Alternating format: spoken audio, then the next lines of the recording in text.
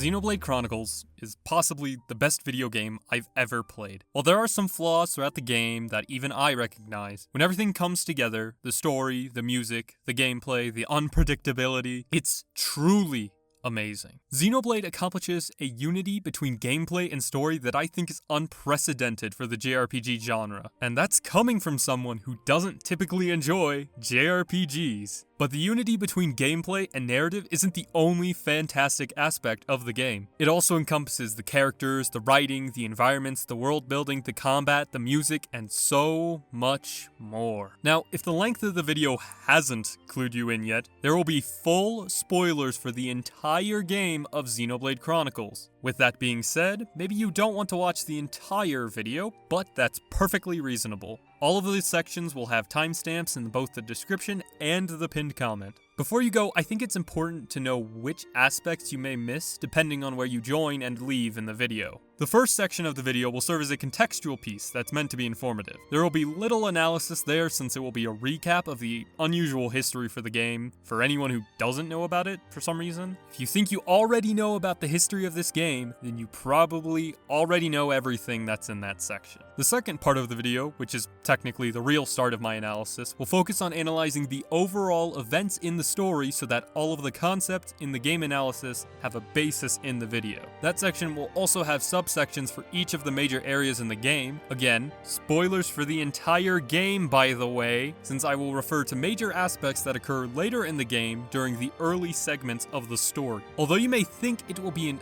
unnecessary plot summary, it will not be that. Though I will recap some events briefly to provide context for what I'm discussing, the section will include my commentary and opinions about the overarching story events. Specific aspects I'll talk about in that section include story pacing, foreshadowing, cutscene direction, some world building, and a little bit about character development when it's relevant, since there's going to be an entire section dedicated to each party member. I'll also interject some interesting details like the meanings of the kanji on the Monado, since I know some Japanese. Not a lot, mind you, but just enough either to identify the kanji or write the kanji and search for the definition online. Sometimes, if I'm feeling really stupid, I'll look up a kanji I already know and then get mad with myself when I figure out that I already knew it. Afterward, there will be a section discussing each party member. There will also be shorter but still relevant sections about characters who aren't in your party, but those sections will include major spoilers. So please only view the character sections if you've finished the entire game. Then, the majority of the remaining video will focus on gameplay, which includes sections like the questing system, map design, etc. It will mostly consist of me explaining the efficacy of these aspects in terms of how well they interconnect in the story and quality of said sections as well. And finally, the entire video will conclude with a synthesis of the aforementioned thematic elements, which means that this section will discuss the commentary of Xenoblade Chronicles. I do apologize if that entire explanation of just my video was boring. I do think it was necessary, however, since probably only a minority of strange, crazy people will be willing to sit down for an undesirable amount of time to just listen to me gush about Xenoblade. And, as always, please feel free to share your thoughts about the game in the comments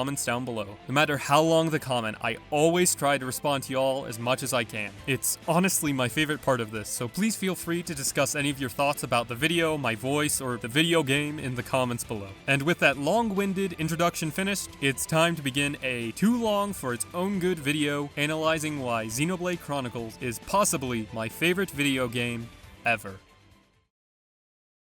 The first ever preview of Xenoblade Chronicles occurred in E3 2009. Nintendo decided to shadow drop a trailer for a game titled Monado Beginning of the World, which was the original title for Xenoblade Chronicles. I'm not surprised that Nintendo didn't include the trailer in the E3 presentation, since it begins the trend of Xenoblade Chronicles' lack of notoriety and marketing. There isn't too much new information about Xenoblade until January of 2010, when Nintendo confirmed that Xenoblade was the new name for Monado Beginning of the World. In the same article, the author included the link to the Japanese website for Xenoblade, which includes some basic stuff like character introductions, screenshots, world explanations, etc. Xenoblade, after little previews toward the public, released on June 10th, 2010 to Japan and only Japan. Nintendo of Europe had some plans to localize the game, retitling it as Xenoblade Chronicles, but the European English release wouldn't happen until August 19, 2011, over an entire year year after the original Japanese release. But Nintendo of America apparently had some stubborn bastards who didn't want to sell the game because the American branch refused to let Nintendo of Europe showcase the English version of Xenoblade Chronicles since NOA didn't want to present games that they weren't going to sell. After this news, a bunch of fans band together to start something called Project Rainfall, which was a campaign to convince Nintendo of America to bring 3 games to Western markets: The Last Story, Pandora's Tower, and Xenoblade Chronicles. The plan was to send physical letters to Nintendo of America asking them to bring over the games. They sent so many letters that Nintendo of America actually acknowledged the group by begging them to stop sending the letters, which they obviously didn't. What makes the whole situation more unreasonable is that Nintendo had complete English localizations for these games, made by Nintendo of Europe, which is the localization they ended up using because the British spelling is not changed in the American versions. Nintendo finally gave in to their demands, deciding to release all 3 games, which meant that Xenoblade Chronicles finally released on April 6, 2012 for the Wii, almost 2 years after the game's initial release.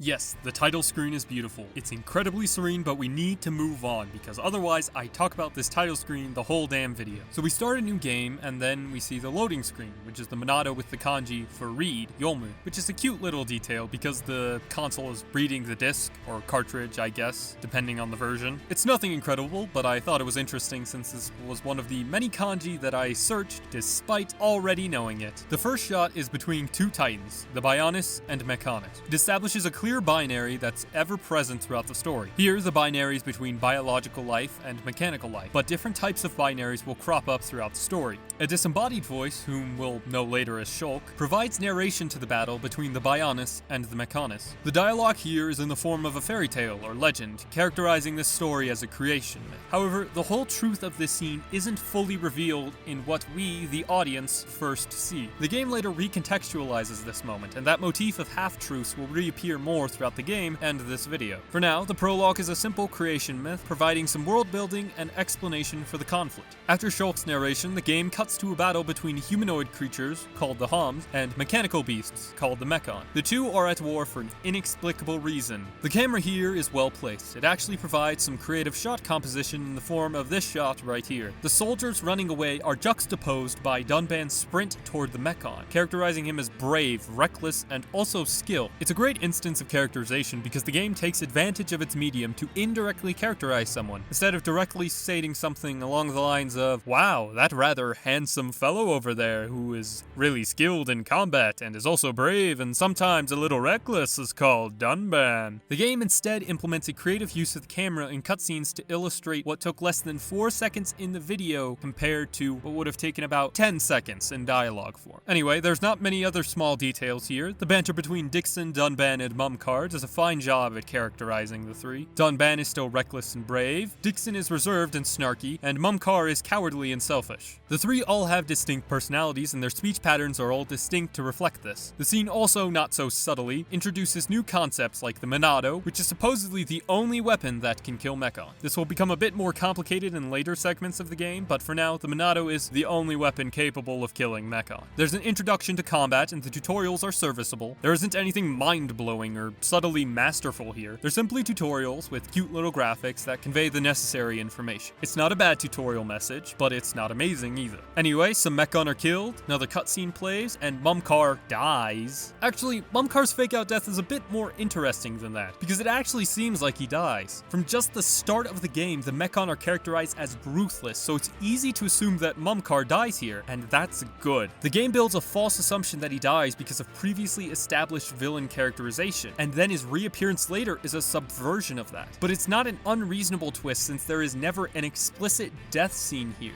The last part of this cutscene is a zoom out of the battlefield, Sword Valley, and then the camera zooms backward and through all of the other areas that you'll eventually get to explore on the Bionis, right before showing the bodies of both the Bionis and Mechonis. And now, the game starts to introduce the rest of its main cast at Colony 9.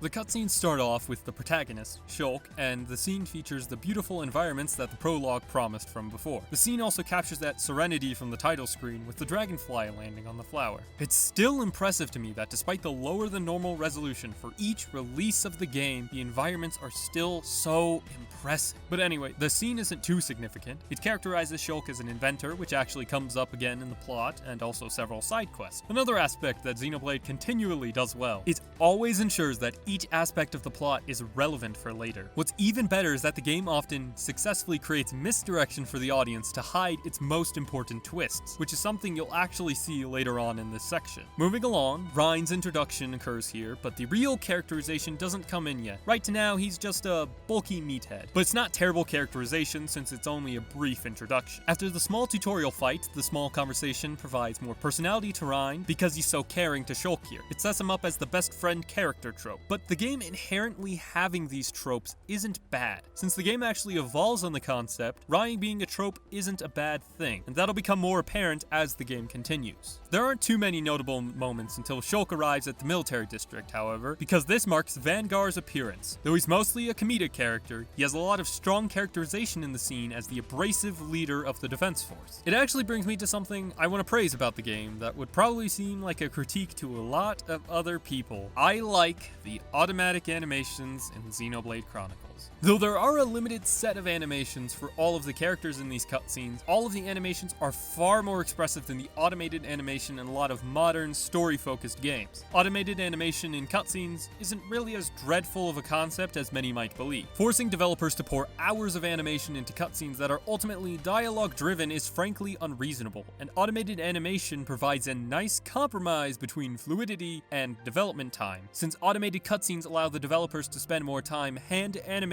the cutscenes that need the handcrafted animation to have the best effect. But for me, the automated animation still needs to express the character's emotions well enough, otherwise the automated cutscenes become truly robotic instead of only made robotic. The games I find to have the worst automated cutscenes are open world games. The automated cutscenes here have absolutely no emotion. The most animation you'll get from these cutscenes is an arm moving up or down. While the benefit of skipping the dialogue if you've already read the whole line is helpful, alleviating some of the problem, the majority of the cutscenes would benefit from more animated animations. They don't have to be incredible or detailed at all, but as long as the animations express a specific emotion clearly and quickly, then the automated cutscenes become so much more tolerable. Thankfully, Xenoblade actually fixes the problems of automatically animated cutscenes, and it came out over 10 years ago. Though there's only a small batch of animations that any characters can use, it still provides more life to the dialogue than an occasional hand movement.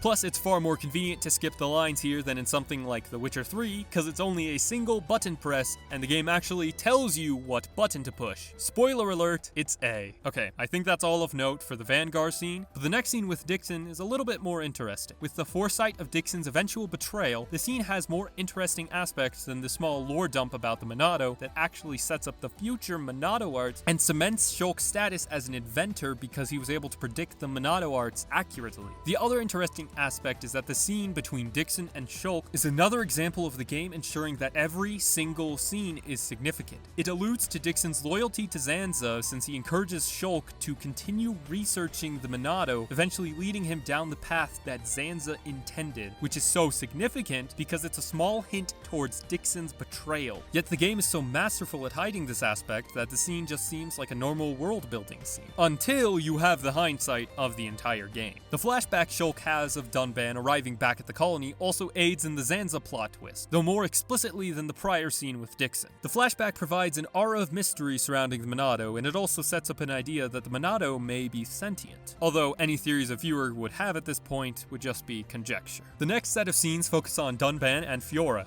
It begins Fiora's characterization, and the scene sets her up as kind, yet also somewhat stubborn, which is a quality that Dunban shares. Her kindness is shown through her capacity to take care of her older brother, and her obstinance is conveyed through her unwillingness to visit Shulk until Dunban convinces her. Dunban, however, is the far more interesting character since this isn't his introduction. It actually presents the second core side to Dunban's personality. He's sagacious and calm, exemplified by his ability to persuade Fiora to visit Shulk. The scene ends with Dunban attempting to use the spoon with his injured arm, yet failing to hold it without trepidation seconds later. It signifies that the war against the Mechon has grave consequences, more than just a few generic soldiers dying, since a major character has grave, life-changing injuries. The next scene is pretty simple, just a conversation between Fiora and Dixon to guide the player toward the next destination. The scene in the park is where I actually have my first complaint about the story though. I know, how blasphemous, but it's just a small thing. So, the scene includes a conversation between Shulk and Fiora, which it builds a little romantic chemistry between the two of them. But the most significant aspect of the story is when Fiora says this. You know, Shulk, I hope every day can be like this, always.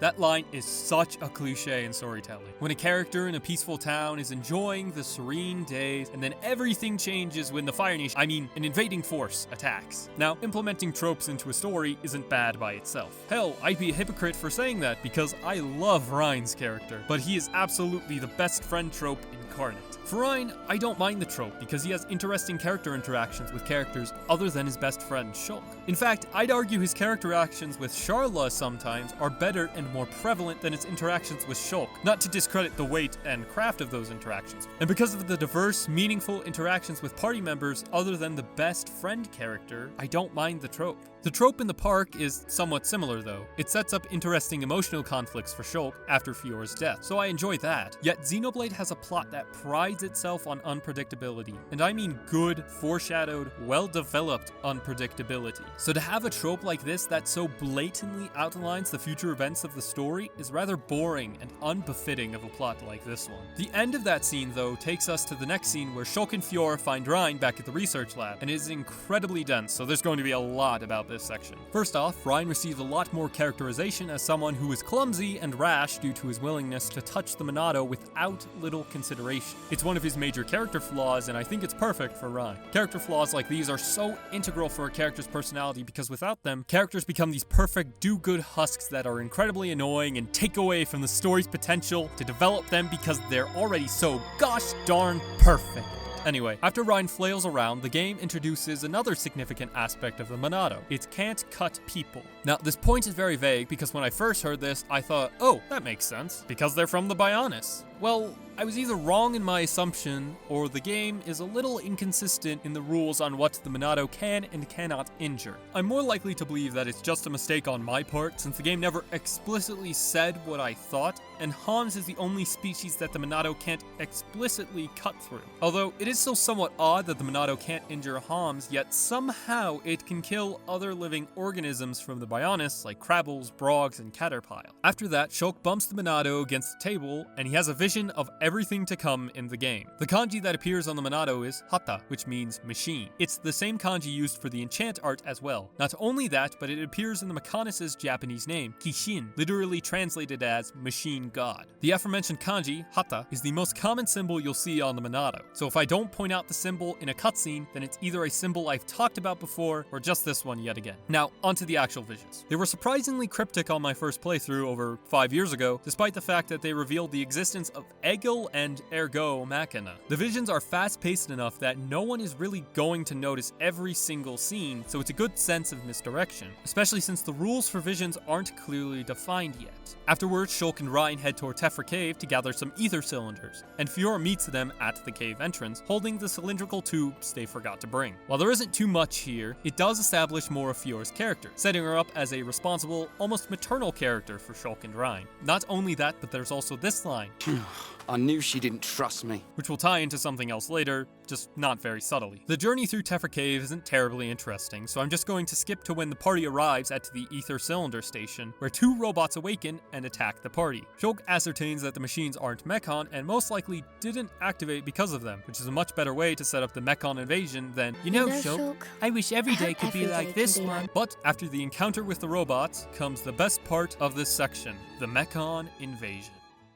The immediate destruction and murder that comes with the Mechon invasion is truly terrifying, and it displays how fearsome and malicious the Mechon are. That aura of dread that the Mechon have is a wonderful aspect of the story because it also continues throughout the combat, which you'll see momentarily because as the party travels back to Colony 9 in order to reach Dunban, Shulk and Reyn encounter a Mechon. For a first-time player, this is their first combat encounter with a Mechon where they don't have the Monado, and it is incredibly difficult. The first thing that the player will see is a lack of damage, since all the damage they deal equals 1, which is how the Mechon are characterized as horrifying for both the player and the characters in the game. The Mechon are seemingly unstoppable in both the story and gameplay without the Monado. Even to defeat a Mechon without the Monado in combat, the player has to initiate the break status effect and then the topple status effect. The player is going to have to rely on the AI to inflict one of the status effects, and then the player can inflict the other status effect. Yet even then, the player only has to deal half of this Mekon's health bar, meaning that the Mechon are so powerful both in combat and in the story that it truly takes effort to kill even a single Mechon. This unison between the character's emotions and the player's emotions is one of the most gripping aspects of Xenoblade storytelling. The game consistently links both its story concept and gameplay concept for a greater sense of immersion and unity between story and gameplay. That whole concept will come up later, but for now, let's get back to the story. So Fiora can't find Dunban, so Shulk figures out that they should head to the research lab to grab the Monado. After the cutscene, the game gives a tutorial that says, running away is a viable strategy. The tutorial message just furthers the fearful aura that the Mechon already have, since the game actively encourages running away. And if you decide not to run away, then you'll have the joy of slowly defeating each and every Mechon. But after that small little choice the player can make, the party witnesses the true introduction of Metalface. I know he was technically introduced when the Mechon started invading, but this scene is where he truly starts to exhibit his signature dread. Metalface lands on the ground, and the camera features an angled shot between the Colonel and Metalface, conveying Metalface as the more powerful, menacing figure since he is higher in the shot composition. For Metalface to intimidate the Colonel is impressive since Colonel Vanguard is the most menacing, violent Homs we've seen so far. Aside from the more serious tone of the scene, however, I think it should be known that the Colonel is able to survive a Mechon slowly crushing him while simultaneously being flattened by the vehicle that Metalface throws at him, while also surviving the ensuing explosion from the vehicle crashing into the research lab's entrance. So really, for Metalface to be more menacing than the guy that survives an actual explosion, it's pretty damn scary. Consequently, from that wonderful scene, the party can no longer enter the research lab, so they quickly decide to use the ether cylinders from before to power a machine that can destroy the rubble, granting them access to the Monado. Honestly, the most impressive part of this scene is how the writers integrated the ether cylinders from before into the plot, despite their initial purpose becoming irrelevant because of the Mechon invasion. After that, though, the party is circled by Mechon as they try to run toward the residential district, where the machine they need is. Shulk and Reyn tell Fiora to leave them and just sprint toward the residential district. She swiftly agrees, and then Reyn has a callback to the beginning of Tephra Cave when he says, Looks like she trusts me after all. It's not really a subtle callback, but the significance of the moment still stands. It serves to establish the connection and trust between these three friends. While the game could just exclude the scene and say, oh boy gosh, these three people sure are friends, it's a lot more effective and impactful if the connection is displayed through character motivations and actions, which the game thankfully incorporates here, and also many other instances that you'll witness as this behemoth of a video continues. But this moment also continues the connection between gameplay and story that I mentioned earlier. You have to defeat several Mechon this time without the Monado, driving home the dread that the Mechon bring. However, the draining fight without the Monado is directly juxtaposed by Dunban's entrance, which is just incredible. He comes barreling in, defeating hordes of Mechon with ease, and on top of that, the ensuing gameplay fight with Dunban is a complete breeze, again linking both the emotions from the story and the gameplay into one. Another thing to note is that here, the game does actually make a point of Dunban being a significantly higher level than Reyn and Shulk, correlating gameplay experience to actual in-story battle experience. This doesn't come up too often, but there is a significant fight later on where you should keep this in mind. Anyway, the party decides to take a roundabout path to the residential district so that they can find Fiora. On the way to the residential district, the Monado overtakes Dunban, and he isn't able to control it anymore. Here we receive more insight on Dunban's character, specifically his perseverance, as evident with this line. But I must! I don't have a choice! But Shulk takes a risk and decides to wield the Monado, and he has a vision of the future. This establishes the rules of visions and how they work. First, time stops when Shulk receives a vision. Second, the future Shulk sees may not be entirely predestined to happen. Third, you can tell when Shulk has a vision because a flash appears in front of both of his eyes. That last rule doesn't always apply, so it's a little inconsistent, but I'll make sure to identify when the game diverges from this rule because it's not really that often. Another strange part of this scene is that Dunban just magically has another sword, but there's no indication on his model on where he hit the sword. It's one of the few inconsistencies in this game, so I thought it was worth noting, especially since this plot overall is incredible at having a consistent plot where everything is relevant. After finishing off the horde of Mechon on the bridge, Shulk, Reyn, and Dunban all head to the residential district, where they encounter Metalface, who is now more menacing than ever. Attacks even with the Monado are completely futile, and that fact just contributes even further to Metalface's intimidating presence. But after the battle, there is quite possibly one of the best moments in the game. This is the moment that truly defines Xenoblade Chronicles. The scene defines its unpredictability. It defines the stakes. It defines the story quality. It defines the music quality. This single scene is why so many people decided to finish Xenoblade Chronicles, myself included, and that's because Fiora dies. If you aren't really into JRPGs, a playable character basically never dies this early on in the game. There are some that do have playable character deaths, but Xenoblade Chronicles is one of the few games where it feels like none of the playable characters are safe. Not only is this scene so unpredictable though, it's also an exceptionally resonant scene. The song that plays here, Engage the Enemy, is one of the best songs in the soundtrack, with triumphant yet somber vocals backing up the amazing composition. It perfectly elevates the emotional tension of every scene it's in. And another aspect that greatly helps this scene is the voice act. Now, pay attention, because this is the only time I'll probably ever say this. I like the English voice cast more than the Japanese voice cast for this game. Now, that's just in general, because there are some characters who have better voice actors in Japanese, and sometimes the English voice actors will spat out some incredibly awkward dialogue, despite being decent or even good actors. Adam Howden, however, is a good actor, and the voice director for Nintendo of Europe, back in 2010 of course, did an incredible job directing the cast. This is truly lightning in a bottle because Shulk's scream here is the only believable anime boy scream I've ever heard. Howden's performance perfectly captures Shulk rage and despair, and that climactic, emotionally resonant moment ends with Fiora's killer and the rest of the Mechon fleeing the scene with more mystery and dread about the Mechon. And that was just the first 2 hours. Well, the next day, Shulk and Reyn start talking to each other about Fiora and what they'll do next. While the scene does a great job of setting up the motivations for Shulk and Reyn, establishing that they both want revenge against the Mechon, the scene also has another great example of misdirection. Here, Shulk says, "In my head, there are 2 versions of me. One of them is saying that. It's telling me, listen to what Dunban said. What about the other one? It keeps shouting, make them pay.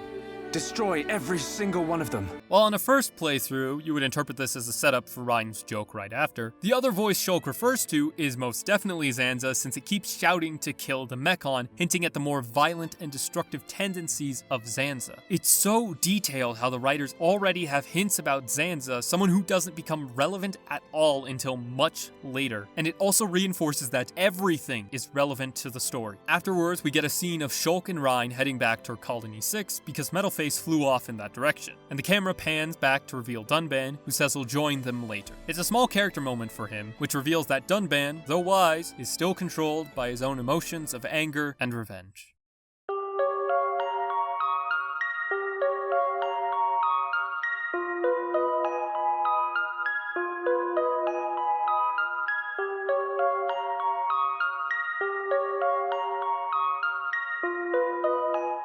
Though the party has technically visited Tephra Cave before, I still put it in the Colony 9 section since I didn't want to jump back and forth between the 2 areas. Plus, the actual significant section of Tephra Cave occurs here. However, it's not as long of a story segment as Colony 9, so don't worry about that. The story arc starts off with Shulk and Reyn arriving back at the door that was closed during their earlier visit to Tephra Cave. They both decipher that it most likely unlocked because of the Mechon invasion, acting as an escape route of sorts. However, there's a problem with this. If that door is truly locked until a Mechon invasion, why are there ether lamps that traders use? The game explicitly says that ether lamps are placed by armored traders. So I think the traders went to Colony 9 often if they decided to put up ether lamps. But if they did go to Colony 9 frequently, why is the one and only door to Colony 9 locked? Either the traders have a key to get in and the writers didn't think that was important, or this is one of the very few inconsistencies in Xenoblade Chronicles. But there isn't too much that's significant here.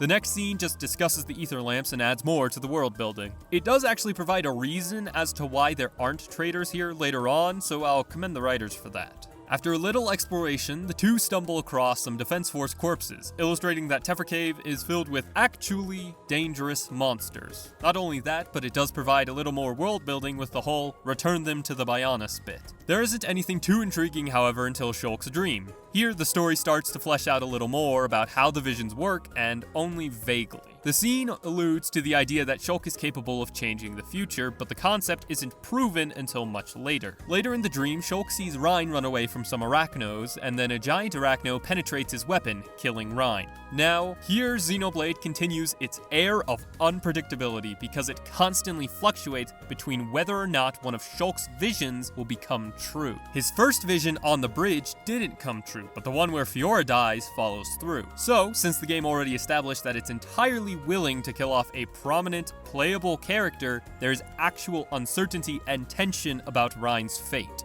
After Shulk wakes up and loses Reyn in an arachno den, we get to the recreation of the moment in Shulk's dream or vision, or whatever the hell you want to call it. Again, it's incredible that the game can create such uncertainty with its foreshadowing, since the story itself technically reveals several crucial plot points already, yet the writers are careful not to reveal surviving characters, so every cutscene still has tension, and it's even more tense because of the story's dedication to unpredictability. In the actual scene, however, Reyn survives because Shulk unlocks a new art on the Monado Shield. The Monado Shield art uses the kanji tate. It just means shield in Japanese, so there isn't anything inherently interesting for this kanji. The one problem with this scene, however, is the rules for unlocking new Monado arts. While there is a semi-explanation later on, it doesn't become a good explanation until you delve into the nomenclature of the game's world, specifically the Monado, but we'll get into that later. Even then, though, the game itself should provide a good in-universe explanation, which it really doesn't. So that does take away from the artistry of the scene a little bit.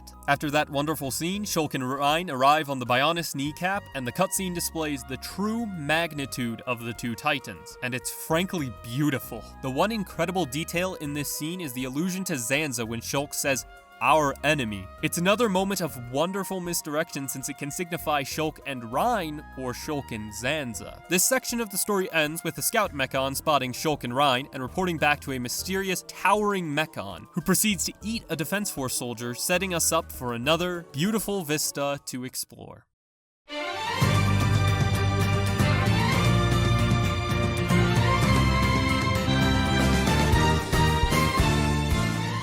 Bionis Leg is where the story truly starts to shine, exhibiting the same quality of unpredictability, character interactions, and tension from before. Although the weaker, more awkward dialogue starts to rear its ugly head once Sharla shows up. Her character introduction is frankly subpar since she awkwardly spouts her important character background, but she does offer some interesting character tensions and chemistry with Reyn after her awkward introduction. So I think the slightly awkward dialogue is fine in the grand scheme of the story, but we'll touch on those specific instances where Sharla character shines later on, because it's definitely not here. The start of the chapter begins with Reyn and Shulk's discovery of an abandoned buggy in Gar Plain. Then Shulk has another vision, which is so far still consistent with the previously established rules, and then they head for a small lake where the two of them find Juju, the one annoying character in this game.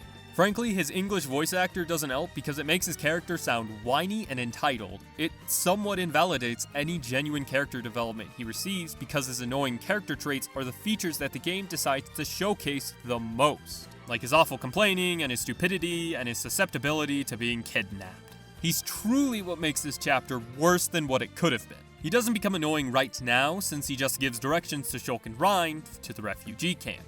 But in the next scene, he starts to become the annoying Juju, because he becomes so irrational. Alas, before we can get to that wonderful moment, we're introduced to Sharla. She initially scolds Juju for leaving the camp, and then mentions how Colony 6 was attacked by Mechon. This scene, fortunately, provides some decent characterization for Sharla. The writers characterize her as a maternal figure immediately because her scolding to Juju still comes off as affectionate. The game will also expound upon this character trait throughout the story more, but it's a striking introduction, which helps her to stand out, even if it's only briefly, because she's going to be completely overshadowed by the rest of the cast as they join up. Following Sharla's decent introduction, the party receives a lot of dialogue that completely dumps Sharla's backstory, and this is where her character becomes boring. She exposits how her lover, Gadult, was a member of the Colony 6 Defense Force, and she also elaborates on what specifically happened to Colony 6. It's a completely boring exposition dump since so much information occurs here, and the character has barely been introduced, meaning that we don't have any time to actually care about what she's saying.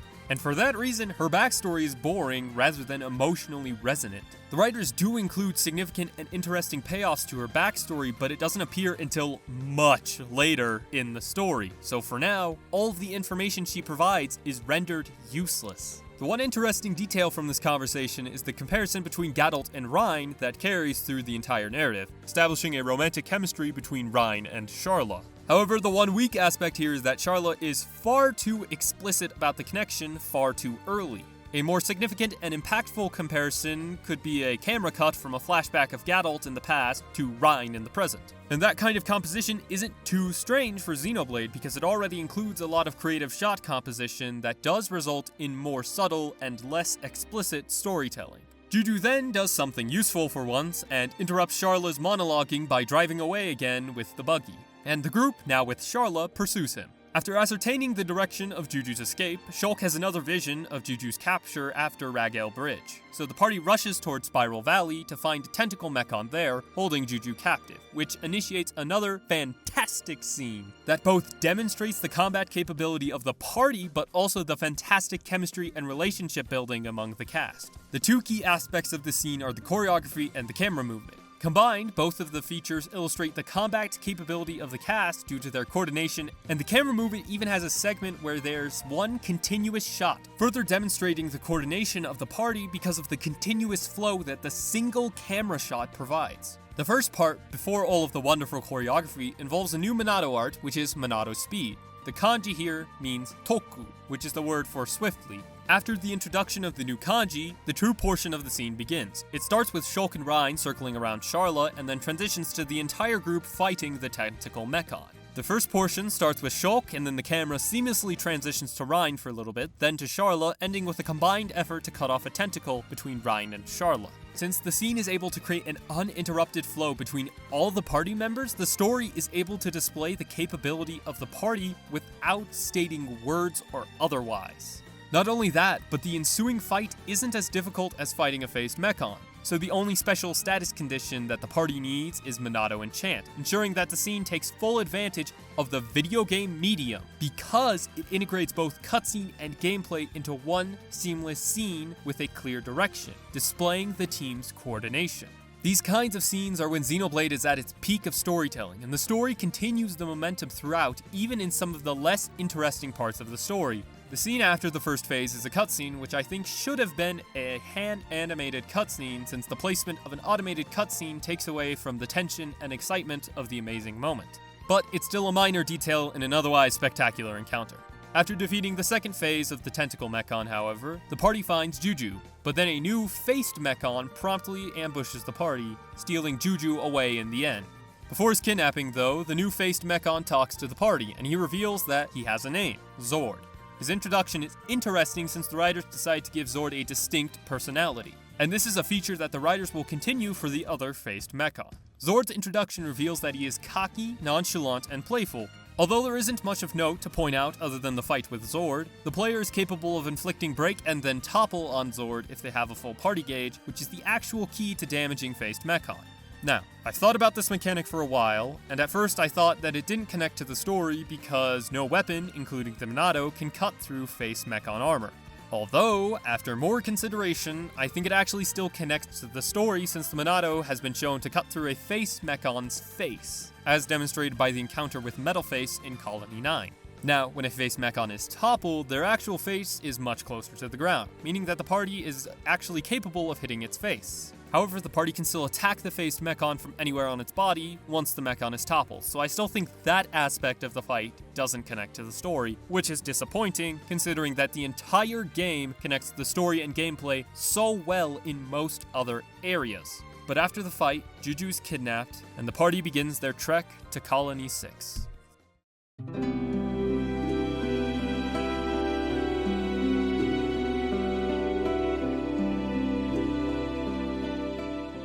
Before actually heading to Colony 6, Sharla has a dream, which conveys the information about her past with Gadult far better than her monologuing did, since the cutscene displays some romantic chemistry between the two of them, and illustrates her fear behind losing Gadult, represented by Gadult's walk into the flames, and followed by Zord taking Juju away yet again in her dream. She awakens after Zord's appearance in the dream, but the actual dream creates some great conflict for Sharla, since it conveys her fear of losing both Gadult and Juju without her saying a single thing. It's some fantastic storytelling, and the tension stems from the fact that the player has no idea whether or not they are alive, despite the player having a third-person, omniscient view of the narrative. The player is usually privy to information that not even the main cast knows, which is the omniscient aspect, but the removal of said omniscience creates a fantastic, developed sense of the tension that the game will continue to capitalize on once the party reaches the Ether Mines.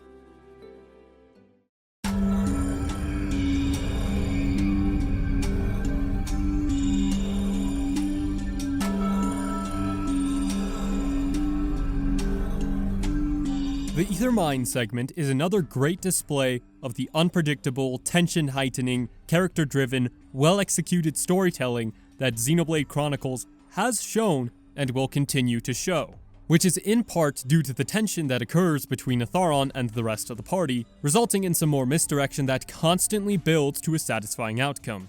The first scene of this segment depicts Sharla and the party discovering that the Mechon have indeed also invaded the tunnels under Colony 6. It instills more tension into the segment as a whole. Afterwards, Sharla hears the sound of an ether rifle and she rushes toward the noise, finding Atharon, the other character from her dream, or flashback, or whatever it is. The party fend off the Mechon and they go to a hideaway to converse with Atharon about the status of the defense force. The party learns about the unknown status of Gadult and many of the other defense force members, which furthers the Mekon's threatening presence because of their capability to kill almost an entire army of trained soldiers during a planned attack. The party agrees to help Atharon take down Zord, but on the way there, Shulk receives a vision of Atharon falling into an ether river, which is, by the way, incredibly toxic, so it's reasonable to assume that Shulk saw his death. Shulk voices some concern after the vision, and Atharon storms off. Reyn, however, stays behind and interrogates Shulk, figuring out the key aspects of Shulk's vision. Reyn promises to help change the future, establishing some wonderful tension and uncertainty that will carry throughout this segment. The party heads toward the bottom of the mine to fight Zord, who reveals some odd information about his inability to remember his own name. This is the most direct hint toward the big reveal about Face Mechon later on, but I don't think it reveals too much about it yet since the name aspect is really vague. Though, if you read the Monado archives, there's a segment where Zord is an earlier model of Faced Mechon, so newer Faced Mechon can remember their name. But the party battles Zord, implementing the topple strategy from earlier, except now the battle has other lower level Mechon, so that the player can build up the party gauge by attacking the other Mechon, then unleash a chain attack on Zord. It's a simple yet creative use of the party gauge mechanic for a boss fight. After the Zord fight comes the incredible, tension-heightening climax for this section, because the game always keeps an air of uncertainty by oscillating between two outcomes, a vision coming true or a changed future. Up to the point of the Ether Mine, Shulk's pivotal visions have come true once, this is Fiora's death, and Shulk has already changed the future twice, since he prevented the deaths of Reyn and Sharla. Now, the story doesn't keep a complete numerical balance between the two outcomes, but the uncertainty of the outcome once you know a possible conclusion is what creates such wonderful tension in this scene. On top of that, the scene drifts toward the conclusion where Atharon falls into the Ether River ever so slowly, escalating the tension even further. All of this culminates in Atharon falling into the Ether River, except what he says changes. It leads the player into believing that they changed the future, but only slightly. Yet even when the scene fakes a conclusion, Reyn jumps down, grabs Atharon, and fulfills one of his earlier lines about assisting Shulk to change the future. Reyn saving Atharon is so unexpected yet still satisfying since the cutscenes kept misdirecting the player and elevating the tension of the scene. After a brief fight on the elevator, Zord spouts some more direct allusions to the faced Mechon twist. This is thankfully the last obvious hint about the truth of the faced Mechon because it almost spoils the reveal. But thankfully, the writers also include information about the Monado's hidden power, which becomes the more pertinent information to the party. So the hint about the faced Mechon is still somewhat hidden. Once they make it to the top, the party reconvenes, ensuring that Juju is alive and well. Yet shortly after, Metalface arrives in a somewhat creative shot where he flies into the gap left by Reyn and Shulk. His appearance isn't surprising, however, since Shulk and Reyn mention him only seconds before he appears. But it thankfully leads to some fantastic music and drama between the party and the antagonist because Metalface finally speaks. His English voice actor is frankly incredible. The voice encapsulates the flamboyant, maniacal personality of Metalface while giving some incredible line deliveries, which I think are all leagues better than his Japanese voice actor. One thing I do want to note is that this is one of the few scenes where it feels like the dubbing isn't synced with Metalface's movements, but that isn't true. The scene carries the same disconnect between the voice and movements in the Japanese version, so the dubbing isn't to blame here. Fiora! Get out of there! Get out! 逃げるんだ、フィヨルン！逃げるんだ！手を見ろ。いい叫び声してよ。 Aside from that, Metalface continues to antagonize Shulk in his monologue, which sets up Metalface as a wonderful villain since his antagonism creates a very personal motive for the entire party to combat him. Afterwards, Shulk decides to run toward Metalface, except it's a Naruto run. Look, I love this scene, and I can still take the game as a whole seriously, but the running animation for Shulk looks so damn awkward. Although the scene is fantastic, the awkward animation here still hinders the emotional resonance of it for me. But Dunban's entrance shortly thereafter makes up for it, backing up the wonderful song that plays here, Unfinished Business. And this is the only time this song plays in the entire game. Right, Future Connected? Right? Because of that, it elevates this encounter further by ensuring that it has a personal connection to Dunban, Reyn, Sharla, and Shulk. Once the wonderful encounter is over, Shulk and Dunban both try attacking Metalface yet again, seeing if they can injure him now. Dunban's attempt to strike him may seem pointless, but it's actually not, since during the scene, he's using an anti-Mechon glaive. So, attacking Metalface with said weapon is a logical idea since it's able to cut through normal Mechon. However, Metalface is impervious to all of their attempts, and the only thing that pushes him back is the arrival of a Telethia, which causes him and the other Mechon to flee. Shulk tries to chase after them, but he lets go of his anger and deactivates the Monado.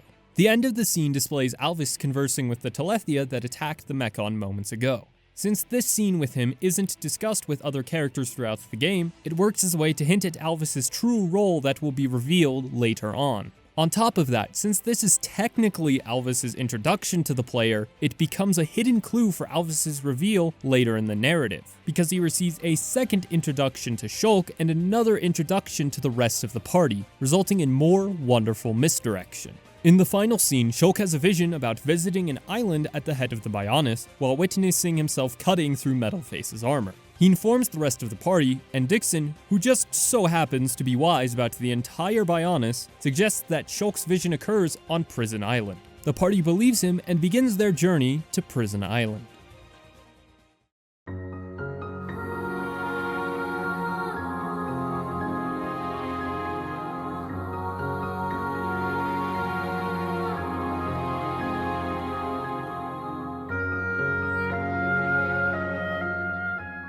This is probably the worst section of the entire story because absolutely jack shit happens in this section. The most actual plot that occurs is the party going somewhere else. I know the chapter dedicates itself to more of the emotional beats of the story, but some of the scenes here are frankly unimportant. The first scene is fine because it's Dixon introducing the party to Satorl Marsh and a little world building about how ether works, but I still wish it was a little bit shorter. The scene after is the party saying that they should visit the Napon camp, but the camp has zero relevance to the story at all. If you stop at the camp, you can buy some gear and receive some quests. But why is that significant to the main story? It's a completely pointless cutscene and none of the information is pertinent to any other part of the game's story. That same aspect carries over for a lot of the scenes in this section. The game wastes the player's time during this section with either repeated information or irrelevant information. For instance, the scene right after the useless Napon camp scene is when the party decides to rest under the glowing obelisk. Shulk reminisces about Fiora and remembers his vision. The scene replays a sizable chunk of the scenes that the player has already seen, and I think they should have been significantly shorter because it would help the player recall the information, but it would also convey Shulk's thoughts in a more timely manner. Once Dixon enters, the scene becomes better though, since the cutscene plays a scene that the player has already watched while Dixon talks to Shulk. It's an effective way to remind the player about a previous scene while also carrying the momentum of the current moment. The rest of the cutscene is great since it elaborates on Shulk's history and why he is so dedicated to studying the Monado. It's the best of this section, but that really isn't saying much when the rest of this chapter feels almost pointless. The party heads toward the Satorl statues. Here, Atharon and Juju decide to start reconstructing Colony 6. Juju's moment here showcases some decent character development for a minor character because he realizes where he's truly useful, in planning, not combat. And with that, Juju is gone from the main story for a while, and he completes his development, which is the best his character has to offer. Dixon also leaves for unknown reasons, and the scene shows some of his internal thoughts, furthering his mysterious nature and motives. The party has to climb the Satorl statues after everyone else leaves, and at the top, there's a scene where Shulk asks Dunban if he can keep using the Monado. I don't think this scene is entirely necessary either, but it's not intrusive since the scene happens relatively fast. Once the party enters the Bionis Interior, Shulk comments on the fact that the Bionis appears to be alive. It's another small hint that will develop the last segment of the game, so that it doesn't seem out of place for the narrative. However, it's strange that Shulk states this fact and not Sharla, who is quite knowledgeable about biological life due to her experience as a medic. It would have been nice for her to say something in this chapter at least, because she says almost nothing in the entire section. The final scene in this boring chapter depicts the assembly of Face Nemesis, which accomplishes two things. Primarily, it alludes to the return of a certain character, ensuring that the twist has actual hints for it throughout the narrative. Secondly, it conveys some more world building by allowing the player to view the process of assembly for Faced Mechon. Now, with the worst chapter finished, we can finally arrive at a better section of the game.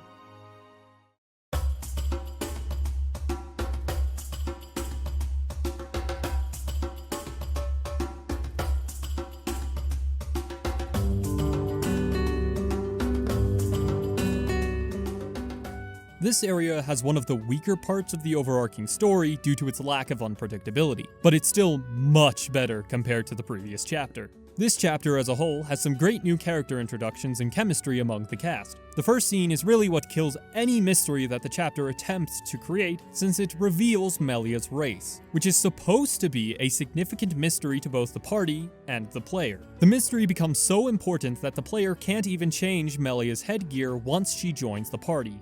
Said mystery revolves around the identity of her race, whether or not she is a Homs.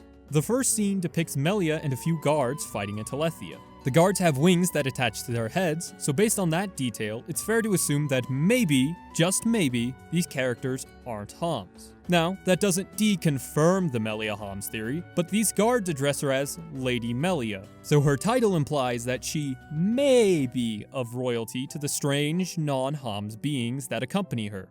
Of all the races on Bionis, we know of all but two. But based on the current races we've heard about, Homs, Napon, Mechon, and Entia, which race do you think Melia is? She's definitely not a Napon or a Mechon, which leaves Homs or Entia. Yet the first scene with her implies that she's associated with non-Homs individuals. So that must mean she's most likely... well, it's not important. So the most definitely high Entia girl attacks the Telethia and then collapses. The party heads through Makna Forest and carries Melia over to an area with more shade, and Sharla actually gets something to do here. She states that the comatose girl had depleted energy levels, which she includes how this was a strange thing to affect a Homs so severely. Shulk volunteers to harvest some ether crystals near a waterfall from earlier, but he goes alone. Once he reaches the water crystal deposit, this strange character from one of the previous chapters, Alvis, introduces himself to Shulk. The scene depicts him as mysterious due to his knowledge about Shulk and even the Monado, but there's more to him that occurs in the later scenes. After some time with Alvis, Shulk fights a Telethia when he receives a vision, acts accordingly, and still gets hit by the Telethia. Alvis, conversely, picks up the Monado and is able to attack the Telethia with ease. In Alvis's attack, a new kanji appears on the Monado, Ha, which is the first part of the word Hakai, meaning destruction or disruption. A short fight ensues, and Alvis has a strange blue sword which looks incredibly similar to the junk sword from the beginning of the game. Though the Monado Archives, the book detailing all of the lore for this game, explains this as something Alvis crafted, it's still strange for Alvis to just summon a sword only for gameplay.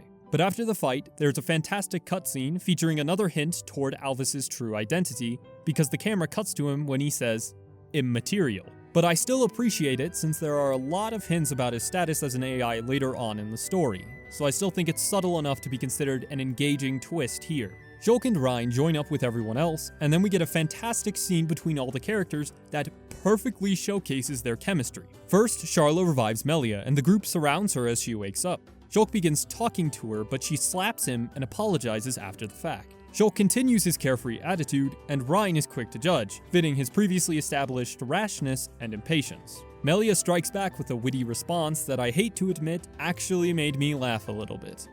God, I have such a low bar for humor. Melia's posh accent here also contrasts the accents of all the other characters, adding to her great characterization as a proper and honest individual. Dunban inquires about why she's here, and Melia agrees to take them to Eryth Sea, which all leads them to Frontier Village.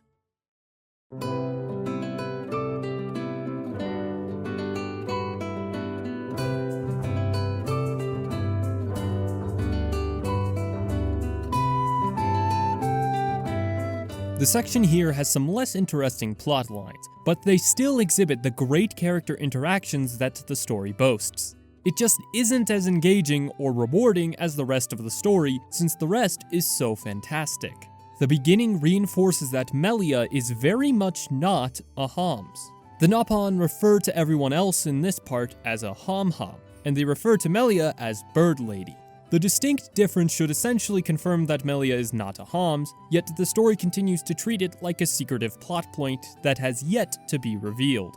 After meeting Chief Dunga and gaining his blessing to go through Eryth Sea, Melia decides to stay, and Shulk talks to her. It seems a bit out of character for him, but it's only a minor gripe here since the writers justify it as seen later when Shulk states how he helps her because she was in his vision. Therefore, he thinks that she's important. And speaking of the next scene, it does a better job setting up the motivations for Melia and Shulk, albeit with a bit of awkward dialogue from Melia, like this line. This is my pledge to those that have died. The line ignores Shulk's presence for a bit, and I think it ruins some of the good chemistry the scene otherwise establishes. Once the awkward dialogue has passed, the scene displays some great character chemistry between Melia and the rest of the cast. Chief Dunga also receives some characterization as an asshole, which is the main gimmick for all of the Nopon. Cute creatures who are all selfish cowards. Chief Dunga offers Riki, the legendary Nopon hero, to assist the party. His introduction serves a mostly comedic purpose, but all of the party members exhibit some more of their signature personalities, so I think it's fine. It also features the aforementioned Nopon gimmick when the background characters throw mushrooms at Riki. It works as a quick, effective way to depict the village's hatred for him, which is reinforced when the party has to buy Riki's own equipment. Despite the small amount of running around, it serves as good development.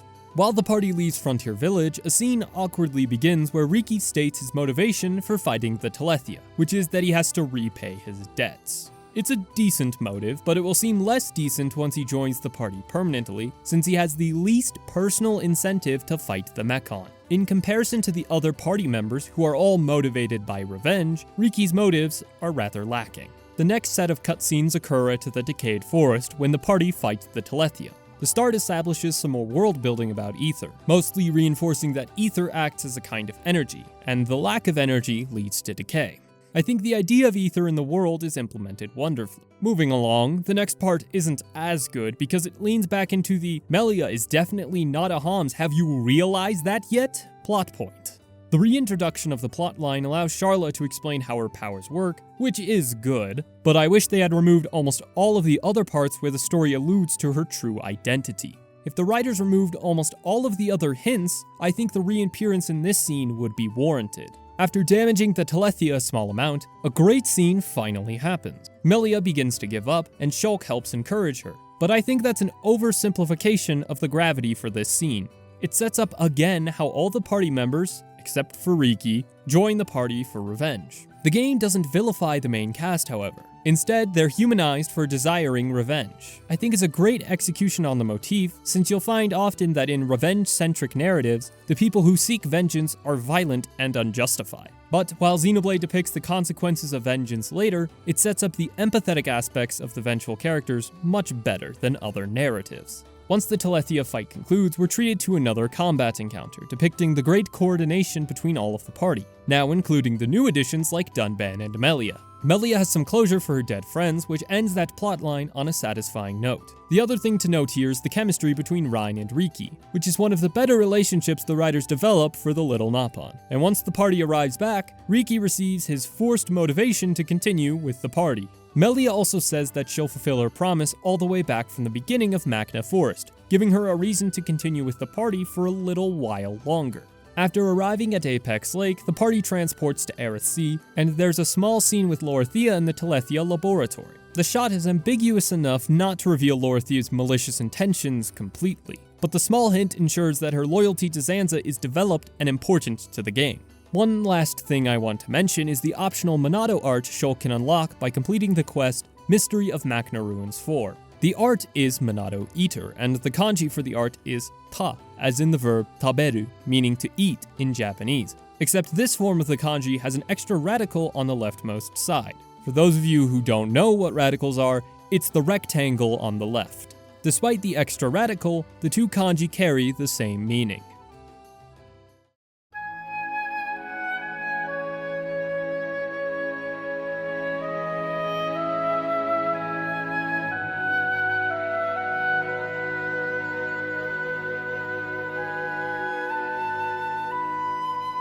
Once the party arrives at Eryth Sea, Reyn comments on the strange ethereal appearance of the location, which marks the point where he begins to become the strictly comic relief character, but this only applies when the story doesn't decide to focus on his character development. So, this isn't necessarily a bad trait, only when the comedy falls flat.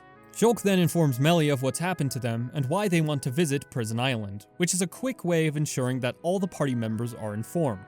Shulk and company arrive at Alcamoth's entrance, where the game finally reveals proper to the party that Melia is of royalty. Now, the awkward, annoying plot point about Melia's identity is finally finished, right? Melia promises to still help Shulk and heads for the audience chamber. While she does so, a group of guards find the party and imprison them. Also, during Melia's arrival, we're introduced to Yumea, Tyrea, and Lorithia. They exude a vile aura based on their disdain for Melia, so they're automatically characterized as villains. While this bland malevolence is off-putting at first, there will be more development later, so I don't mind it for now. Melia's arrival at the capital introduces Saurian and Kallian as well as Lorithia proper now. The conversation between Melia and Saurian establishes the father-daughter relationship between the two because of how proud he is here, though I don't think this relationship will receive as much development as it's needed. Kallian informs Melia that her friends were arrested for wielding the Monado because of a Chosen One prophecy, where if the wielder of the Monado is black of heart, then it will mark the destruction of the High Entia. Usually, I would bemoan a prophecy like this, but what's interesting is that the prophecy does come true. Shulk's actions do lead to the destruction of the High Entia, and I absolutely love that. Typically, a prophecy like this only adds some slight but predictable tension to the story, since the Chosen One doesn't actually ruin the world. So Shulk causing the destruction of not only the High Entia, but the entire Bionis is a neat, twisted subversion of the prophecy cliché. Kallian talks with Melia in private about how she is to be the next Empress. which acts as a simple but effective setup for Melia in Future Connected. The final part of this scene is between Lorithia and Melia, but since we already know that Lorithia has malevolent intentions, this scene feels a bit too cartoonish for my liking. The story cuts back to Shulk, where they discuss their predicament and surmise that maybe Melia is involved in their imprisonment.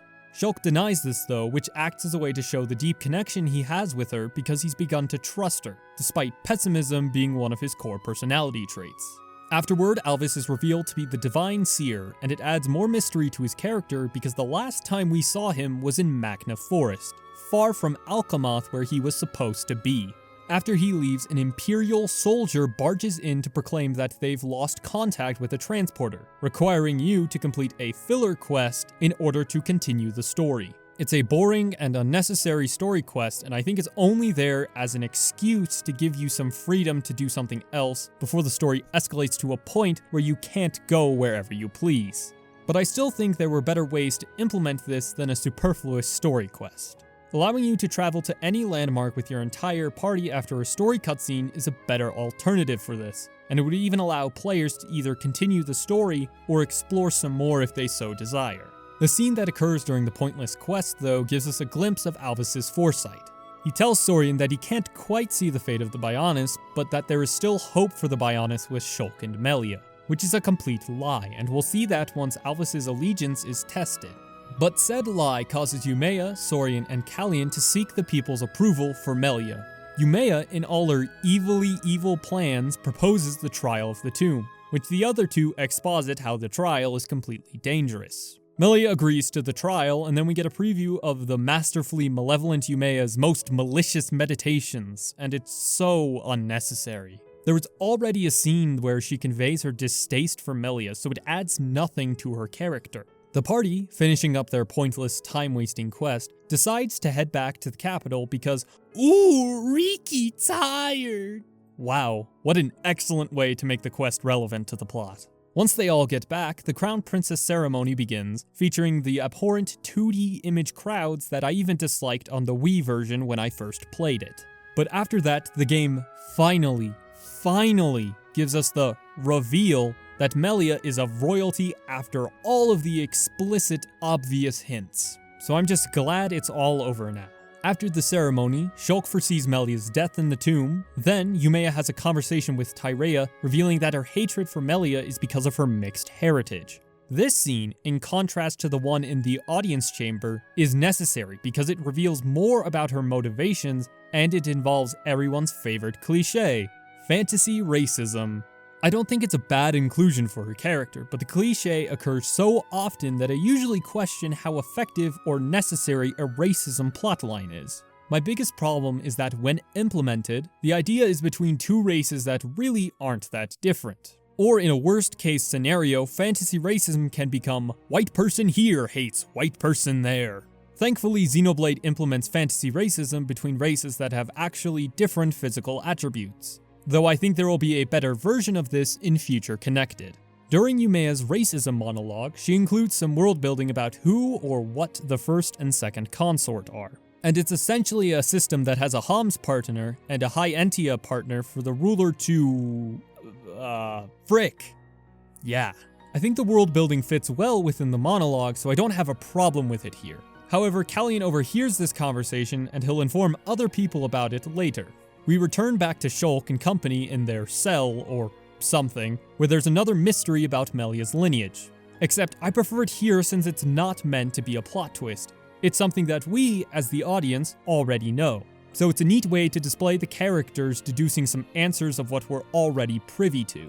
Shulk interrupts the conversation to mention that he saw a vision with Melia in the tomb before being interrupted by some Bionite Order assassins. While the cutscenes never state this, the Monado is ineffective against these assassins, since they're humanoid beings from Bionis. So it's yet another instance of the combat linking itself to the story. Once the assassins are defeated, Alvis arrives, followed by Kallian and some soldiers. Alvis ascertains that the assassins were inquisitors of the Bionite Order, and then he continues expositing more information about the group, which I think is integrated fine because the Order is considered a myth. Shulk bursts out that Melia is in danger to Kallian right before cutting to Melia entering the tomb. Here the game implements some tension-heightening dramatic irony as Lorthia playfully provides some tips to Melia. The story returns to the party at Alcamoth and Callian denies them entry into the tomb. But Dunban, the sly, witty man that he is, finds a loophole in the fact that the rules only apply to High Entia. Callian inquires more about Dunban's identity, revealing that the High Entia as a people are prideful and refuse to get involved with the other races on Bionis, which is an important detail because it's how Callian evolves as a character. Once the party arrives at the tomb's entrance, Shulk asks Alvis about his ability to see the future. He avoids the question mostly, hinting at his strange origin as an AI. But the interesting part here is his explanation for the Monado, because he states that the Monado is an instrument that can be used to control the particles of ether around it, which will become incredibly significant near the end of the video, so keep it in mind. Alvis finishes his speech with a vague line about the reawakening of the Bionis, and the party descends into the High Entia tomb.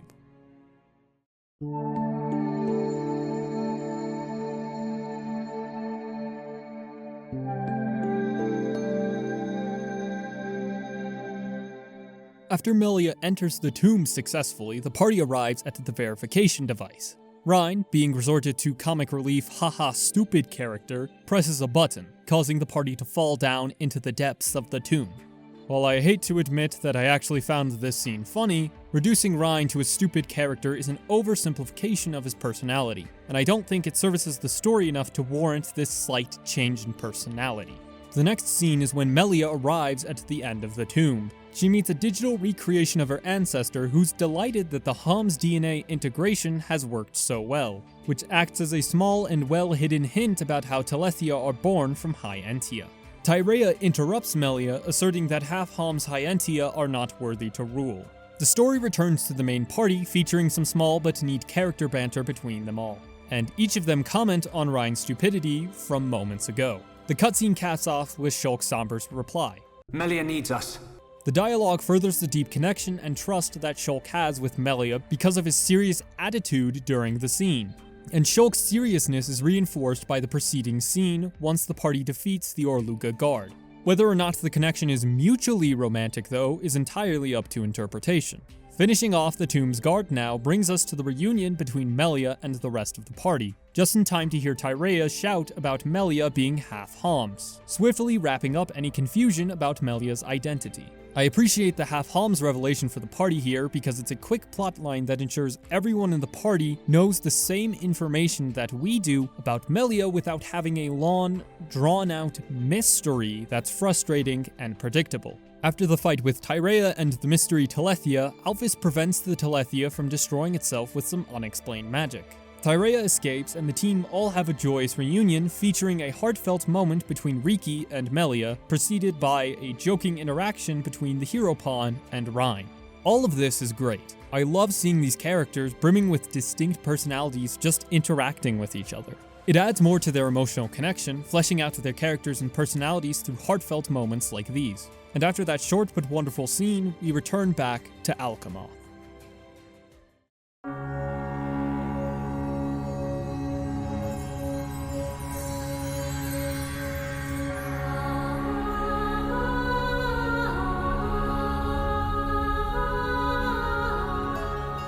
Melia's return to the audience chamber informs us that Saurian now knows of the Bionite Order, the first consort is under investigation, and Melia is accepted as the next ruler of Alcamoth. Shulk is invited to the audience chamber to chat with Saurian afterward.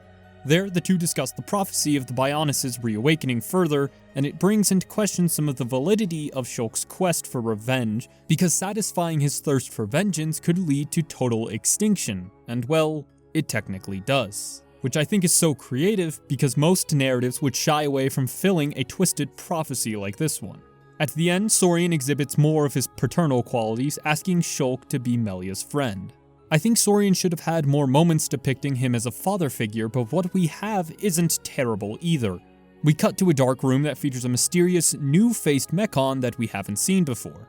This is Yaldabaoth, as we'll know later, but right now the scene introduces a new, unknown spear that will soon become important. A flashback precedes the scene with Shulk and Saurian, adding more tension to Saurian's decisions because he foresees his own death. It's such a compelling instance where foreshadowing can still create tension, because this is the first time that a character death is linked to a vision that Shulk wants to come true, ensuring that the foresight mechanic is still fresh and unique in its own story. Following the flashback, the investiture ceremony occurs. The most significant thing of note here is Shulk's line at the end. No, it's not like that. They're one and the same girl. It acts as a turning point for Shulk and Melia's relationship, since it's him accepting Melia's personality in its totality, which helps so that Melia's romantic feelings for Shulk aren't out of place. Afterward, Alvis and Lorithia have a private conversation, alluding to the fulfillment of Zanza's divine plans. It adds some more mystery to the two of them without revealing too much about their allegiances. The next scene graces us with the wonderful voice of Metalface, displaying his more aggressive, hostile tendencies with his jealousy toward Face Nemesis. The line here, Let's settle this machine to machine! acts as a nice bit of misdirection since it reinforces Metalface's lack of humanity, diverting attention away from his real identity. The game cuts back to the party, who all bicker about waiting for Saurian to decide whether or not they can visit Prison Island, but Riki shows his more caring side when he suggests that they visit Melia. Visiting Melia leads to some great chemistry on display, as exemplified by the banter between Sharla, Dunban, and Reyn about the dinner banquet. And after some more fitting explanations to the mask, Melia's heritage, etc., Shulk has another vision, Saurian's death. The story cuts to Metalface destroying a legion of anti-Mechon defense mechanisms, characterizing him as still dreadful and quite powerful. Once we return back to the party, Melia and everyone else decide to rush to Prison Island in order to prevent Saurian's death. The party then arrives at the audience chamber once again to Callian, assuring them that Saurian's death is destiny, and that it cannot be avoided. But Dunban, with his in-character obstinance, asserts that they should defy destiny and save Melia's father.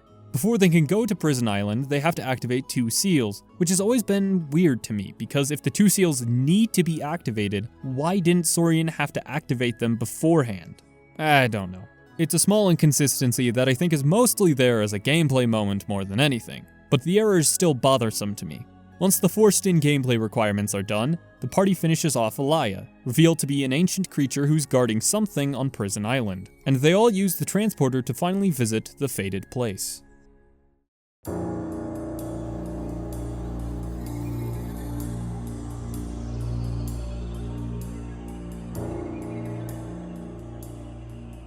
This section is where some of the most interesting story moments start to surface, and it also boasts one of the biggest and best reveals the game has. The first scene involves Saurian unlocking what was sealed on Prison Island, a giant.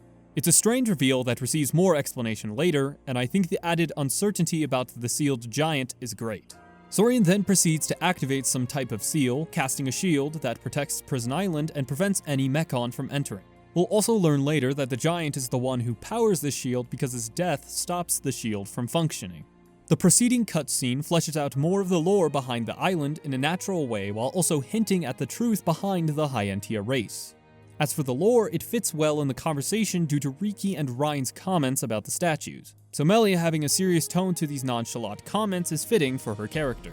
The hint behind the High Entia occurs when Riki says that the statues, who are representative of the High Entia ancestors, look like dino beasts, aka Telethia. The party enters the teleporter, transporting them to the top of the tower. Once at the top, the party meets the giant who was sealed away. The most curious thing about him is his plethora of knowledge regarding the Monado and also its current wielder, Shulk. He includes more confirmation about what's been said toward the Monado, reinforcing that it controls ether, and its shape is formed by the will of its wielder.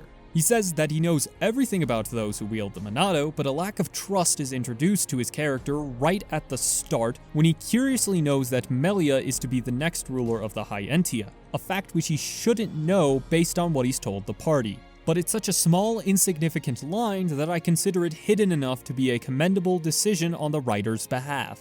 But moving along, Zanza gives some more hints about the truth of phased Mechon because the constraint he refers to is the idea that the sword can't cut humans. Since it's an explicit clue that's so close to the actual reveal, I think it works. Plus, I remember that when I first got to this part, I thought that the Mechon were using Hom's blood, and that's why the Monado couldn't cut through phased Mechon. So there is still room for more questions and possibilities even after this really explicit clue. Anyway, we cut to Metalface and the Mechon army trying to break through the shield on Prison Island. Metalface figures out where it's coming from, so he breaks out the new toy that he has. The story returns to the top of Prison Island when Zanza asks Shulk to free him, which will release the Monado's shackles. He says one strange line here. Nothing but a god can stand in your way. Which is such an explicit hint at the final major plot line for the game that I'm surprised I never noticed this until my second playthrough.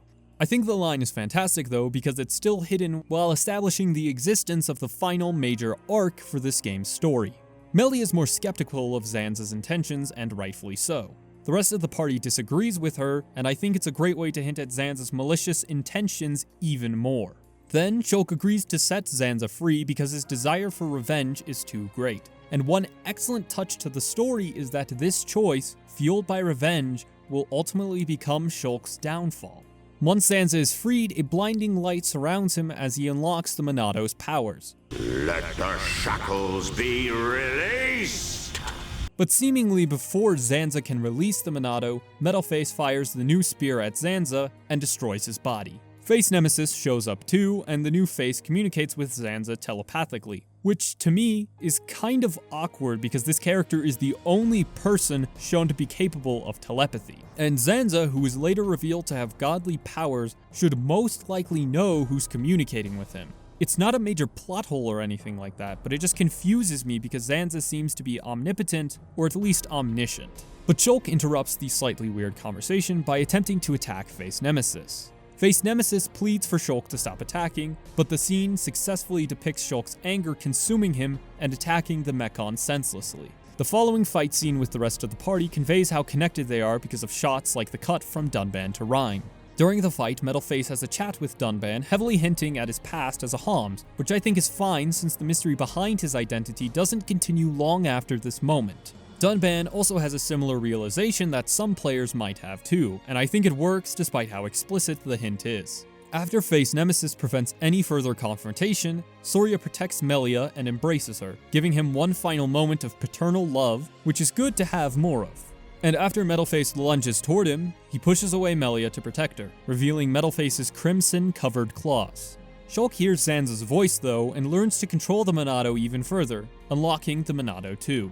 The kanji that appears when unlocking the Monado is hito, meaning person in Japanese, which cements even further that humans are inside faced Mechon units right before its reveal. After the fight, Shulk's initial vision comes to fruition. Face Nemesis swoops in to block Shulk's blow, revealing that Fiora is alive.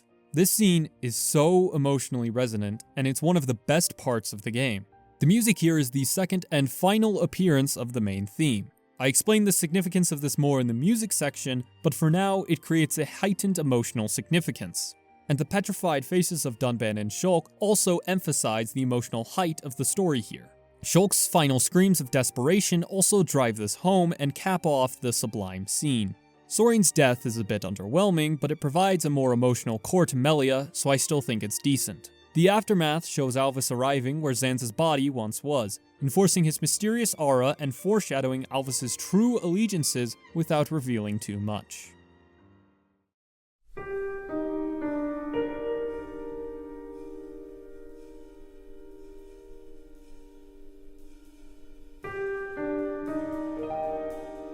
The slow pacing for the beginning of this section is a welcome addition, especially after the previously plot-heavy section. It allows for some breathing room in the narrative and for the characters to develop emotionally some more. The first scene here acts as world building for the political system of Alcamoth while also naturally sneaking in details about what's to come. Melia will not be ruler for a year, Callian will be emperor in her stead, and the capital is planning an assault on Mechonis. The next scene depicts the party in a state of disarray. The dialogue here between the entire party is absolutely superb.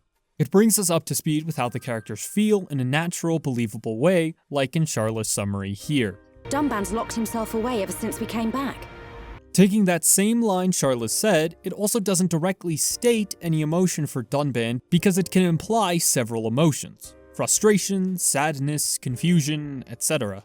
And the use of implications is so necessary in writing because explicit, direct statements like, Dunban is sad, are boring and disrespectful to an audience because it assumes that the viewers aren't capable enough to understand implications or hidden truths.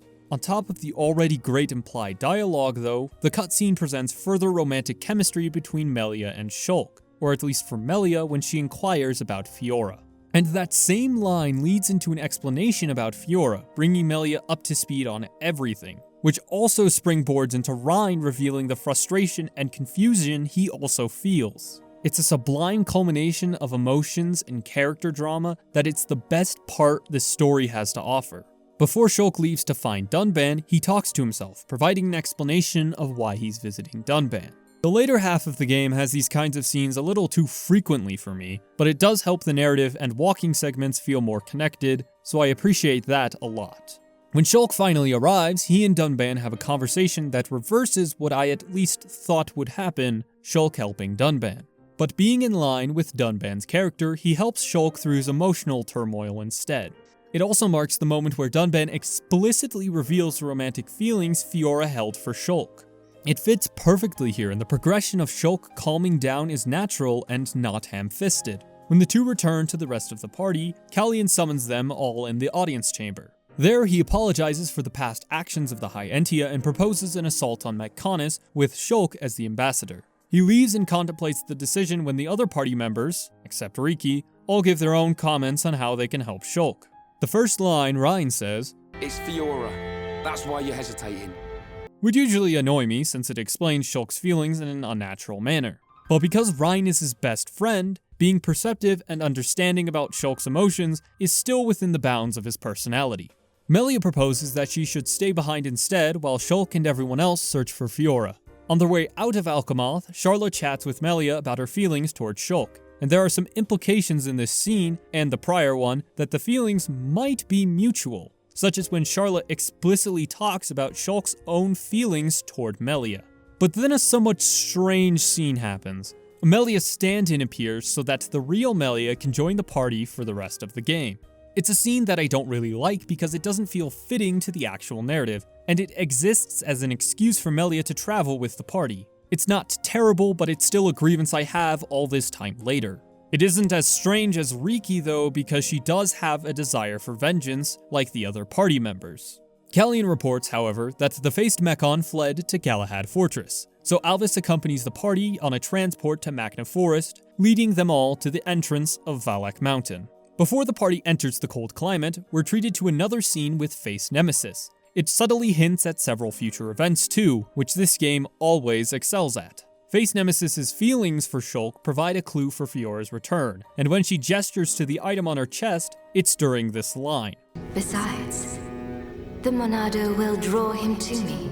On a first playthrough, this only refers to Shulk's Monado, but it can also act as a reference to her own Monado, which is a reveal that happens much later. Afterward, Alvis tells the party to head toward Ase Tower, and once they do so, they melt the ice and walk inside. Shulk begins to remember his history with this place somewhat when they all arrive inside, but Alvis takes him aside and tells him more, helping Shulk remember that this is where he was found by the expedition team. It also provides some well-fitted explanations about Alvis's foresight, and also how the future can even be predicted in this universe. Since it's such a strange concept, I think the explanations several times are warranted, and each explanation of the power adds on something, so it's never boring, repeated dialogue. After the group leaves Ase Tower, they find Face Nemesis, and the person who's inhabiting Fiora's body appears to be understanding and peaceful, right before being interrupted by Metalface. The presence of his English VA is always a blessing, but the reveal about Metalface's pilot causes some great character drama here. Metalface is Mumkar, and I'm glad the game still doesn't dwell on the mystery after the very explicit clue toward his identity on Prison Island. It ensures that the story's pacing is fluid and just fast enough not to be rushed. When he takes the Monado, the whole party is enraged, but the scene as a whole chooses to have a fitting focus on Dunban's relationship with Mumkar. It also has some more subtle lines about Mumkar's motives here. I can't tell you how badly I wanted this sword. But when Dunban attempts to attack, Mumkar remotely controls the face unit, but Melia shoots an ether blast secretly in order to knock the Monado out of his hands. It's a part that I appreciate since it displays the writers' care for a logical story without the dreaded P word I've said so many times before in this video. Once the player finishes the combat challenge though, the game delivers an excellent fight scene that elevates the character drama between Dunban and Mumkar even further. The conversation during the battle is natural since Dunban is rightfully confused and enraged by what Mumkar has done. Their conversation provides more about Mumkar's motivations, which boil down to a desire for power and hatred for Dunban, which I think aren't bad motivations, since they fit with his cowardly personality on display in the prologue. Dunban's anger comes out in one of the final lines between the two of them. Never. I will strike you down and all that you have become, you wretched fool. The Monado will stop you, and then you will know the shame of all that you have done, traitor! This fits so well with the pre-established narrative surrounding revenge and hate that I'm impressed how the writers are constantly developing the idea instead of repeating the same message or even just discarding it entirely. Yaldabaoth appears shortly thereafter, revealing himself as the leader of Mechonis and taking away Fiora. In the aftermath, Shulk is worried again about the state of Fiora, but Reyn, being the supportive character he is, encourages Shulk again, and so the party all head to Sword Valley.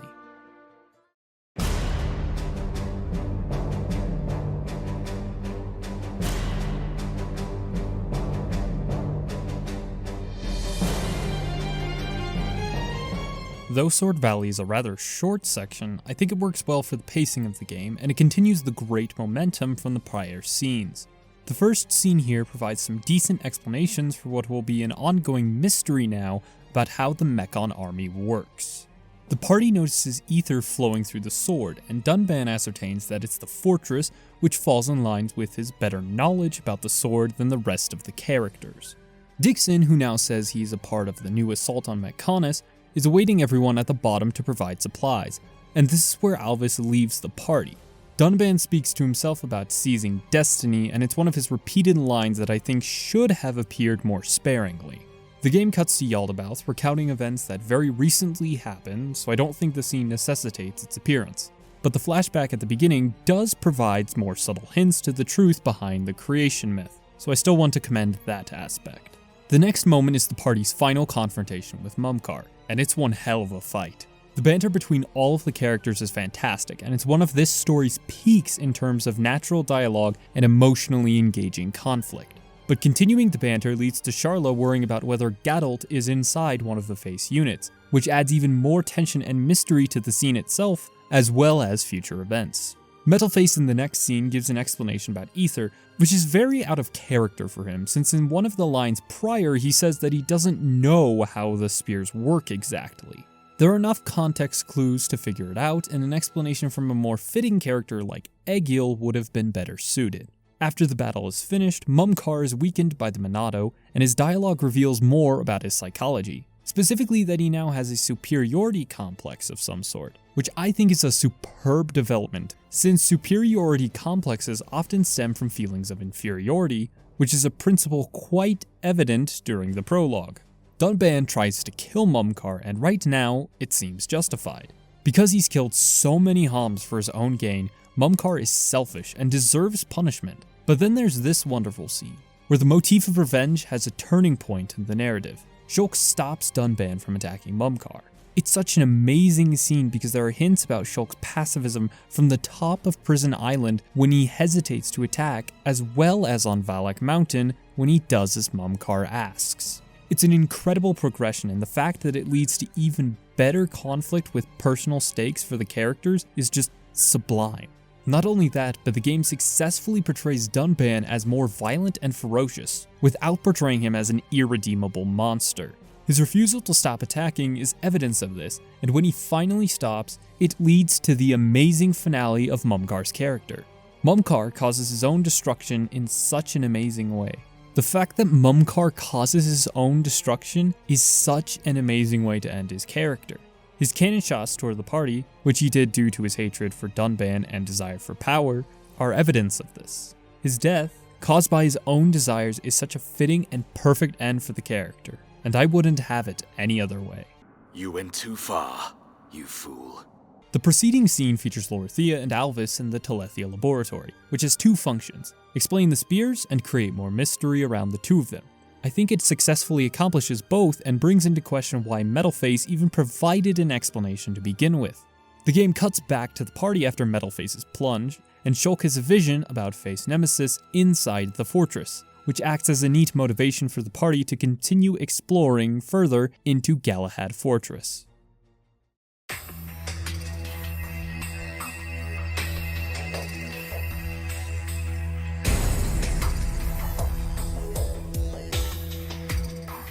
There's really nothing of note before the confrontation with Egil.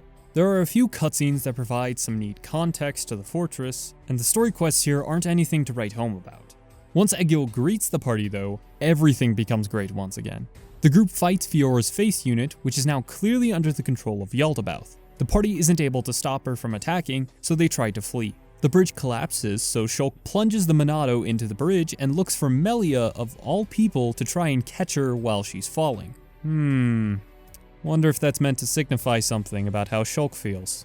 I don't know, I'm pretty sure it's just a coincidence. The party promptly lands where Yaldabaoth greets them by turning on the Apocrypha.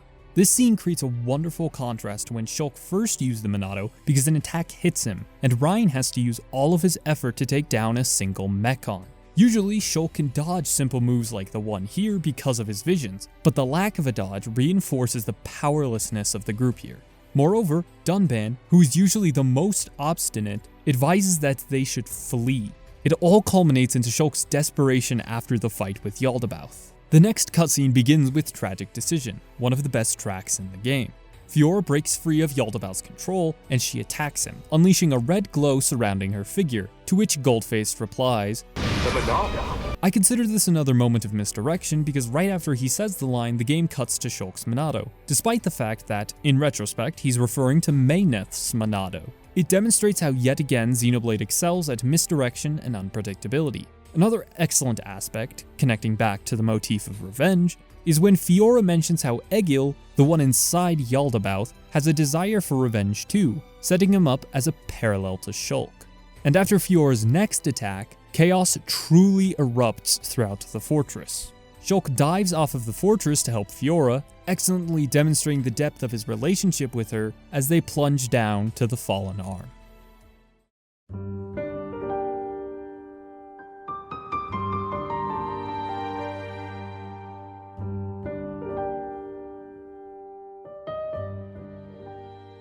Shulk's dream provides more hints of Zanza's eventual return, because it implies that Shulk isn't really alive, but in a subtle manner that I found engaging even on my repeat playthroughs.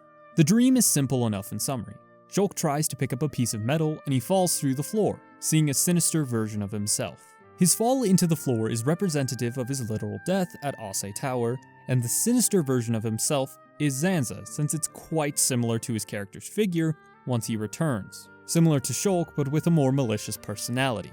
The camera pans over Shulk on the beach once the dream is ended, leading into another fantastic scene, the reunion between Shulk and Fiora. Their embrace at the end of the scene is the perfect way to display their affection for each other, and Shulk's awkward tendencies, interrupted by Fiora, are another great instance of wonderful characterization for these two. The next scene provides some explanation for what Fiora felt after she died, and I think it's a fitting moment since Shulk is likely to have questions about what happened. But there isn't too much of note beyond that until Shulk says this. I hope she stays trapped. It reveals some hidden feelings of vengeance and anger toward the Mechon that are still inside Shulk, which acts as a brilliant setup for some tension in an incredibly climactic scene later. The two of them take a small rest when Fiora becomes exhausted, and the Monado begins not to function as well.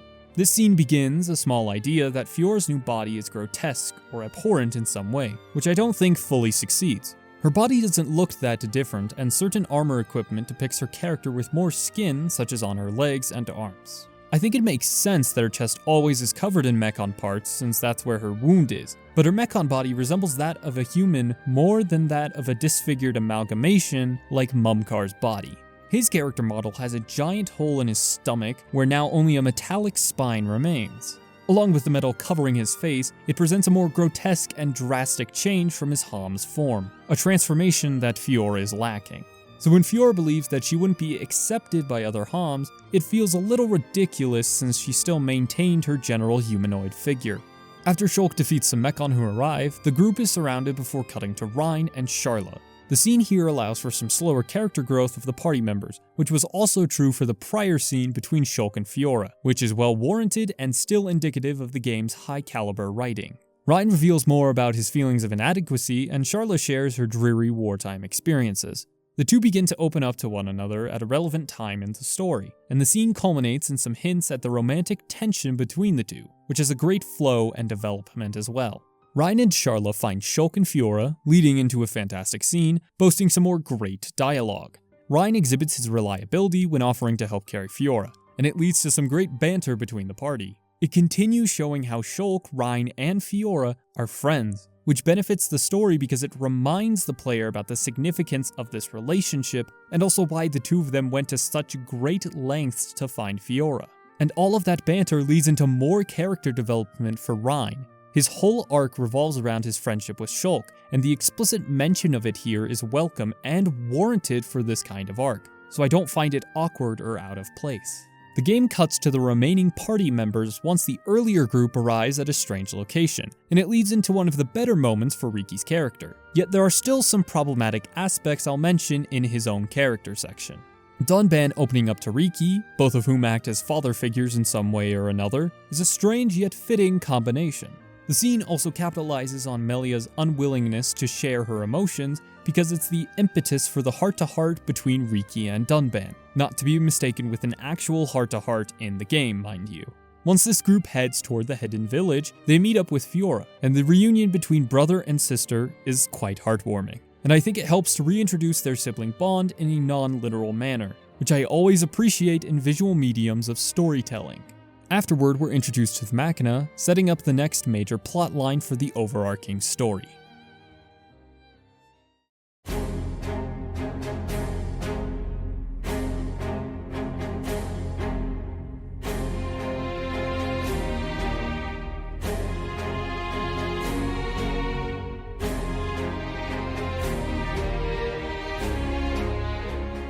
When the team arrives at Junks, Linata explains several concepts to the party and ergo the player, including story ideas like the Makna, origins of the Mechon, etc. I'm not going to summarize all of that though because I don't want to waste your time. Once the party goes inside Junks, Miko requests that they kill Egil before the game cuts to Alcamoth, depicting the continued preparation for the assault on Mechonis. It's moments like these where I appreciate the third-person, omniscient point of view for the narrative. It provides great context for the player while still maintaining tension and drama throughout. Plus, I think it fits into the motifs around destiny and fate since we, the audience, act as an all-knowing figure in perceiving this story. Another great yet small aspect is the tension between Atharon and Callian about the High Entia's involvement in the Battle of Sword Valley. It hammers in the writer's dedication to continuity for character motivations, but I'm glad it's mostly resolved right here because otherwise it would act as a hindrance. The following scene returns to the hidden village. I don't want to bog us down in summary because there's a lot here. I think the most significant part is that this acts as another important transition point for Shulk's arc of rejecting revenge. Egil, who's acting as an antithesis to Shulk, is still consumed by revenge, but Shulk feels pity for him in this scene, which Reyn doesn't quite understand. Reyn's rebuttal is such an amazing moment because it signifies that this rejection of revenge is a slow, arduous process for the party. Moreover, the pity Shulk feels is what sets him apart from Egil, ensuring that the two characters act as foils to one another. But thankfully, the game avoids Egil being a problematic character since he's still humanized, and his desires are portrayed as flawed and, funnily enough, human. The next cutscene features Fiora lying on a table with Linata explaining more mechanics about how the humans piloting face units operate. It's a well-fitted explanation, and it provides a decent excuse to return control for the player, allowing them to explore the new area during the story quest. Upon completion, the party returns to Junks and talks with Mikol about his request. They somewhat decline until Dixon conveniently appears to help. Normally I would find this annoying and indicative of lazy writing, but in retrospect of Dixon's later reveals, I honestly don't mind it. What's impressive is that there are two major hints towards said reveal. The fact that Mikol knows him, and the line where he says the spears would be useful to have.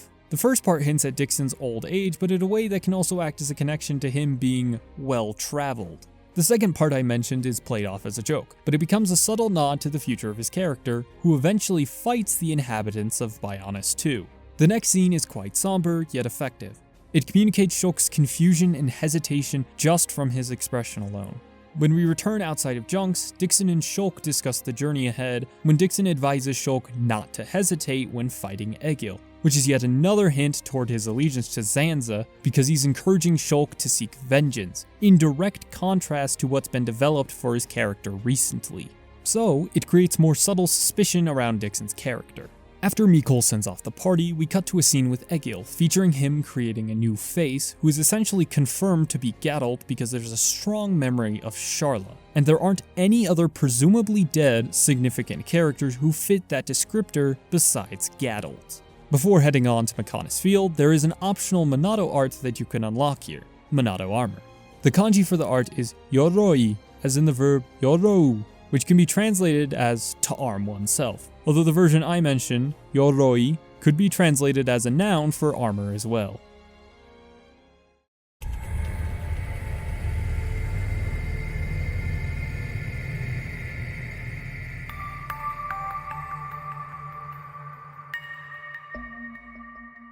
Mechonis Field is an endurance run to see if the player is capable enough to continue playing the game after the exceedingly satisfying reunion with Fiora.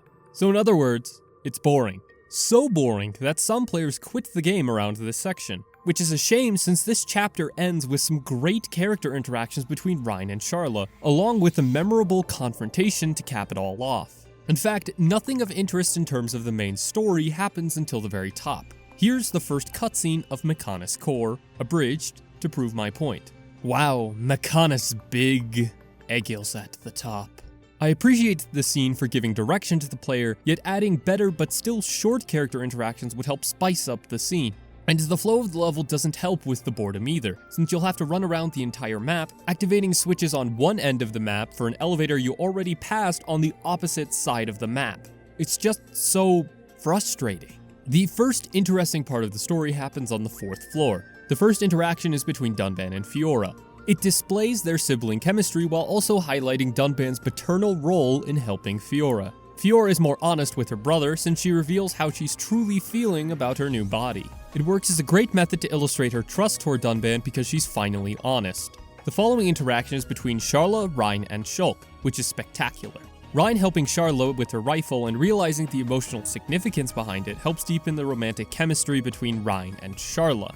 Plus, the scene features a more subtle comparison between Reyn and Geralt when the camera cuts to a flashback with Geralt after a shot of Sharla admiring Reyn in the present. The character choreography on display here too is superb, capturing Shulk's dedication and Reyn's enthusiasm in such a sublime way. The proceeding flashbacks flesh out more of Geralt's personality, conveying him as a stalwart, persevering militant figure, which is not so subtly setting up his character's return. After the flashbacks, Sharla questions Reyn to see if he's truly similar to Geralt, and Reyn's answer is different from Geralt's now, since he says that he's not willing to die in order to stop the Mechon, which is the first difference the story highlights between the two of them. The end of this fantastic scene shows Dunban, being as perceptive as expected for his character, noticing Jadeface spying on the party. The next important set piece is when the party finally confronts Jadeface. The scene begins with two key setups for future events. First, Fiora collapses from exhaustion, which acts as a setup for her potential demise since her new body is losing energy. Second, the third rule for Shulk's vision, the flash in front of his eyes, doesn't occur, which isn't an inconsistency. It's a setup for Zanza's soul regaining more power inside of Shulk. After the two setups, Jadeface arrives, leading to a unique boss battle. Jadeface is at the end of the long tunnel, and you have several ways of approaching the boss.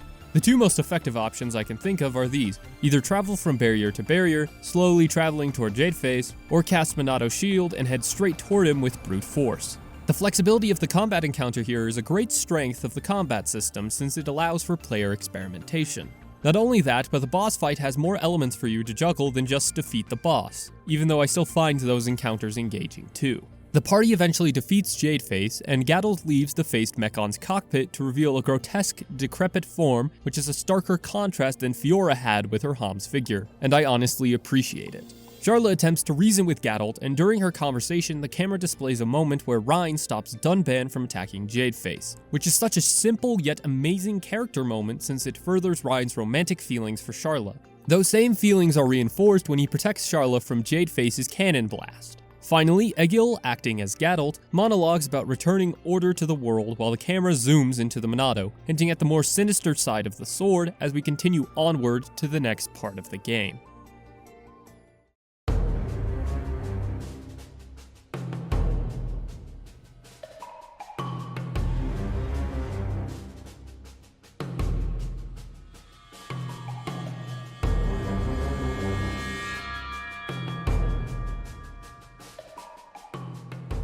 The opening depicts Egil at the Meyneth's shrine, where he rambles about dealing with the Monado. It isn't anything too significant since it acts more as an explicit hint about Zanza's malevolent use of the Monado. The scene afterward is the introduction to memory space, showing Shulk floating in space surrounded by planets. The game reveals later whose memory this area originates from, but for now, it's a complete mystery. Alvis talks to Shulk in this void, and he tells him to find his own Monado. It's confusing for now, but acts as a setup for when Shulk unlocks the true Monado, although I wish the scene was a bit more subtle about it. Shulk's flashback afterward provides better mystery and foreshadowing, thankfully. The details of the event in Shulk's mind aren't exactly clear, but I prefer it that way. The lack of clarity adds to the mystery while setting up clear plot points, like Zanza's return and Shulk's true history in Ase Tower. The next cutscene depicts the party waking up again, and it introduces Vinea. Her dialogue here serves as an explanation to a lot of questions the party has, including the truth about Meyneth, faced Mechon, and Zanza. Though some of these are half explanations that don't contain the whole truth, I think they're satisfactory for the range of knowledge that Vinea has. Plus, the information here isn't a complete repeat of information, so the scene is warranted and relevant. My only complaint here is that the exposition dump still feels a little unnatural. The lead-in for Vinea's monologuing is organic since it begins because of Sharla's comments toward Jadeface, but the extended exposition beyond Jadeface feels awkward and out of place, despite its necessity this far into the narrative. The story then jumps to the battle on Sword Valley, where we see legions of Homs, Napon, and High Entia unifying to battle the Mechon army. Kallian's speech here cements him as a successful leader since he comes off as prepared for the attack on Galahad Fortress. The game cuts back to the party talking with Vinea, where she guides them toward the next destination, Agniratha. But to enter the city, the party needs to traverse through Central Factory, which acts as a transition area, so not much of plot significance happens here. There are the Face Maintenance Bay and Maintenance Wing locations that reveal more about Egil's manufacturing capabilities, though. The first location provides context for certain scenes prior, and the second one showcases and introduces the concept of a mass-produced face. But other than those small details, there isn't anything until Agniratha.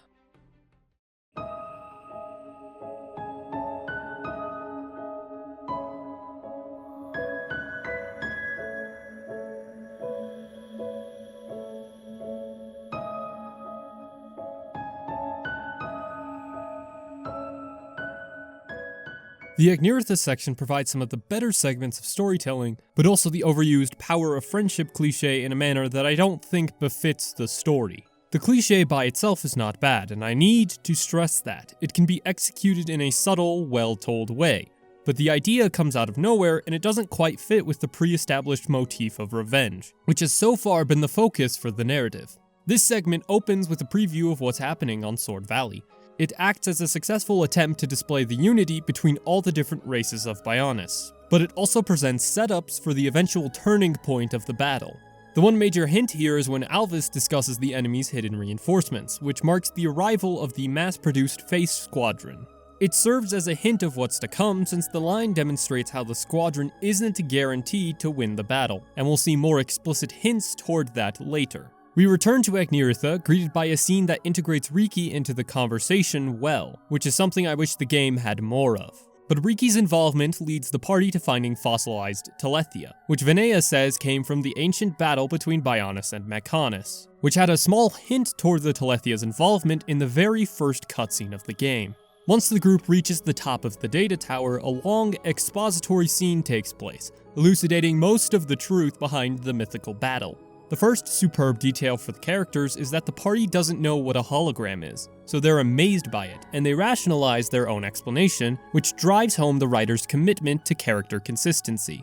The digital memory also displays a peaceful, lively time period for the capital and also the giants, acting as a successful contrast to the current state of the world.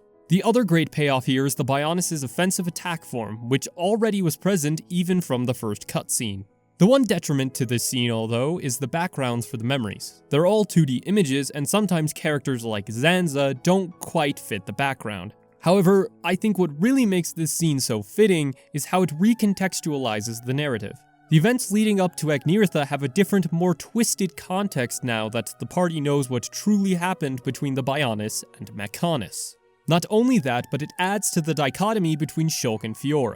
Shulk has a biological form while acting as the successor to Zanza. Fiora has a mechanical form while acting as the successor to Meyneth. It's a great juxtaposition that the soundtrack will capitalize on later in the video.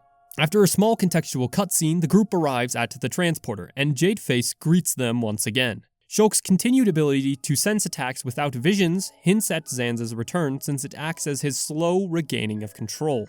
After the fight though, Sharla's attempt to appeal toward Gadolt's emotions is something that I could find boring and cliched. But frankly, it fits the narrative because of how incompetent Egil is. His first designs for phased Mechon, like with Sword, only use the supposedly essential parts such as the brain, heart, etc. So his first attempt at erasing memories was bound not to succeed fully. Additionally, Meyneth's assistance toward the party here is warranted, and it doesn't feel as though it's a convenience for the characters since Fiora and Meyneth are still learning to share a body. Once the party buys her enough time, Fiora unleashes an attack that she learns in-game after the encounter, Final Cross, which acts as yet another bridge between story and gameplay. When Gadolt finally regains control, we see his distorted, abhorrent figure, which is the type of character design that Fiora needed and didn't receive. The one final detail here is when Gadolt calls Reyn Kid. It reinforces the similarities between the two of them in a subtle way, and it acts as a great closure to almost ending the relationship Sharla had with Gadolt. There's a little preview on the Battle of Sword Valley again, and Alvis states how the Mechonis is reawakening. But he had a similar prediction about the Bionis much earlier, and that, so far, has not come to fruition. So there is still uncertainty about this aspect. Egil chats with Vinea right before everyone else arrives, and it reveals some more key information about why he continues to seek revenge. So I think the scene is warranted in order to ensure that he isn't considered a monster by the player. Once the rest of the cast arrives though, there's a natural flow into more elucidations about Egil's tactics. And while there is a large portion of information, it's still relevant to the conversation and also our knowledge of the game's plot. The one part that bothers me is when the dialogue uses Reyn as a cliched, ignorant scapegoat to explain starvation tactics in case the player has no military knowledge. While the moment works as it is, portraying Reyn as the local dumbass isn't the best way to provide this simple information. The final cutscene before the fight implements Reyn's rash personality in a much better way when he's quite ready for combat despite Egil being the challenger. After the fight finishes, the stupid power of friendship moment occurs with this line. The power of the will to protect your own. Is that what you refer to? Listen, the power of friendship motif is not a bad concept inherently. I feel like I've emphasized that too much throughout this video, but it's true. Having a specific trope is not as bad as long as it presents something new or unique and it's relevant to the narrative. The cliche here does neither of these, and I think the second aspect is the most egregious. The significance of friendship doesn't come up enough throughout the story to warrant its appearance. What's more is that the cliche appears as an excuse for the Monado to work, not as something emotionally profound. I've always found this odd, and the only redeeming quality about it is that it doesn't come up that often to become a major hindrance upon the overarching story. But after the dip in quality comes the rise in quality with this fantastic line. Your blade. It did not cut deep enough. This moment serves as a fantastic and subtle parallel to the fight between Bionis and Mechonis so long ago. Shulk strikes the same arm where Zanza swung at, cutting off the Mechonis arm, the same arm that Egil presumably rebuilt since it's now fixed during Shulk's time. And because Shulk couldn't pierce his arm, he's depicted as weaker or less capable than the Bionis, which will act as a setup for more tension when he finally confronts Zanza. Moreover, it creates more immediate tension because Egil is stronger and more resilient than Shulk, so there is actual uncertainty of whether or not the main character will succeed. So even though they do ultimately win, the tension is still present and developed throughout. What brings everything together is the preceding combat encounter with Yaldabaoth, who's at level 72. As someone who did every single side quest, barring I believe 2 of them, Yaldabaoth is still a higher level than me in this boss fight. So for even the most prepared players, Egil is characterized as more powerful than them in the gameplay too. But after the fantastic combat encounter comes the moment where Egil receives more empathy because of his conversation with Meyneth. He explicitly feels betrayal, which I think is a necessary line since we can't see his face inside the mech. And his emotions are so resonant here as a result of the emotional, personal conflict between the god he worshipped and himself. His desperation leads him to piloting the Mechonis, and while we don't understand the full context of what it takes to pilot the Titan, it appears to be taxing on the user, probably because a Makna was not meant to pilot it. the party reawakens and tries to escape the city in a futile effort. The desperation in all of their voices, especially Sharla's, is superb writing. All of their fear is expressed plainly, and it elevates the scene from boring to personally engaging. The conversation between Reyn and Sharla is exemplary too. It implements Reyn's reliable nature to convey his supportive, caring attitude toward Sharla. The two bounce off of each other wonderfully, and it's why their romantic chemistry is developed and natural in the entire narrative. After an almost failed attempt, Geralt rushes in and protects the party from the harmful blast. While you could say that it's not clear how Geralt would protect the party from a blast like that, I don't think it takes away from the emotional impact of the scene at all. It's such a fitting conclusion to Geralt's character, and his death provides even more personal stakes for Sharla and Reyn, also developing the two's feelings along the way, and I couldn't ask for anything better to end this section.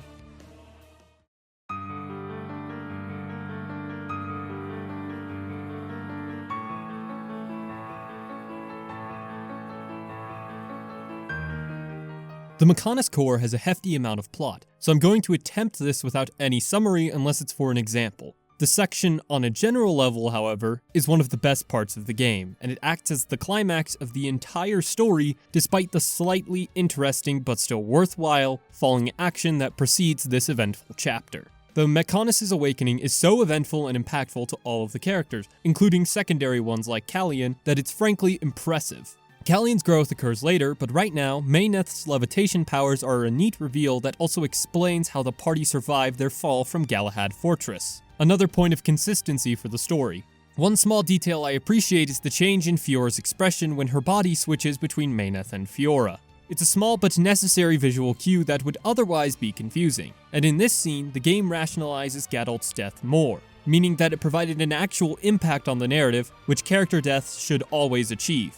The group falling afterward had a little annoying fake tension, but their rescue by Junks is set up long before it happens, so I don't view it as an inconvenience. The party's return to the Hidden Village has a few explicit hints about Alvis and Dixon's true intentions by building up more of the mystery surrounding the two of them. The third-person omniscient perspective allows for the narrative to have these hidden, mystery-building moments, and it's a testament to the writer's ability to choose and take advantage of the proper storytelling perspective. Before the group leaves for the cooling duct, we see a preview of who lived through the Battle of Sword Valley, and among them is, of course, the Colonel. It's some brief levity I appreciate right before the deftly serious encounters later. Returning to Junks, Fiora and Vinea have a personal moment between themselves, and I think it's warranted considering the fact that Vinea used Fiora's body for her own purposes. Resolving this small, emotional conflict is a necessary element of the story, and it's a great placement in the plot because after the Mechonis Core, there isn't as much time to fit in more emotional, slow moments between characters, though there are still a few that I enjoy. The journey into the Mechonis shortly thereafter presents some neat visual flair, which is a welcome addition. Once the party arrives inside Central Factory again, Shulk has his inquisitive skills on display, questioning why Egil called him Zanza. Reyn rightfully is the character to calm him down, but this will have a more negative effect for the rest of the party later. The hints towards Zanza's return are far more obvious here, but again, the writers place the obvious hints right before the reveals occur to remind any players if they forgot previous hints. And the most obvious hint of all is when the Monado begins to harm Shulk in a similar manner to that of Dunban 1 year ago. The supportive, expressive attitude from Reyn is so beneficial to the scene in order to have some form of subtlety to the hints, and it even develops his character a little more too. On the way to the Apocrypha generator, Fiora talks to Shulk when he starts overthinking, acting as a nice way to deepen the two's romantic relationship. But it also depicts Melia's unrequited attempt to support Shulk, which begins her story of tragedy that will continue and grow throughout the final parts of the game. Egil is able to control the Mechonis though when the party reaches the Apocrypha generator, and it leads to one of the small differences between gameplay and story, and I don't like it. Egil's strike on Valak Mountain, while monumental for the story, is minor, or dare I say, not even impactful on gameplay. It's a small yet disappointing disconnect after the game's complete commitment to linking the gameplay and story so far. Once the party defeats the Apocrypha generator, Shulk unlocks the last Monado art, Monado Cyclone, which uses the kanji Todoro, meaning roar or thunder. And that brings us to the climactic fight with Egil, which still has personal stakes despite the grandiose setting for the fight.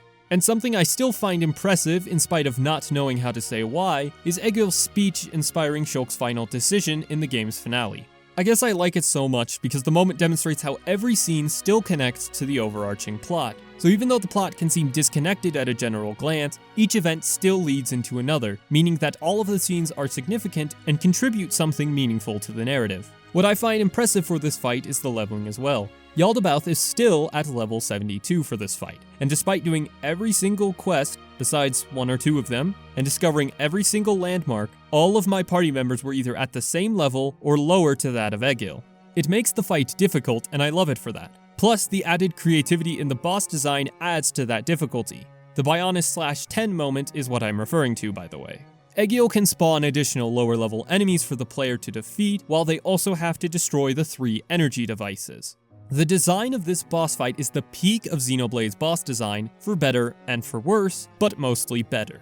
I think it's creative while not seeming unfairly difficult, since there's only so much you can do when creating boss fights in JRPGs sometimes. Though I do wish there were more variety for the boss fights as a whole, since this little bit of simple variety is the most unique encounter in the game. Once the battle is over, Shulk demonstrates his mastery of the Monado by dodging every single attack Egil throws at him without needing a single vision. But once Shulk overpowers Egil, we're treated to this wonderful scene, where we finally hear Shulk's inner voice from the beginning of the game, Zanza.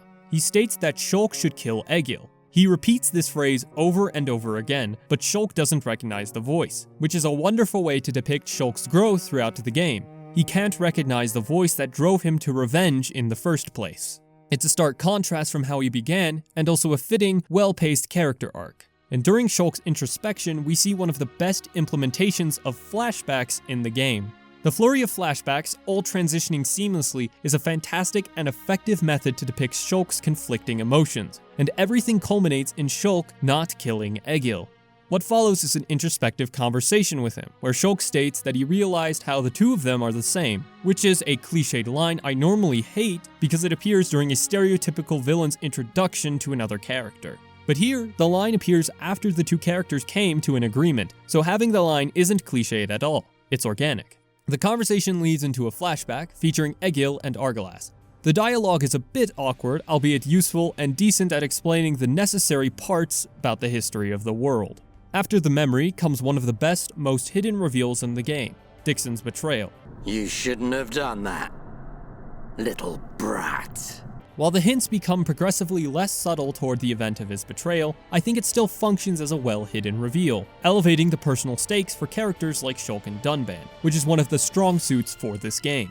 The memory that flashes on screen once Egil recognizes him still has some hidden truths because you can even see Lorithia in the background there, which is a detail I never actually noticed until watching back the footage for this video. Zanza's return has some great aspects and some poor ones as well. The disconcerting mood of the whole scene is really well executed. Shulk's pale white eyes convey this idea perfectly, instilling dread and horror. One other well-presented aspect is the initial characterization of Zanza. The first bit of this occurs when Egil attempts to attack Zanza, but he prevents the attack from hitting him with ease, demonstrating his divine power and superiority to Shulk. Zanza's design also contributes to the horror that the entire scene exudes. His similarity to Shulk is terrifying and unusual, which builds the disconcerting atmosphere. The rest of the scene flows into some exposition, explaining the full truth behind Dixon and Zanza. I think it has a nice fluctuation between the characters' reactions and the antagonists, as well as Meyneth providing the explanations, though it is somewhat awkward. The choreography of Dixon is fantastic, elevating the exposition from boring to decent. He walks around nonchalantly, and he even starts smoking while he monologues. It conveys his sense of superiority and also his dread-inducing treachery. The final part that convinces me this scene was designed to horrify is the part about Shulk being an empty shell. The line recontextualizes the events of the entire game without sacrificing the emotional weight and investment behind the story, since what Shulk did still affects the other party members to a great degree. What I love a lot is the fulfillment of the previously mentioned Chosen One prophecy, or rather the subversion of it. We find out that Shulk had no particular reason to be the Chosen One, and he's even discarded by the god who deemed him so special. It's a neat subversion of the trope since Shulk is more human because of said subversion.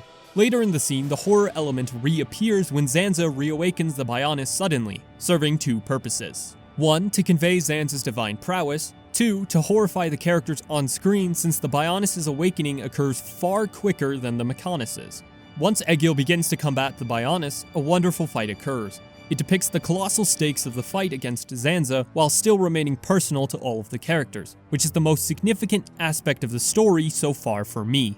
The personal element comes in with Egil including the people of Bionis in his declaration against Zanza.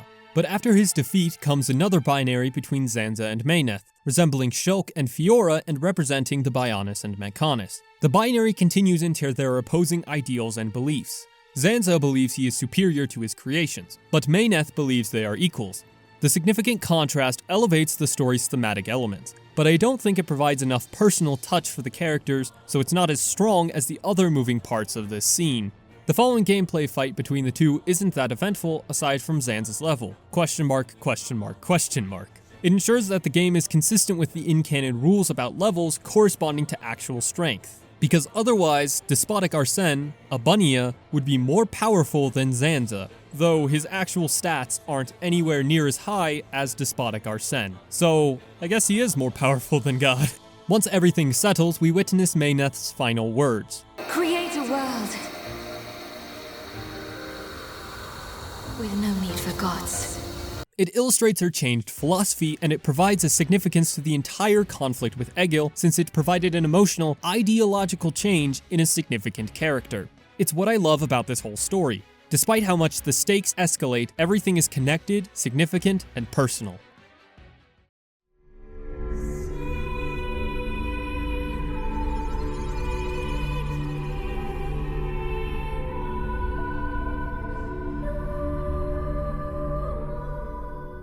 This segment of the game has some wonderful moments, and it creates great setups for the game, but I wouldn't say that the payoffs are as amazing as the rest of the game's storyline. They're still quite good, mind you, but just not as impactful as prior moments like the confrontation with Egil or Metalface's demise. Egil's final stand opens the segment, and I think it works great as a final send-off for his character. His death provides an actual bearing on both the plot, because he helps the party to escape, and also the characters, as evident with Vinay's sadness toward her brother's death.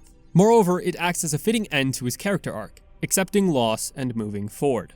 It's such a fitting end to said arc because he still exhibits his signature dedication, but this time, it's for a different cause, signifying his distinct, well-written change and development for his character. What precedes the death scene is this awkward cut right here, being the introduction to another tragic Melia moment. However, the opening to the scene is quite good. The conflict between Dixon and Dunban is absolutely excellent, and a fitting dynamic since the two have had a lengthy history together. His signature taunt, "Stupid beast!" now has a malicious ring to it, which is followed by Dunban's, "I'll kill you!" The two callbacks are wonderful, and it creates an interesting dynamic that the story never really expounds upon.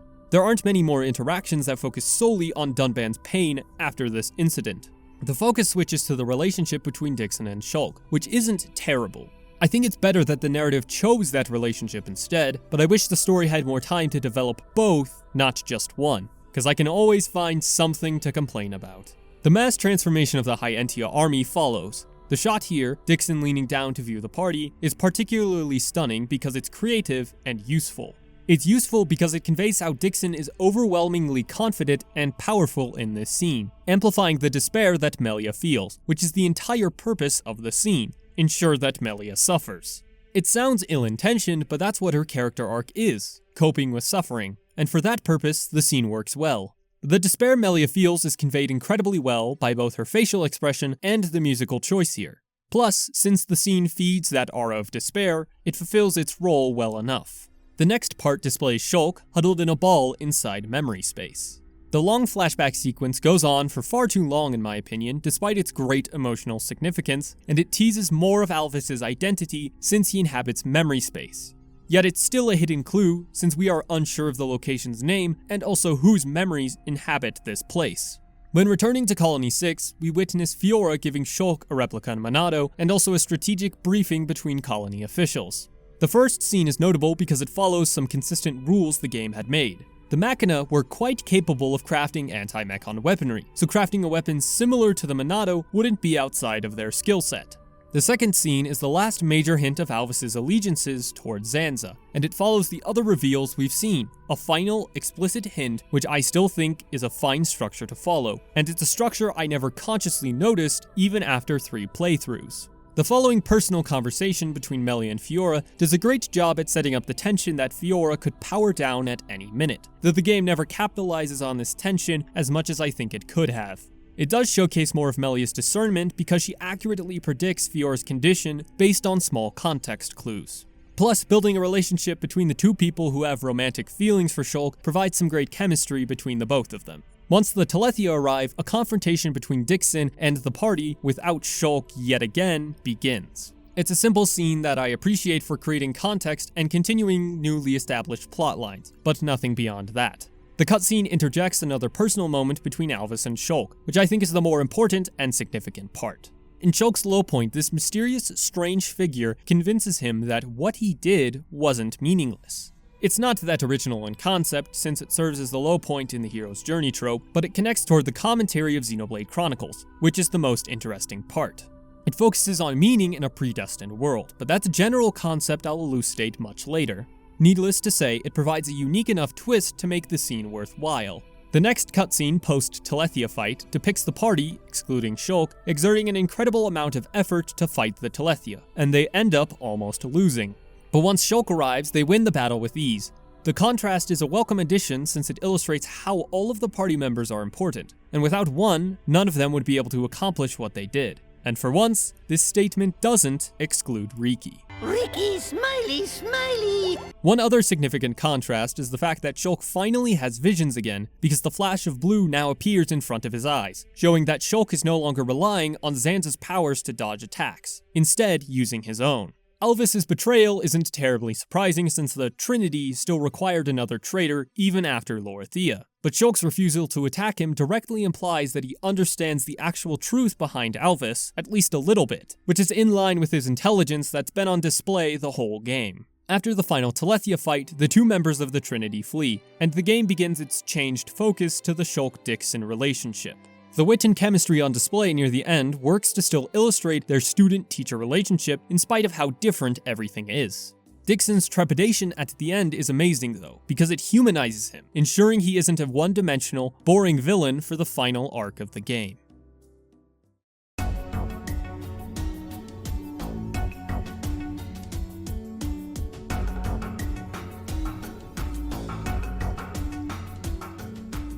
The Bionis Interior is an incredibly short area, and it mostly acts as an interim location. Although, the wrap-up for Melia here is the best part, and it will lead into her final, brief character moments on Prison Island.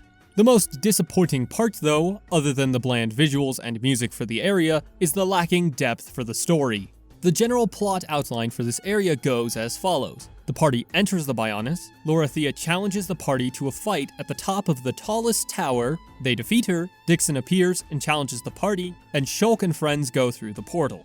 It's simplistic and straightforward, but not in a good way. Compared to the other more character-motivated aspects of the story, the Bionis Interior section is akin to a simple video game plot, where the player receives a task, climbs to the top of the tallest tower, and defeats the villain. It's more lackluster compared to the rest of the overall plot, but I don't want to discredit the character interactions and development here. Once the party arrives inside the Bionis, they comment on how the Bionis Interior is more different than before. They all proceed forward, and Lorithia challenges everyone. Once the party reaches the heart, the game begins to display its great character interactions and development yet again. The fight against Lorithia starts to show the great character drama when Lorithia fuses with Callian. She spouts some slightly awkward world building about Telethia and Entomology. But after the actual boss fight, Melia has the opportunity to interact with her brother's ghost, and it's fantastic. It highlights more of Melia's feelings of inferiority, and Callian helps her work through it. Along with that, it acts as a good lead-in to Melia's character arc in Future Connected. Afterward, Lorithia spouts her motive for joining Zanza, which was immortality. I think the mention is actually well integrated since it makes sense for her to state her motive while she dies. The moment post-Lorithia death involves Riki and Melia bonding over his ability to see her brother's ghost, a plot point that the game hinted at in the High Entia tomb and several other instances like the heart-to-heart in Ase Tower. I think it's one of Riki's better standout moments, and the straight-thin chemistry between Riki and Melia doesn't hurt either.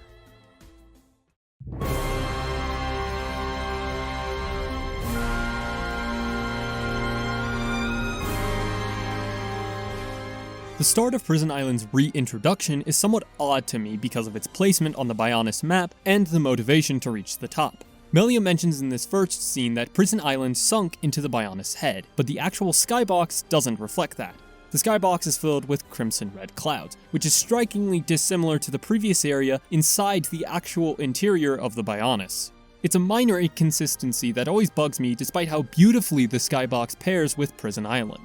The next aspect, the party's motivation, boils down to this. Riki and Dunban have a feeling that Dixon is at the top, so the party heads there. It's not a terrible motivation, but in the previous section, Lorithia appeared in front of the party, giving them a more reasonable motivation to head toward the top of the area. Dixon even appears before the party enters Prison Island, and I think if the writer slipped in a line for Dixon about meeting everyone at the top, this problem would be solved. Again, I should emphasize that this is minor, and I do greatly enjoy this section as it progresses toward the end. After reaching the arena on Prison Island, Dixon appears yet again, forcing the party to confront an Obart before they can move on. I think the section is fine, although a bit lackluster. It feels like a waste of time because once the player finishes the fight, the elevator descends, and then you have to go back to the arena again, starting near the beginning of Prison Island. It's a small grievance, but still annoying nonetheless. After the arena annoyance, the team activates the transporter, a notification appears, informing the player that this will truly, finally, be the end of the game. The scene has a little banter between the party, but the one small thing that bugs me here is the last line Dunban has. Time to seize our destiny. It's the same phrase he's repeated throughout the story, but he repeats it more frequently in the final hours of the game, and it becomes far too annoying for my taste. The next cutscene depicts the people of Colony 6 fighting off an army of Telethia, but the most significant aspect is when a mass-produced face appears to protect Juju. It's an odd appearance for a Mechon, but it resolves any remaining questions about the fate for all of the faced Mechon, so I appreciate it. Then the party meets Dixon at the top of Prison Island for the penultimate fight, and honestly, I used to hate this scene. I thought it had awkward dialogue without any meaning to it. But after a second playthrough, I realized something. This scene caps off each character's growth throughout the main story. Each party member's dialogue acts as an encouragement to Shulk while also reflecting the end of their character arcs.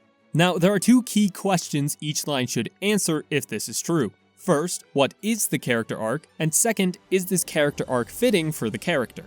Melia is up first, and her transformation involves overcoming her suffering. She's a self-conscious character at the beginning, and she has to gain more confidence and accept her situation. Her dialogue here exemplifies that character arc, since it implies that she's finally coped with her unrequited feelings towards Shulk. And on top of that, I think it's fitting for her character. It works wonderfully for her since she suffers the most personal loss throughout the story, so overcoming that grief develops her confidence, and it even is fitting for the idea of overcoming revenge. I even think it flows well into her character arc in Future Connected. Sharla's next, and her character arc also involves overcoming grief, but for her lover. However, that isn't the sole component because she learns to value life over sacrifice. The character transformation I just described is present because she mentions how there's no point in dying! The line references Gadol's sacrifice, or sacrifices. She also mentions how you have to take what you want. When combined, both lines reveal that her character arc involves learning to live for herself, which I think is fitting for Sharla, whose life has been affected and altered by war and violence.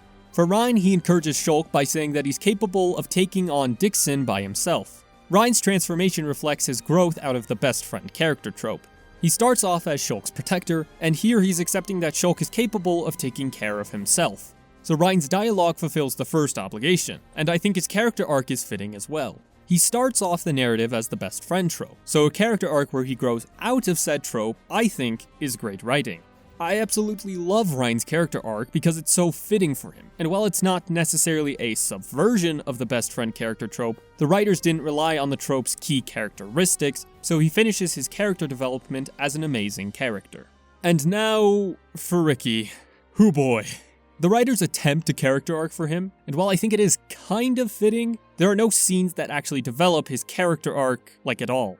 So his character arc is supposed to encompass how he learns to be brave. He starts out as a coward in Makna Forest, and he encourages Shulk to be brave here, implying that Riki learned how to be brave at some point. And I think it is a great idea for a character whose gimmick is that he's cute and selfish. But there are no points throughout the story where he becomes brave. The only scene I think it refers to is when the party fights the Telethia all the way back in Makna Forest, since his only contribution to that fight is fleeing. I'll get into this more in his character section, but it just doesn't work. Dunban is the final character for this segment, and his character arc involves coping with his wartime injuries, as evident with this line. Believe in your own true strength, Shulk!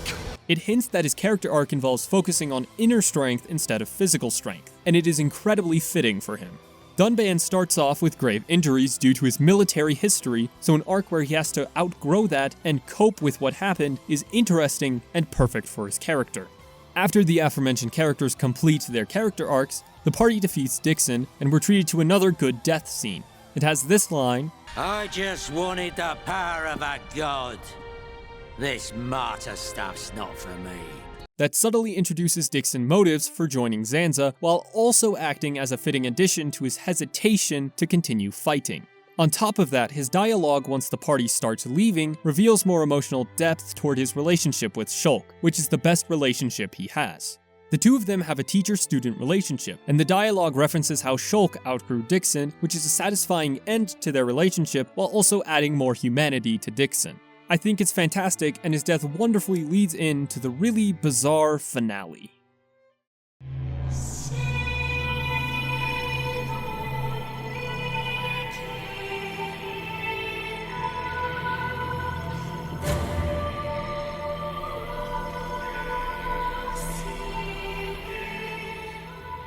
The finale here doesn't truly become great until the epilogue, and the rest of it is only average in my opinion, which is due to the over-reliance on JRPG, end-of-the-world, let's go kill a god tropes. I should emphasize that the presence of these tropes by itself doesn't cause bad storytelling. The lackluster storytelling happens because the story doesn't expand upon the tropes, nor does the story have interesting moments that stem from said tropes. The most that they contribute to the story is boredom, which is such a shame because the rest of this story is so creative. The section opens up with a scene depicting Zanza's vision of what's to come, yet he oddly can't see beyond the beginning of his confrontation with the party. The ending hints at Zanza's demise, though there isn't much misdirection here, unlike with the plethora of other visions. The most misdirection occurs at the end of the vision, when the screen becomes a black void. The end hints at the universe's own end, but it's uncertain how the universe of Xenoblade will disappear. However, with how little of the plot remains, it's fairly obvious that Shulk and his friends will triumph. Afterward, the party begins traveling in space, fighting spirits of past enemies they fought. The most interesting part of this section is the appearance of planets from our solar system, like Saturn, Jupiter, and Mars. It creates such strange and striking imagery, and it's a great non-direct hint about the creation of the Bionis and Mechonis, although it still feels too late for it to be as subtle and thought out as the rest of the prior twists. The party finally arrives at the sentient Genesis, where Zanza has revealed his true form, which, yes, is an interesting character design, but starts to lean too hard on the stereotypical JRPG final boss tropes. A lot of this segment, however, plays a more significant role in the commentary for the game, so I apologize if this section of the analysis is more bland than normal, because I'm only going to analyze the quality of the storytelling on a literal level at the moment. And on a literal level, the dialogue between the characters here is alright. The scene provides some final aspects on Zanza's motivations, but not in the best way. Based on the dialogue here, Zanza is a power-hungry character who wishes to be superior to everyone. It seems like a disappointing villain at first glance, and after more consideration, I think he's a fitting villain, but his motivations are lacking. The story doesn't really define his motivations clearly, and even after years of attempting to interpret his motivations, it still seems unreasonable to me. The best you could argue is that Zanza has a superiority complex, since before he was a scientist, and now he's a literal god. But I don't think that fits with the narrative very well, and so his motivations are lacking even up to the very end. The party proceeds to fight Zanza, but then he goes, "You fools! This isn't even my final form!" And the party fights him again, unlocks the true Monado, and finally defeats him once and for all, in a scene that I find a bit awkward to look at due to the strange, over-the-top choreography choices for characters like Shulk. He decides to jump to unreasonable heights, seemingly floating in the air. It's frustrating because the out-of-place choreography detracts from the scene's impact in a severe way. So despite how much I like the ending, Zanza's death is always a sour point in the ending. One final thing of note for here is the kanji that appears on Shulk's Monado, Kami.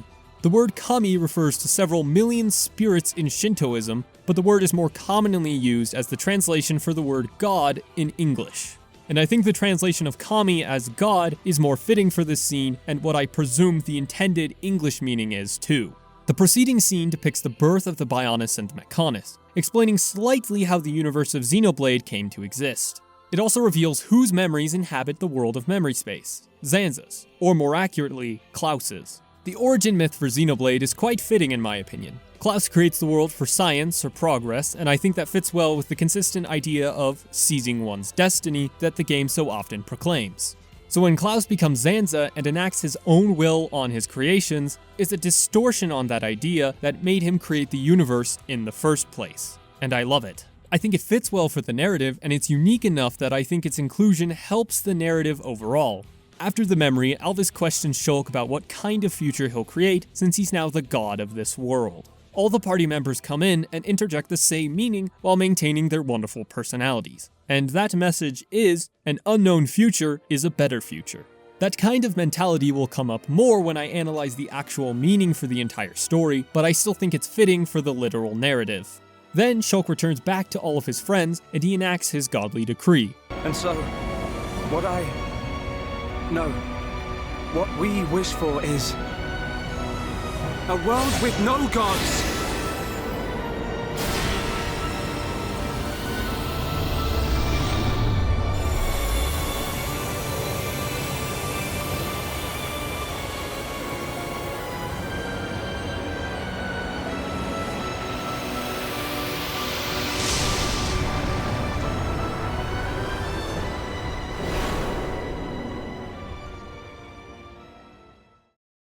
The epilogue is beautiful. It's the best way to describe it.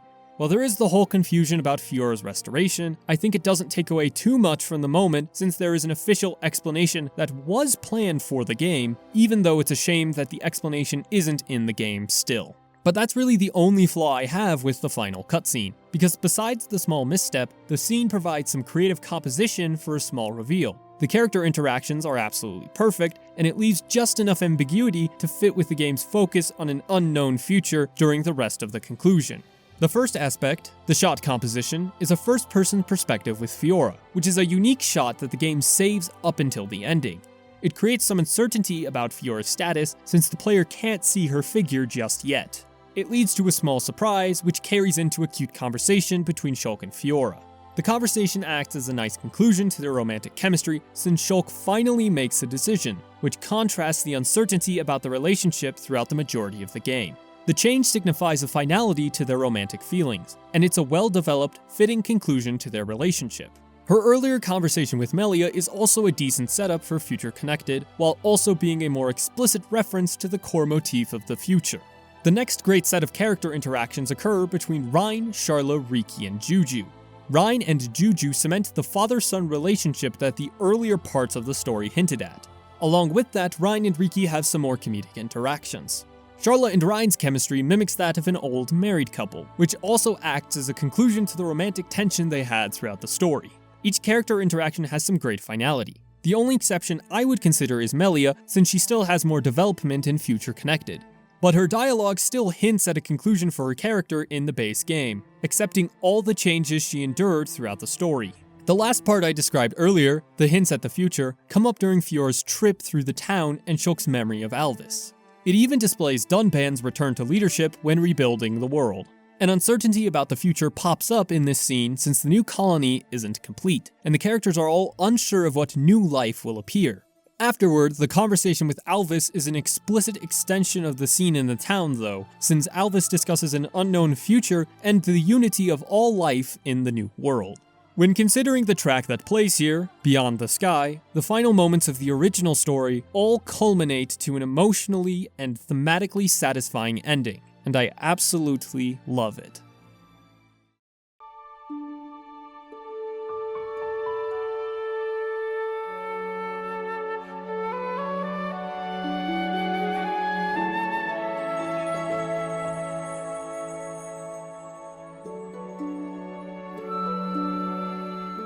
Future Connected is nowhere near as good as the main game in terms of its story.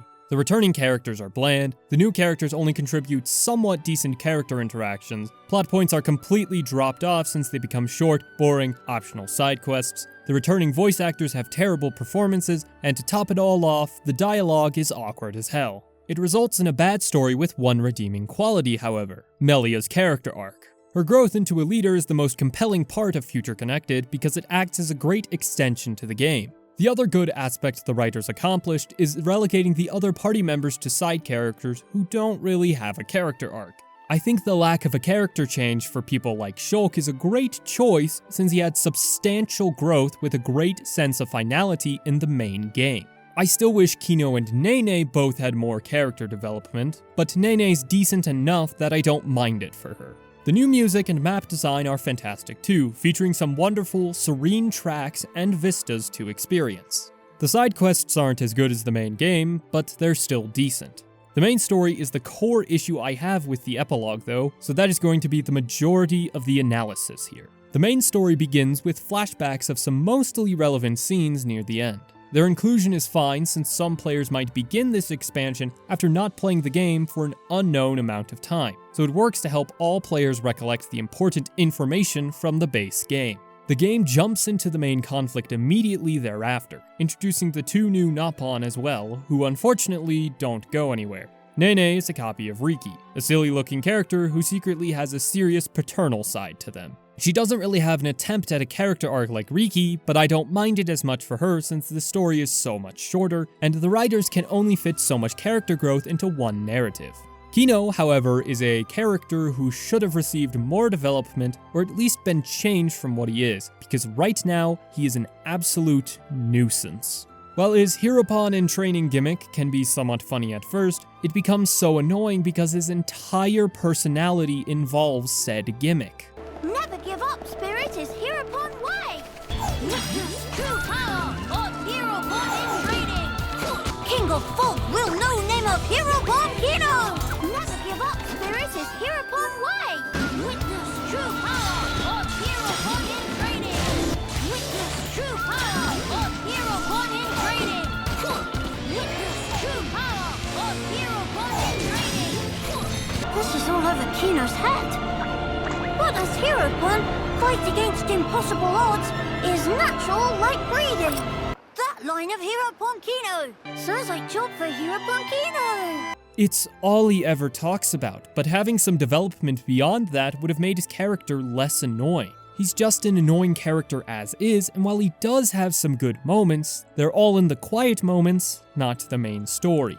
After the party fights the pack of Volfs, they all discuss how everyone ended up on the Bionis Shoulder, right before heading toward the High Entia encampment, which is where the game introduces two distinct plot lines, one of which is semi-interesting, and another of which is the Fog King. That first one involves some personal distrust of the other High Entia camp that decided to live in harmony with the Makna. So basically it's Fantasy Racism the sequel. I think the trope functions well here because the two races are actually quite different. To clarify, that doesn't mean I think racism itself is good. What I mean is that the trope creates a good story about how this High Entia encampment has to overcome their prejudice. If the High Entia stayed racist, I would be far less happy about this trope. With that being said, I don't find that second plotline to be worthwhile because it's simply an excuse for the first one to satisfy its foregone conclusion, unifying the two camps. The Fog King has some slight implications that connect the game to the others in the Xeno series, and while I appreciate that aspect, the Fog King is not a compelling force of nature antagonist. A great force of nature villain is simple. It's a being that exists to test the characters and act as a catalyst for their development. The Fog King only accomplishes that goal for one character, Melia. The King is a force that prompts Melia to become a better leader, which is her entire character arc in this expansion. It's a fitting, albeit not amazing, implementation of an antagonist that can so easily be horrible. But just because it accomplishes this for one character, that doesn't mean the villain is a worthy addition to the story. The Fog King slightly causes the reunification of the two High Entia camps, but it's not to the degree that I would want because it stays inside Alcamoth for the entire campaign, only slightly influencing the fauna of the area in the later parts of the story. This first High Entia camp also introduces Galahad, whom I despise. His character is so annoying. His dialogue is so repetitive, and he's completely useless and irrelevant to the entire narrative. In fact, he's so useless that the writers chose to relegate his ending to an unsatisfactory side quest. We'll see more of his annoying elements later, but his insistence upon calling Melia by an incredibly formal title becomes annoying quickly. It characterizes him as an obvious villain because he's casually confrontational to the main cast, so it's fair to assume he's going to become another villain, which he does. And unfortunately, his appearances don't stop there. The next story beat is a more personal one, but it begins the main writing problem I have. The dialogue isn't natural. Melia's speech here reflects some interesting plot points. Disappointment at the strife and hatred in the new world. But she expresses it as though her thoughts were narration in a novel, which is not befitting of character dialogue in a visual medium of storytelling like video games. I think one cause of the awkward dialogue is a misunderstanding of her character. It's best evident in a line like this one. I have been mistaken in my thinking. This line is incredibly awkward to say, but I think the intent was to capture Melia's speech patterns from the original game, which is not a bad aim. But in the original game, Melia was not foreign to natural, organic dialogue. The most proper aspect of her speech was avoiding contractions, and her posh accent conveyed her royalty. In fact, in the final battle on top of Prison Island, she even shouts at Fiora. But throughout this speech, she is calm, collected. She doesn't emote, despite expressing some very personal feelings of disappointment and inadequacy. Since Melia was able to emote in the main game, without it misconstruing as a break in her character, the proper dialogue, ironically, is a break of her character here. This proper dialogue illness thankfully doesn't affect Nene and Kino in this scene, and they actually contribute meaningful dialogue into the conversation, which I appreciate. By the way, whenever there's a scene with these two, and I don't mention their presence, it's because they don't contribute something meaningful in my opinion, so I hope you're ready for me to mention them very infrequently. The party moves along and enters Alcamoth, where Shulk surmises that the Fog King could have come from the portal, and that portal is likely a cause of the newly formed world. Both of which I think are fair for Shulk to conclude, since he was the god of this world for a brief time. I think the current explanation for the portal's appearance is fine, but I'm still disappointed that the game doesn't evolve beyond what's there. The Sparty prints to protect the endangered boy, who turns out to be Teelan. If you don't remember who Teelan is, I don't blame you. He's a minor part of a side quest chain where you help to discover some secrets that might change the Telethia back into High Entia. But even in Teelan's own quest, he plays a completely nameless role, and as someone who completed every side quest twice, I never recognized him until Future Connected released and researched who he was. I think that's a deeply unfortunate choice of character from the developers because he doesn't even have much development in the expansion. His appearance is most useful in terms of his research, which acts as another catalyst for a confrontation with Gaelgar, who's a wasted villain in this narrative. I think it's just a poor choice to pick Teelan, an underdeveloped character from the base game, to be a plot device without development for the expansion. There are some better character appearances later on, but this reappearance is still odd. The party's union with Teelan marks the first encounter with the Fog King, featuring two fake-outs, one with the Taust and another with the actual Fog King. It's not anything major, but it's a minor nitpick that always bothers me when I watch this scene.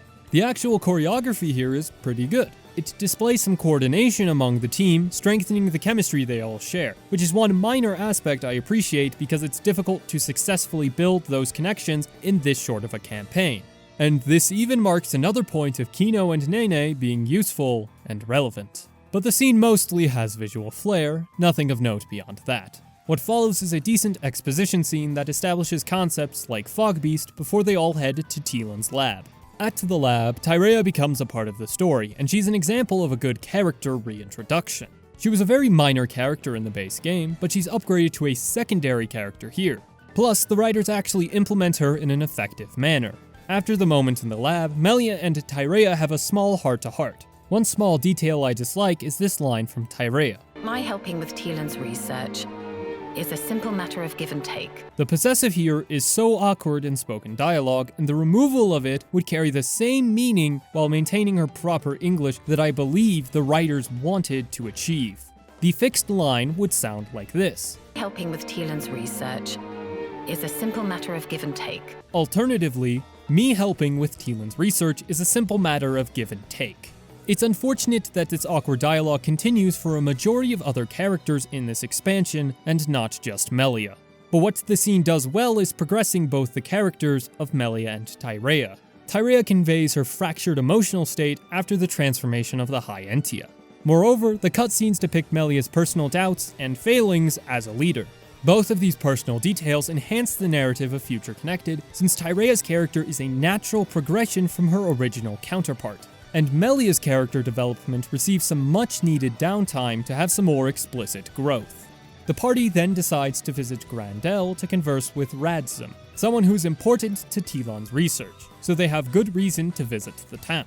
Once there, the game spouts a lengthy amount of exposition about why the High Entia are split into two groups. It provides some decent motivation for the split, but at the cost of some awkward dialogue, as per the usual with this expansion. Here, it's when Melia finishes Helmalane's line.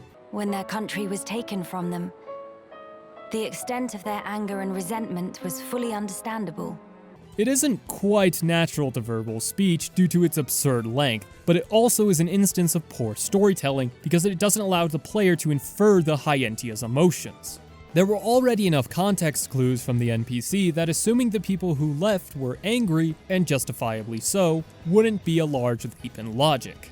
The change would also respect the viewer's intelligence, something which I think this expansion's story is lacking in. The group meets Radzim further in the village, and we receive some explanation as to why the Fog King doesn't leave Alcamoth, and I think it's a pretty decent explanation. It revolves around ether, which, as we've seen, acts as an unknown energy in all living things, so its influence here is reasonable and a good expansion upon the principle set up from the original story. Then Melia transitions to Radzim's involvement in the split High Entia group. It provides some decent motivations from him, and I think the explicit nature of this scene is better because the two characters are talking in a personal manner that fits the narrative so far. However, the preceding cutscene annoys me. It summarizes the feelings of all the people living on Grandel, despite us just learning about these emotions in a scene or two prior. It's repeated information that's superfluous to anyone's character development. What's even more frustrating is when Shulk and Melia summarize the events of the original game with minimal input from Kino and Nene. You could say that this acts as a reminder to the player about the important aspects of the original narrative, but that reminder already exists in the form of the flashback cutscenes at the very beginning of the expansion. So again, this is superfluous. The end of the scene, however, provides some much needed tension as the rift seems to grow larger and larger. The party rushes back to Alcamoth and the story introduces a new concept, Fog Beasts. Fog Beasts provide a decent introduction of more tension to the narrative, since the Fog King has more influence as an antagonist on the Bionis' shoulder, ensuring it's a threatening villain. After dealing with the Fog Beasts near Alcamoth and Grandel, the group heads back to Teelan's lab for another encounter with Gaelgar.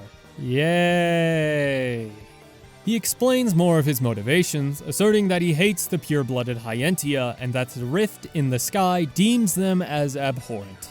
The rift aspect of his motivations appear as an almost half-assed attempt to connect him with the actual narrative at hand, but it doesn't really work since he isn't part of the main story at all after this point. He's a pointless character that contributes little to the story, and once the encounter ends, he thankfully, and kind of unfortunately, leaves for good. Once Melia awakens in Grandel, we see another great character moment for her. She failed to save Teelan's research from the fire, acting as another failure on her part as a ruler. It's the low point for her character, so her quick action to leadership during the rest of the story feels well earned. The scene ends on a positive note since Melia was able to save the one tome Teelan needed to regain his research. It's a spark of hope for Melia to become a great leader, and I'm glad this scene in particular respects the viewer's intelligence so that the wonderful scene isn't ruined. After gathering some high-purity ether crystals though, a mammoth fog beast invades Grandel. Right before the fight, and even after the fact, Melia is more commanding, giving orders to everyone as to what they should do. It's a nice rebound from Melia's low point moments ago, but the exploration provides enough breathing room that the small change doesn't feel too sudden. And the dialogue preceding the mammoth's defeat includes some of the clarity and brevity I've been craving, such as in this line. Thank you. We'll be quick. What makes this line so effective is that it still maintains Melia's proper cadence without sacrificing natural spoken dialogue. While this example can seem quite specific, the same principle carries over for the dialogue of both Radzim and Tyrea in this scene. So the writers are capable of creating natural, significant spoken dialogue, which makes all the other instances which lack that so disappointing. The next set of scenes between Melia and Maxis are genuinely good as well. It demonstrates Melia's capability as a leader since she's able to rally the troops and unify both camps later on at Grandel. And the battle there is the best part of the story. Melia leads a charge of High Entia soldiers, which is her defining moment as a character. She's become a leader. Tyrea also completes her character arc of accepting Melia, and I think it's fitting that the transformation happens here when she has to trust that Melia will succeed. It's just an all-around great moment, and while I don't think Unfinished Business is a good choice as a track here, the moment is still wonderful. After Maxis and Radzim settle their differences, we get to the worst part of the story. All of the emotional weight is gone because the development of Melia is complete, so there's nothing emotionally engaging about combating the Fog King. Sure, it's a neat spectacle, but it doesn't have any substance beyond that. I think a decent way to sidestep this problem would have been to add more connections to other games in the series, but the most development we see on this idea has already happened. Explaining every single detail about the Fog King isn't necessary, and I'm glad it's still ambiguous. The problem I have is that the emotionally engaging story has concluded, so defeating the Fog King is a foregone conclusion because it's so obvious that the heroes are going to win. Plus, the story itself has given me no reason to care about the outcome of this conflict. And because of that, I see no reason to comment on it any further. Unless you want me spouting everything you just heard again and again for several minutes on end, of course. So, in conclusion, Fog King bad. End of story. I don't want to talk about it anymore. However, the ending sequence is thankfully decent enough to cure my eyes of the lackluster final boss. There are no spoken words, and all of the characters are expressive enough that I think the cutscene is so much better without the dialogue. The instrumental arrangement for Beyond the Sky is fantastic too, elevating the emotional significance of each reunion. The moment after the credits is amazingly simple though. Tyrea using Melia's proper title signifies her full acceptance of Melia as the new ruler, and all of the dialogue from her is brief and natural. The same goes for Melia. She maintains her proper speech pattern while having the simple dialogue I love. But just because it's simple doesn't mean that there's no depth. Melia's new coronation is the final nail to her character arc's coffin. She finally became a leader in spirit and status. And the simply amazing final shot shows light encompassing the screen as Tyrea and Melia walk toward a bright but unknown future. That is, finally, the end to the entire story of Xenoblade Chronicles. This entire commentary of the narrative was quite long, even with deleting entire sections highlighting details I originally thought to be important. I needed to avoid rants, and I hope I was still able to do that while providing a meaningful commentary of the story for you. On the whole, this plot is fantastic. It's creative and surprising in just the right ways. The writers are so careful to leave just the right amount of hints throughout, and the tension never suffers with all of the plot twists and foreshadowing. But below all of that is actual heart, in the characters and meaning behind the story. We haven't seen much of either of those aspects in this commentary so far, because the story's meaning is for last, and the fantastic characters are up next. Shulk is by far the best character. He has the most focus and development in the main story, reinforced by all of the wonderful heart-to-hearts. The best aspect about Shulk is that he isn't the stereotypical shonen anime protagonist that has become a staple of JRPG storytelling. The stereotypical protagonist for the genre desires to become the best of insert famous title here. These include your Ash Ketchums, Izuku Midoriyas, Narutos, and Jinkas. Yet Shulk exudes an incredibly human and selfish motivation: revenge. The majority of the narrative is Shulk's revenge story. While the revenge plotline is pertinent for all of the other members of the party, except for Riki, the main goal is Shulk's revenge against the Mechon. His desire for revenge prevents him from being a perfect character, which is fantastic. His imperfect character elevates the story further and creates better tension, character chemistry, and conflict. On top of that, it perfectly sets up his own character growth that happens naturally and progressively. He begins as vengeful after Fiore's death, and doesn't truly disregard revenge until right before he attempts to kill Egil. But the entire growth of his character has incremental moments where his ideology begins to change. All the way up until Prison Island, his desire for revenge grows and grows up until he discovers that Fiore is alive. Then the narrative depicts his diminishing revenge. It starts with the reintroduction of Fiora, continues with the second encounter with her, occurs again with Mumkar's death, goes on when Fiora reunites with everyone, develops even more with the Jadeface plotline, and culminates in the preceding encounters with Egil at Meyneth Shrine and Mechonis Core. All of the small instances where his resolve dissipates are so well paced because it's all relevant to the main story, ensuring that the story is relevant to the characters and also the ongoing drama. And when Shulk finally decides against revenge, the scene is believable and earned because the plot has subtly introduced the consequences for seeking revenge. I think that subtlety is the key here. Because the game has far more explicit explorations about fate and free will, it doesn't spend a lot of the character dialogue proclaiming the supremacy of not getting revenge, as we'll call it. Instead, a reverse approach occurs. Shulk's revenge is normal at the beginning, and then it's out of place when confronting Egil. A normal approach to this type of character arc includes explicit, sometimes unnecessary depictions of violence, an overzealous indulgence in character deaths, and an all-around simplistic view of critiquing getting revenge. So diverging from that tired structure breathes new life into the character. I know I've spent so long discussing Shulk's motivations, but I think it's key to understanding why his character is so amazing, along with his great personality and chemistry with the entire cast. Shulk's personality traits aren't even that hard to decipher because the game has them laid out right in front of your eyes in the skill trees. Granted that the great in-story characterization helps too. What I think is the best skill branch here is pessimism, the exact opposite trait that's so common to JRPG protagonists. And his pessimism even manifests throughout the narrative, since he isn't positive or hopeful. After Fiora's death, he's distraught, unsure of what to do, seeking what I would classify as some incredibly genocidal and therefore harmful coping mechanisms. He doesn't cheer up immediately either. That pain carries on to the point that he even explicitly mentions it to Melia in Makna Forest. All of his negative, pessimistic emotions are a subversion of what would be the stereotypical protagonist for a game of this genre, and I appreciate his character so much for that reason. Reyn starts off as a stereotypical best friend trope character, but he evolves into something much better, a character who grows out of said trope. I think Reyn's character arc is amazing, and his great personality and dialogue just amplify his best qualities even further. He's significant to the plot too, and his character chemistry works perfectly for both comedic and serious scenes. In comedic scenes, his character is used as the butt of a joke, and he's the character who interacts with Riki the most, which lends itself to more comedic moments like spiking Riki in Frontier Village. His more serious moments are emblematic of an exceptional character, dripping with personality that aids the development of other characters along with his own. A scene that perfectly embodies this is when the party reaches the top of Mechonis Field.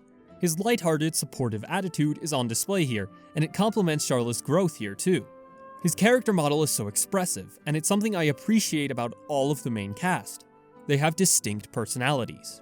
There aren't any bland characters in the main cast, and they all bounce off of each other in such a great way that brews some wonderful chemistry. Looking into the Mechonis Field scene demonstrates that idea even further. The chemistry between Sharla and Reyn is the real standout here because it serves as an extension to their romantic feelings as well as their own character growth. For Reyn, his attentive attitude towards Sharla's sentimental feelings about her weaponry is what develops more of the romantic bond. But Sharla's questions after the Gadult flashback reveal more about Reyn's own character arc to overcome his protective attitude. The questions that Sharla proposes involve sacrifice, which is still relevant to ideas about protection. Reyn says that he wouldn't sacrifice his life to stop the Mechon, which is another major turning point for his character. It's a realization that he can't do everything possible to protect those he cares about, including Shulk. Yet another moment that illustrates Reyn's inner struggle in such a fantastic way is when the party falls onto the fallen arm. Reyn and Sharla have another more personal conversation, which emulates the two concepts I explained before, chemistry and growth. Therefore, it achieves two things. One, it continues the relationship building from before because the two of them are opening up to each other more. Two, it's a major turning point for Reyn's character. He despairs because of his inability to protect Shulk, but he comes out of the situation realizing that he doesn't always have to protect him. The drastic change is so natural and fitting since it's caused by an incredibly personal conversation between Sharla and Reyn, so having a drastic change in outlook is reasonable and well earned. These two scenes are why Reyn is such an incredible character. He's brimming with some expressive personality traits, but that doesn't mean he's devoid of character. He has a very explicit character arc pertaining to his relationship with Shulk, but Reyn also aids in the development of other main cast members like Sharla. He's such an integral part of the story and cast that this game wouldn't be the same without him. She's a healer in combat and a protector in the story, both of which correlate surprisingly well. The danger of this type of character occurs when writers can base an entire character's personality on one's adoration or affection of another character. A good example for a parody of this character type includes the nuns from Monty Python and the Holy Grail in Castle Anthrax. The basis of their personality only consists of swooning over Sir Galahad, and while Monty Python implements the archetype for a comedic effect, some stories rely on this aspect for an entire character. At a first glance, Sharla seems to be like this archetype because of her constantly panicking over the safety of Gatald and/or Juju. But she has far more personality and character that the story thankfully displays more often than her concerns for Gatald and Juju. She doesn't have that great of an introduction, but in the later parts of the story she becomes a great addition to the party after all. A perfect personal scene for this is the top of Mechonis Field, which is such a fantastic scene all around, so that's why I keep discussing it so often. In the scene, Sharla holds on to Gatald's rifle as a memento, and Reyn recognizes this, prompting a flashback of Gatald which displays his militant philosophy. That philosophy involves this idea that always comes up for Sharla's character: death is a worthwhile sacrifice. What I think is the most interesting part of Sharla's growth, though, is that instead of growing into this philosophy, she has to outgrow it, essentially making her character arc this: getting over Gatald and moving on with her life. It's such a refreshing character arc since it doesn't fall into a common, somewhat disconcerting archetype where she would fall in love with another man and then her character would entirely revolve around the new man. Thankfully, Xenoblade not only avoids the trappings, but it still creates an interesting, compelling character arc for Sharla. Going back to that scene in Mechonis Field, Sharla interrogates Reyn, asking him whether or not he's willing to sacrifice his own life to stop the Mechon, to which he replies no. It's quite a personal conversation between Sharla and Reyn, and it acts as a major moment for Sharla's growth because she begins to question the ideals of someone who is so close to her. Questioning these ideas of sacrifice leads to her becoming a doctor by the end of the game, which is quite fitting for her character. It demonstrates her growth because instead of using her healing skills to perpetuate conflict and violence, she instead uses them to heal and protect people, which signifies her transformed outlook. The conclusion of her character illustrates how she had such a drastic, developed change throughout the story, and it's what makes her such a great addition. While her character starts off with dumping her backstory, it all leads into some emotionally engaging sequences for her character, and I absolutely love it. Dunban is fantastic, and one of the core reasons why I enjoy the characters in this game so much. He fits the story in an excellent manner because of the strength of his personal connections to all of the ongoings in the story, such as Fiora's death, Metalface's identity, and Dixon's betrayal. What's even better is that all of these moments are plot relevant while also being relevant to his character development. I think the best way to elucidate this, though, is through the 3 moments I just mentioned, because they can highlight this far better than I'm capable of in broad strokes. The first instance, Fiora's death, illustrates this connection between the personal and the plot. During the Mechon invasion, Dunban's involvement with the plot is at a maximum. He tries to use the Monado, attack Metalface, and stop the Mechon invasion. He's an active character, contributing a lot to the ongoing conflict. But on top of that, the conflict is incredibly personal. The most personal part is when Metalface murders Fiora, his sister, sparking him to join Shulk and Reyn in their quest for revenge. Dunban's feelings of revenge are personal, and his personal feelings springboard into all of the other major plot events, which is how this impetus connects the personal and the plot. The reveal of Metalface's identity is yet another exemplary moment for Dunban's character. It's personal and plot relevant. The personal comes up with Mumkar, a person whom Dunban fought an entire war with, so the emotional connection and personal drama is quite strong. And this connection, though brief, is shown to us in the very prologue of the game. Their entire relationship has been as friends, and the reversal of that for this conflict is what's so captivating about the character drama. Dunban's anger and conflict are the center of the scene, and the tension between Dunban and Mumkar's fight escalates further and further. The 2 aspects here involve Dunban's emotions and his actions. They both escalate in unison, ensuring that Dunban's personal conflict is as necessary to the actual ongoing events, which is the best part for every single character.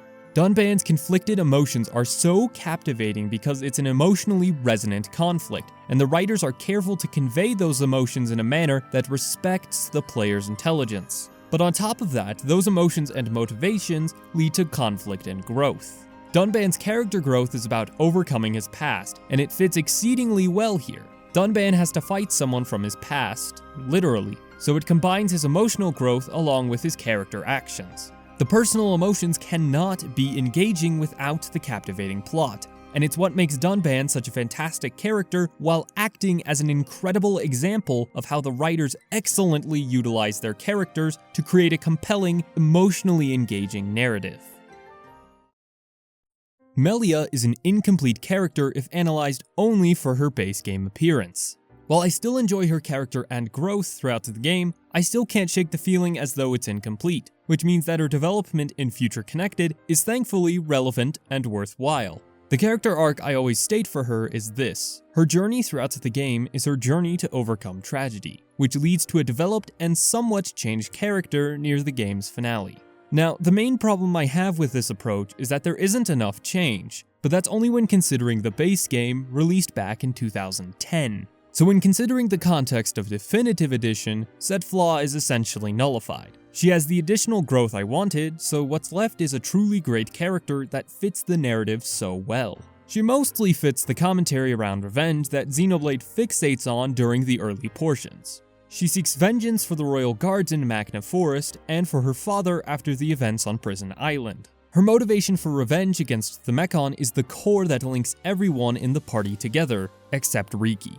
It's also what makes her character so compelling. Melia's tragedy begins with her introduction, and it grows at an almost exponential rate as the game continues. Following the brutal murder of her father, she has to overcome her feelings of affection for Shulk and inadequacy to rule, which just pile on to the later death of her brother and loss of almost all her subjects. But what ensures that her tragedies are so compelling and personal is that they link to the events of both the overarching plot and the actions of the other main characters. For the plot, events like the death of her father trigger crucial plot points like awakening the Monado 2 and rediscovering Fiora. Without the crucial character moment, there wouldn't be the preceding crucial plot moment. It connects the two so that neither is disparate or unnecessary.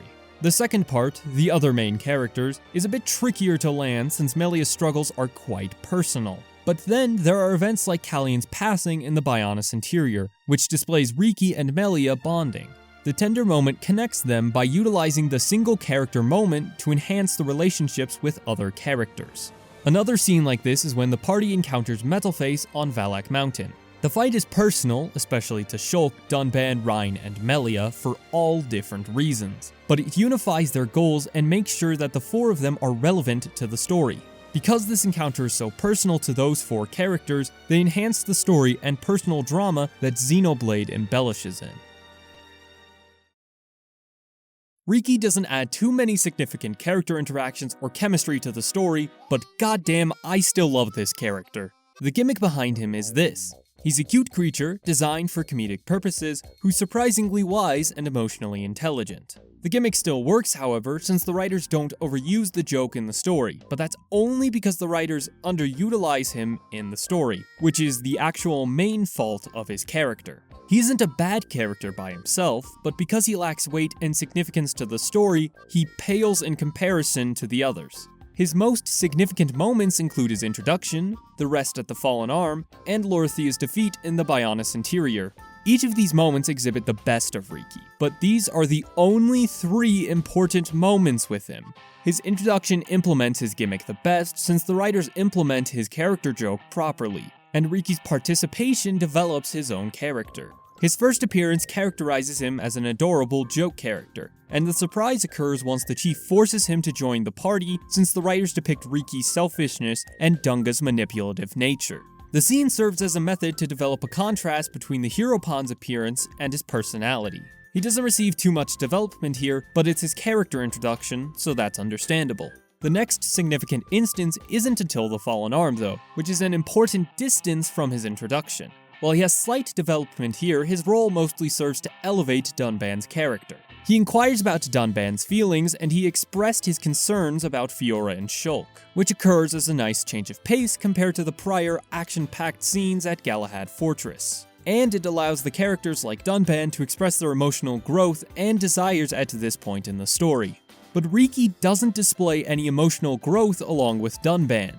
He either reinforces what Dunban says, or he prompts Dunban's emotional growth. The most emotional development he receives is his perception of Melia's exhaustion and deciding to stop for her sake, which characterizes him as kind, but Riki shouldn't be receiving basic characterization this far into the story. It makes his character completely lag behind when compared with the other characters. Yet despite all of that, this moment is supposed to be Riki's grand character moment. His next important story moment doesn't occur until the end of Bionis Interior, which is when he sees the ghost of Melia's brother.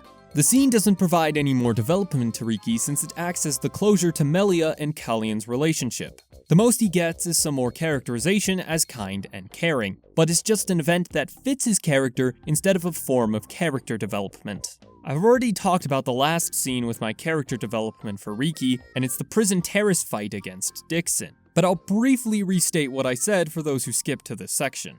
The fight serves as the final conclusion to each party member's character arcs, and the writers even attempt a character arc for Riki when he states that he knows Shulk is brave.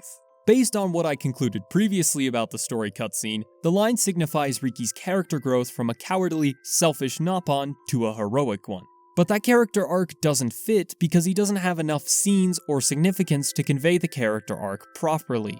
The 3 significant scenes I highlighted don't provide enough explicit character growth in Riki's courage for the line in this scene to make sense. Yet the writers are clearly attempting for this to be Riki's character arc, because there are small, one-shot lines like this one on Sword Valley. No leave friend behind. Riki's scared, but Riki won't go too. But one line isn't enough for a character to be developed or have a successful character arc. Even though Riki's character doesn't appear in the main story too often, and he really suffers for it, his character mostly shines in the heart-to-hearts. But even that still has its problems. His heart-to-hearts suffer from their formulaic writing.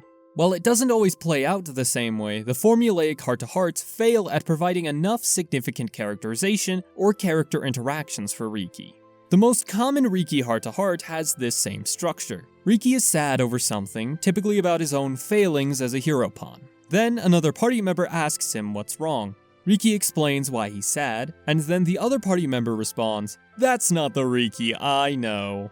It's absurd how often the writers fall back on this same structure for the Riki heart-to-hearts because the heart-to-hearts with other characters aren't this formulaic. The other ones provide some great character insights that flesh out their personalities even further, and it even presents some great character interactions between people who don't interact as much throughout the main story, including the likes of Melia and Fiora as well as Dunban and Sharla.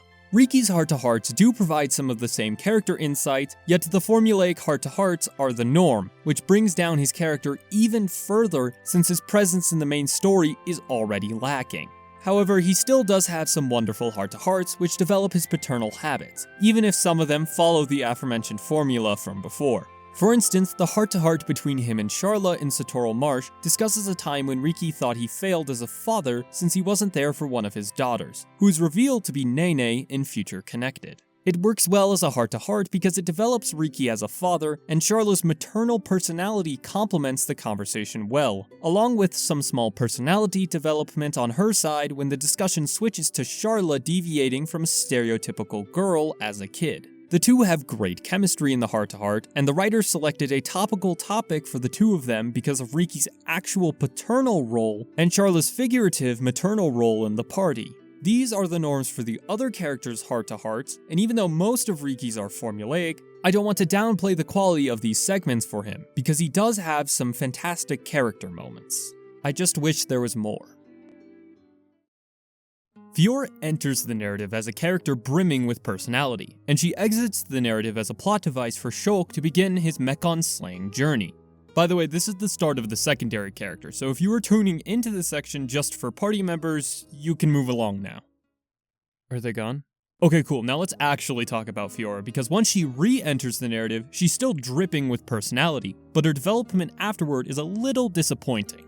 That's not to say I hate her reintroduction though, quite the opposite actually. I love that she comes back as a phased Mechon, and she's such a great addition to the party, fostering some great chemistry between the other main characters. But she doesn't receive quite the amount of development I think her character needed. She has a miniature character arc about her self-image since she has a different body, though it doesn't look that different from her Ham's body. She starts off as shy, reserved, and doubtful when she finally meets Shulk again. But by the end of the game, she's willing to continue living in her Mechon body, no matter how long her depleted energy supply has. It's a distinct change in her character's mindset, which is the great part. But it's not as striking to me as the change that someone like Reyn or Shulk undergoes, which are the results of several rigorous trials shaping their outlooks. Reyn's major character moments include the Mechon invasion, Tephra Cave, Ether Mine, the Fallen Arm, and Mechonis Field. Each area builds on top of the previous story beats when ultimately Reyn realizes that he doesn't need to protect Shulk. It has the same distinct mindset change that Fiora has, but the difference is the amount of character moments and trials that she undergoes. Fiora reappears so late into the game's runtime that she doesn't have as many opportunities to undergo significant story events that contribute to her changed outlook. The explicit change ends after Mechonis Core and once the party returns to Colony 6. The conversation between Melia and Fiora is the specific moment where Fiora states her character change. She wants to continue in this current body as much as she can. So the only significant moments she had to undergo this change include the following areas: the Fallen Arm / Hidden Village, Mechonis Field, Agniratha, and Mechonis Core. Her major moments in Mechonis Core and Agniratha don't even involve her personally. Sometimes it's just Meyneth explaining something, which takes up more of Fiora's screen time that could have gone to developing her character. It's not enough development, and that's not to say her character arc is bad. She has a decent amount of development, but it's not as much as the other characters, whom I think have a superb amount. Metalface is an incredible villain. His maniacal, chaotic tendencies and his integration into the story are the key to what makes him such a great antagonist. The writers slot him in the story to maximize the character development of other characters, and they kill him off once his utility ends. While he gets some flack for having some simplistic motivations, I don't think it's problematic, and it even fits Mumkar's character in my opinion. His personality is the main reason for his appeal though, so let's start there. Metalface is threatening, intimidating, and maniacal as all hell. I already highlighted how the game establishes his menacing presence back in Colony 9, but the introduction of his voice is what creates his signature attitude. Metalface's maniacal personality appears at the exit of the Ether Mine, where he taunts Shulk with some excellent expressive choreography on display. He's dripping with personality and creativity, and it's indicative of the fantastic characters the writers are capable of creating. That personality continues for all of his reappearances and dialogue, cementing him as a wonderfully expressive villain. The writers later introduce his motivations for becoming a face unit, his hatred for Dunban and desire to wield the Monado, and become renowned as the hero. His hatred stems from a place of jealousy, and it causes some great tension and character moments for Dunban and even Shulk, which is why I think his motivation is so fitting.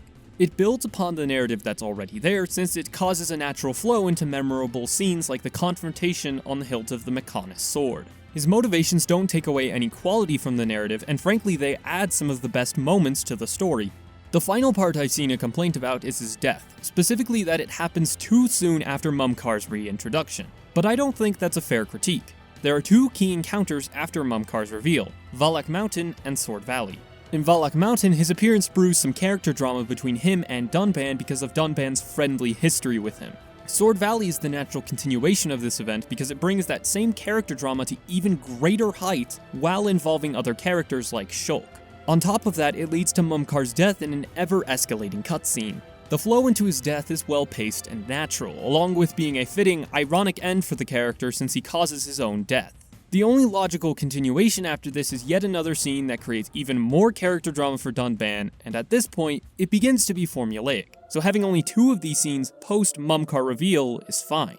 Plus, the game even utilizes Mumkar after his death to develop Dunban some more in one of my favorite heart-to-hearts, Eternal Scars. It presents Dunban's conflicted emotions about Mumkar because despite being a friend, he murdered so many Homs, and if you choose the path with the most affinity gain, it ends with him saying this: Mumkar, I doubt I'll ever forgive you for what you did, but I'll never forget you, and I hope you can find peace. I think it's a great end to both Dunband and Mumkar. For Dunband, it acts as part of his process for coping with what happened in the war 1 year ago. And for Mumkar, he dies because of his own power lust and desire for revenge, almost as a what-if scenario for if Dunband, Shulk, or anyone else continue to try and enact their vengeance. Egil is an amazing villain because of how much he adds to the story's commentary toward revenge. The most significant characteristic of him is his similarity to Shulk. While the allegiances of the two differ, their motivations are ultimately the same. They both experience mass tragedy resulting in great loss for their respective races. The two seek revenge by deciding to murder an entire group of people. For Egil, this is every inhabitant on Bionis, and for Shulk, this includes all the Mechon. In the end, they both realize their vengeance killing spree is immoral, and they decide to stop, though Shulk has his epiphany a little earlier than Egil. The two experience a strikingly similar character arc, and it's what makes Egil such an amazing villain. Often in narratives, there are attempts at this similar idea, creating comparisons between the antagonist and the protagonist for some kind of narrative effect. Most often, though, the connection is explicit, following a similar structure to this scenario. Protagonist-kun, you and I aren't that different. That can't be. I'd never be like you. You will see in time, Protagonist-kun laughs maniacally. Xenoblade takes a more subtle approach to the concept. There are moments that express the similarities between Shulk and Egil instead of dialogue, which is what creates the subtlety. But even when the game has these explicit connections, it implements them in a non-cliched manner, so as to ensure that the character similarities don't fall into the trappings of said cliché. For instance, when Shulk hears about how they're similar, he doesn't deny it. That's the key difference, because that denial from the protagonist is the most annoying part of the cliché. And while you could say that it's Shulk's character who improves this, I think Egil is really the villain that the story needed to make Shulk an even better character. Gadult is a great addition to the story, because he acts as a part of emotional backstory for Sharla, and he also helps develop Reyn's relationship with her, while still being relevant to the plot as both a villain and an ally.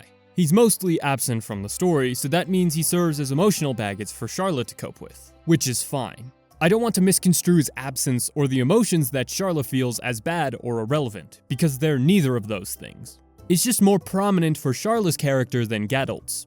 His great moments come in once the character is reintroduced as Jadeface, which is so fantastic because it illustrates the significance of his relationship with Sharla while also developing Reyn's camaraderie. His actions during the Mayneth Shrine events elucidate this the best. He refuses to kill Sharla as Jadeface, and when he regains his memory, he encourages Reyn to help take care of Sharla once Reyn treats him like a fellow soldier.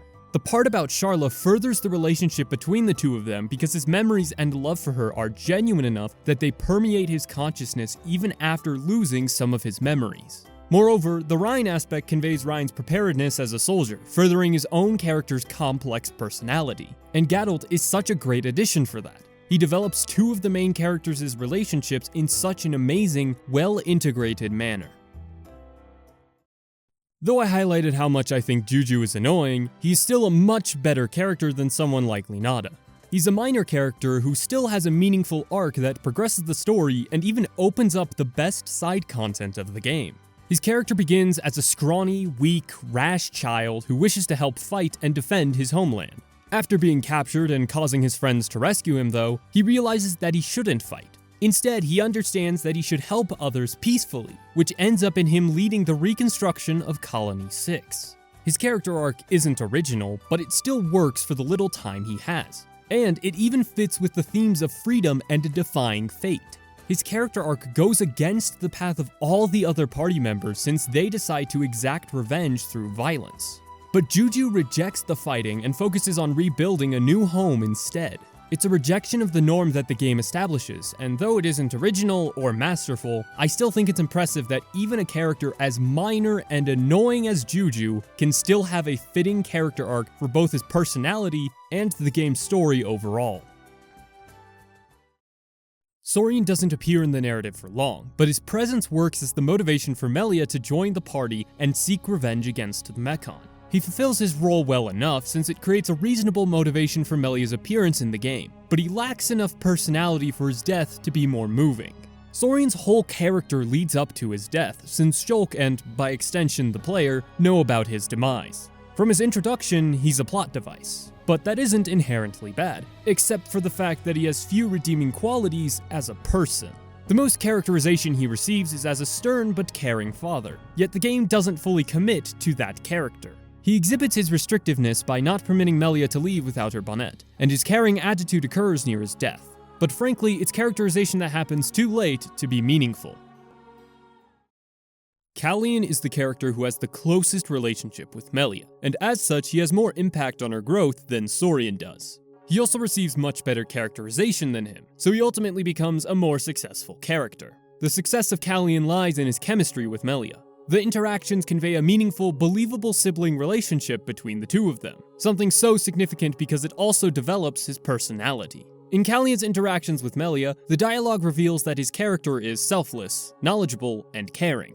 Though he doesn't receive much characterization beyond this, I don't view it as a problem since he is a minor character, and he also has significant bearing on the plot. For instance, his transformation into a Telethia and his ghost's reappearance later are integral to Melia's character arc about overcoming loss. Callian's actions and also his fate are the loss that Melia experiences, which is why they are integral to the character arc. And because he gains more of a personality than Saurian, his death scene is more emotionally resonant. His attempt to revolt and attack Lorithia fits greatly with his already established personality. On top of that, Callian's dialogue creates more of an emotional impact for me personally, but also for Melia's character growth. Compared to Saurian, who mostly pushes Melia to become part of the main plot, Callian is a much better improvement on what is essentially a similar character concept. Tyrea doesn't receive a large amount of development until Future Connected, and since I think the expansion is a great extension of her character, it's best to combine the two here. Tyrea's whole character arc involves her overcoming her prejudice toward half-high Entia, ironically being one herself. It's a satisfying character arc because it starts off as slow development, only appearing when it's relevant, and then becomes a significant part of the main story in Future Connected. The slow burn begins in the High Entia tomb, when she's tasked with assassinating Melia and fails. She reappears in Chapter 17 as part of a quest, in which she has to cope with her mother's transformation into a Telethia. The little amount of character change here is good because she only appears when the party has good justification to encounter her, so I think it's a natural, fitting addition. Her next major appearance is in Future Connected, where she receives the most development because she learns to accept Melia as a leader, and I think it does two things really well. It fits with the plot and presents a relevant character arc. Her relevance to the plot appears when she fights back to defend the city of Grand Bell. She contributes meaningful actions to the plot here, and it's what helps her to be relevant to the overarching story. And the end of her character arc here, embracing Melia, is still fitting to her character and the story at large. Her character arc involves overcoming prejudice, so accepting Melia, a half-high Entia, is a wonderful extension to that idea. Even more, it's still relevant to Melia's journey to become a leader in this new epilogue. Lorithia is the least interesting of the Trinity, but that doesn't mean her character is bad. She becomes a decent antagonist as the story progresses, but the interesting developments are too brief and they arrive far too late to have as much significance as necessary. At first, she's characterized as manipulative and mysterious, both of which are due to the third-person omniscient perspective for the story.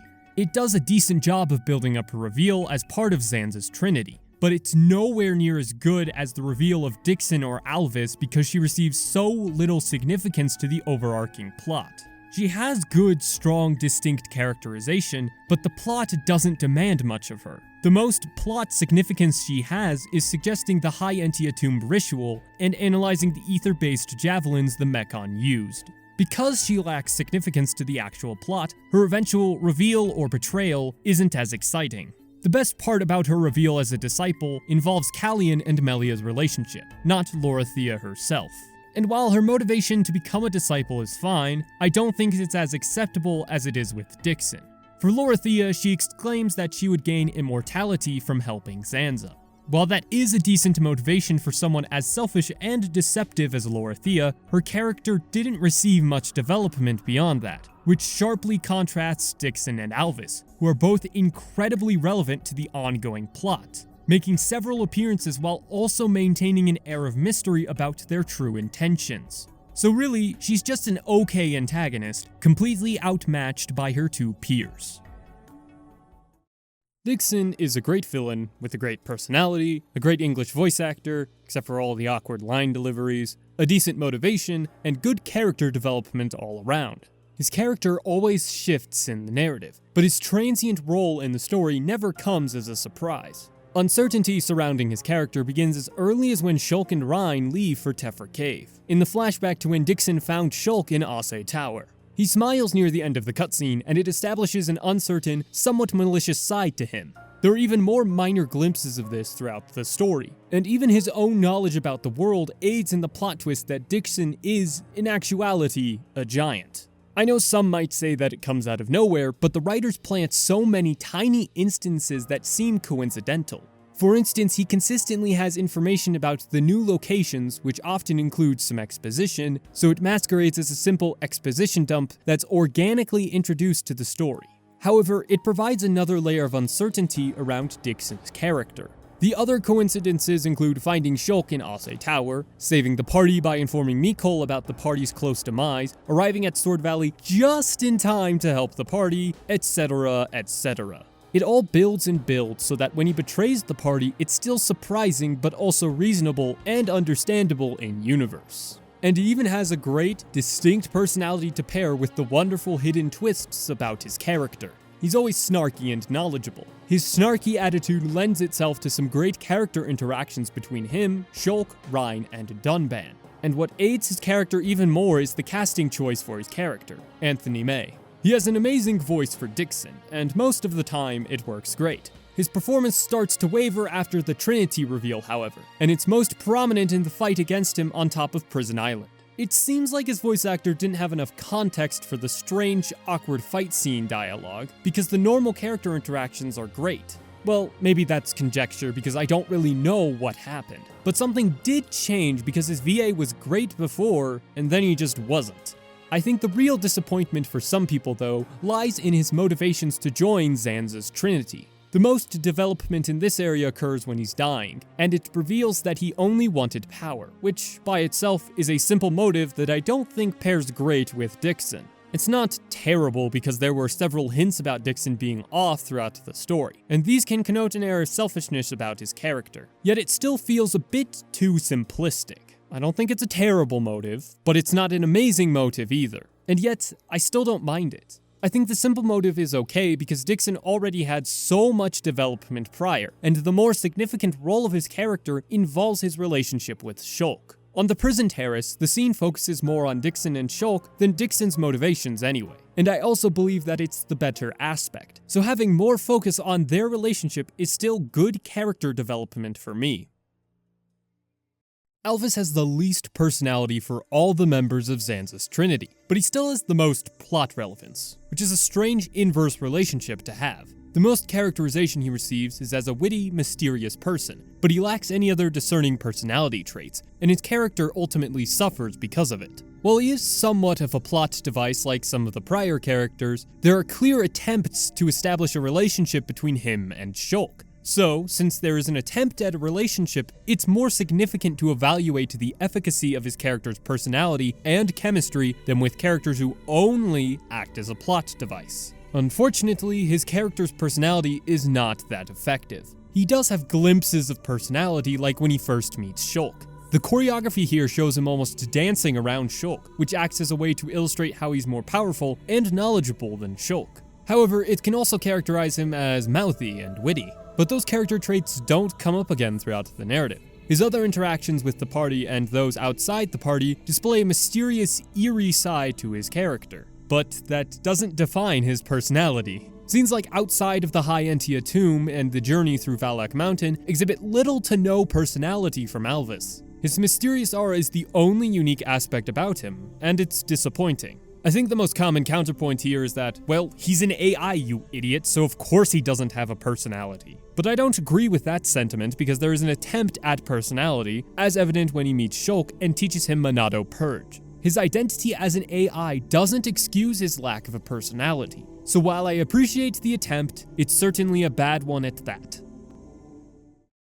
Zanza, as a villain, complements the story best on a figurative level. What I mean by a figurative level is this. He works as a great tool to flesh out the commentary about Xenoblade Chronicles, because the narrative advocates for a philosophy of absolute cosmic free will, and Zanza is a contrast to that ideology. I'll elucidate what I mean more in the final section, but needless to say, he works great for developing the game's message. In terms of the literal story or plot though, he still works, but he isn't an amazing villain like Egil or Metalface. He has a distinct personality, which is his best quality, and he has lacking motivations, which is his worst quality. His character is someone who is selfish, malevolent, and prideful. Zanza is a self-obsessed character, and it creates some great interactions between him and other characters. He's so playful with cosmic grand concepts like creation and transformation that I think his character is unique enough to warrant his appearance. Well, the story alludes to his presence several times throughout in some really clever ways, so that does aid his plot's significance.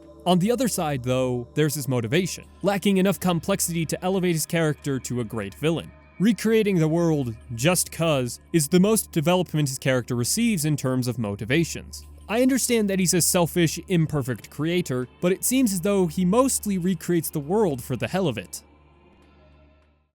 Meyneth doesn't appear too frequently throughout the story, but I still view her as a good addition to it. She embodies half of the binary I mentioned near the beginning of this video, but not the contrast between mechanical and biological. Meyneth acts as a kind god, contrasted by Zanza, who is a cruel god. I think it's a great binary that works well to develop Zanza's character. Her juxtaposing views on creation develop Zanza's selfish, egotistical motivations to oppose the party. Though the most problematic flaw for her character is that she doesn't help flesh out his motives as much as necessary. There is still a great amount of confusion and lack of clarification surrounding Zanza's motives. And while I think that his self-centered intentions work well with the story's commentary, it doesn't complement the storytelling on a literal level like I mentioned before. And since the writers use Meyneth as a tool to develop Zanza, it becomes a flaw for her character too.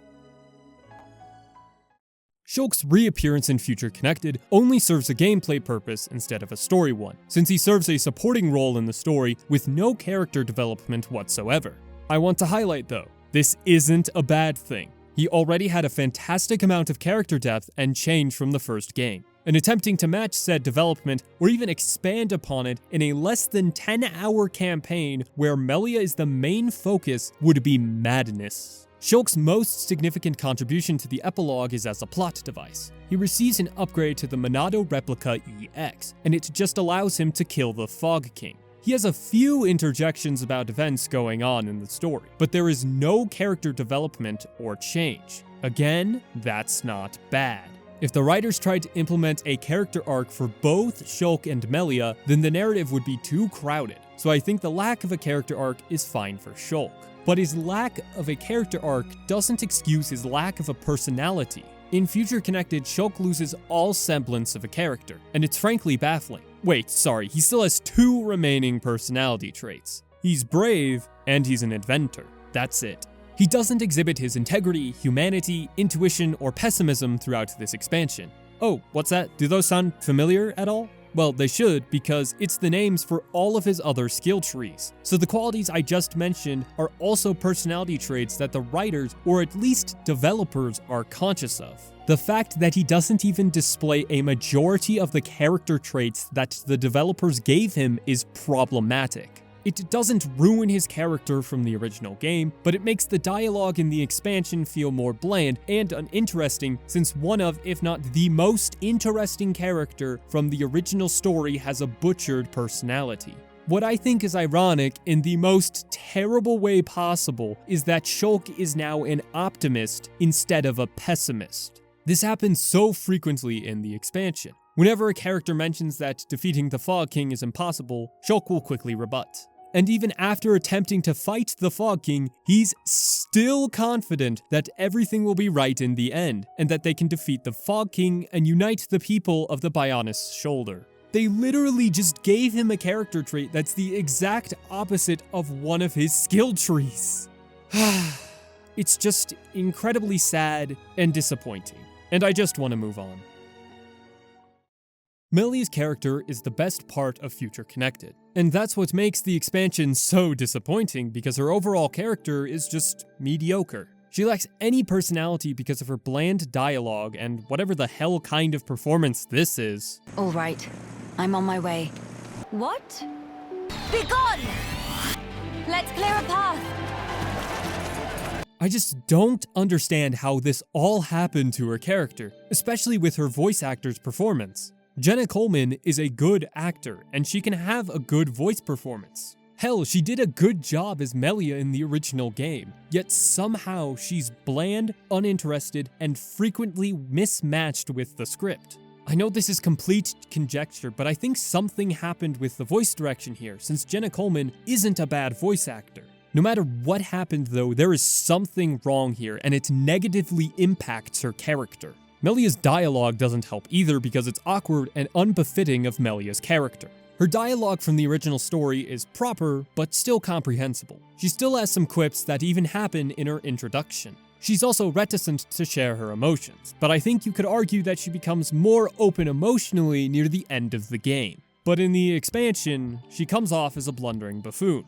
Her dialogue most commonly boils down to one of two instances: surprised and confused, or spouting meaningless monologues. I say meaningless because the monologues she frequently delivers have no correlation with her actual character arc, becoming the next leader of the High Entia. And since the emotional beats don't correlate with her character in the epilogue, it results in a messy character that really isn't interesting.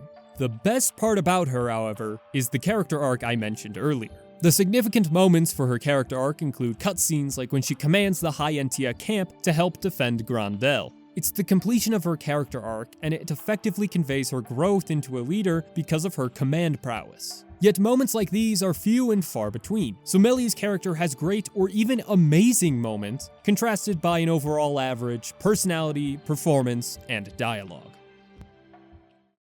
Kino is absolutely terrible. He has an annoying personality with no character development. He has a few charming voice lines in quiet moments, but these are the exception to the general rule. Kino is annoying. His annoyance begins when the writers introduce his main character gimmick, a repeat of Riki's selfishness. For Riki's character, he calls the other party members his sidekicks as the great, legendary hero pawn, while being a coward himself, which is supposed to be the comedic part, even if it doesn't always land for me.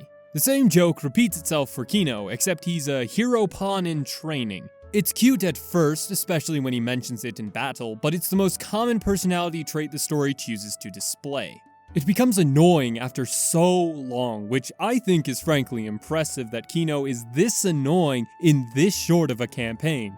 His least annoying moments happen in a few quiet moments. Specifically, one between Kino and Melia presents a more serious, somber side to him, which I think works great to flesh out his character. It didn't even take that much change in Kino's personality, because he still exhibits his signature childlike innocence. I think it's great, and I wish this was the standard for Kino's character interactions. But unfortunately, it's the exception, even in his other quiet moments. For instance, in one quiet moment between Nene and him, Kino complains again and again that he's hungry. So Nene tries to help him imagine eating food, and in the end, he complains that he's still hungry. Aside from the quiet moments lacking any purposeful character development, Kino features his annoying complaining here, and it's the most common feature he shows off in his quiet moments. I would say more about how annoying he is, but I shouldn't give a character with such lacking depth any more depth in this analysis.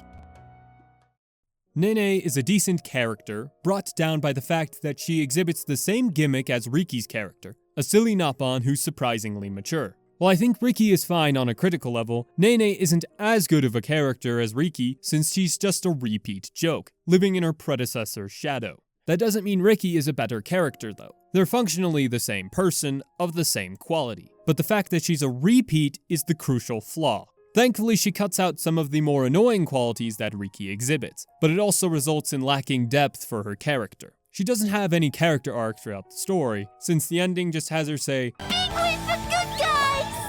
and that's it. Along with that, her most main story significance involves spouting single-line ramblings that often aren't relevant, followed or preceded by Kino spouting whatever stupid thing he wants to say. But because she lacks significant character change and main story involvement, she's a lacking character. which is unfortunate because I think her personality is so vibrant.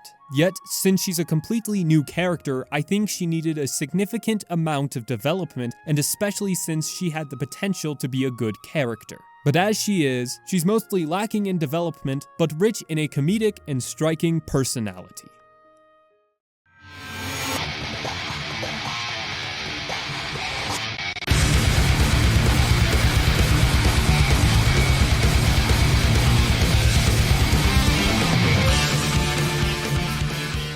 The combat is a terrific divergence from the stereotypical turn-based combat that's a trademark of JRPG design. The one flaw to Xenoblade's approach, though, is that it's sometimes too basic to allow for any challenge. If you aren't privy to some of my past videos, I've said that turn-based combat doesn't interest me, since I find it slow and archaic. There have been exceptions to that, like the Persona series and Undertale, but in general, turn-based systems are tedious and not worthwhile combat systems. So when I discovered Xenoblade's real-time combat, I was enthralled. Gone were the slow, monotonous mechanics I despised. Absent were the tedious experience grinding systems. Finally, a game had capitalized upon a system that made combat exhilarating and refreshing. Except, after completing the game twice, I don't think the combat is as magnificent as I first thought. It leaves a great first impression, though. The combat pacing is great since there are no turns and you're always doing something to advance the fight. Auto attacks cause minor damage frequently enough that even while arts regenerate, you're already looking for the next art to use and strategy to implement. While you don't have full control over every party member, the AIs are reliable enough that the system still works well, and the AI-controlled characters still contribute to each fight. They may not use arts reliably, but the auto attack system ensures that they are continuously contributing. It's an easy trade-off compared to implementing a potentially boring combat system into the game. It also helps that the combat perfectly fits with the other gameplay systems. A real-time combat system allows for you to enter and exit fights seamlessly, so the pacing of exploring areas and venturing to the next story beat aren't interrupted. The characters also have unique fighting styles from one another. For instance, Reyn is the assigned tank role for the party. His kit works well to absorb aggro from enemies and take damage. Conversely, Dunban, the other tank, focuses on high agility and strength to dodge attacks, and the massive damage dealt absorbs any potential aggro from enemies.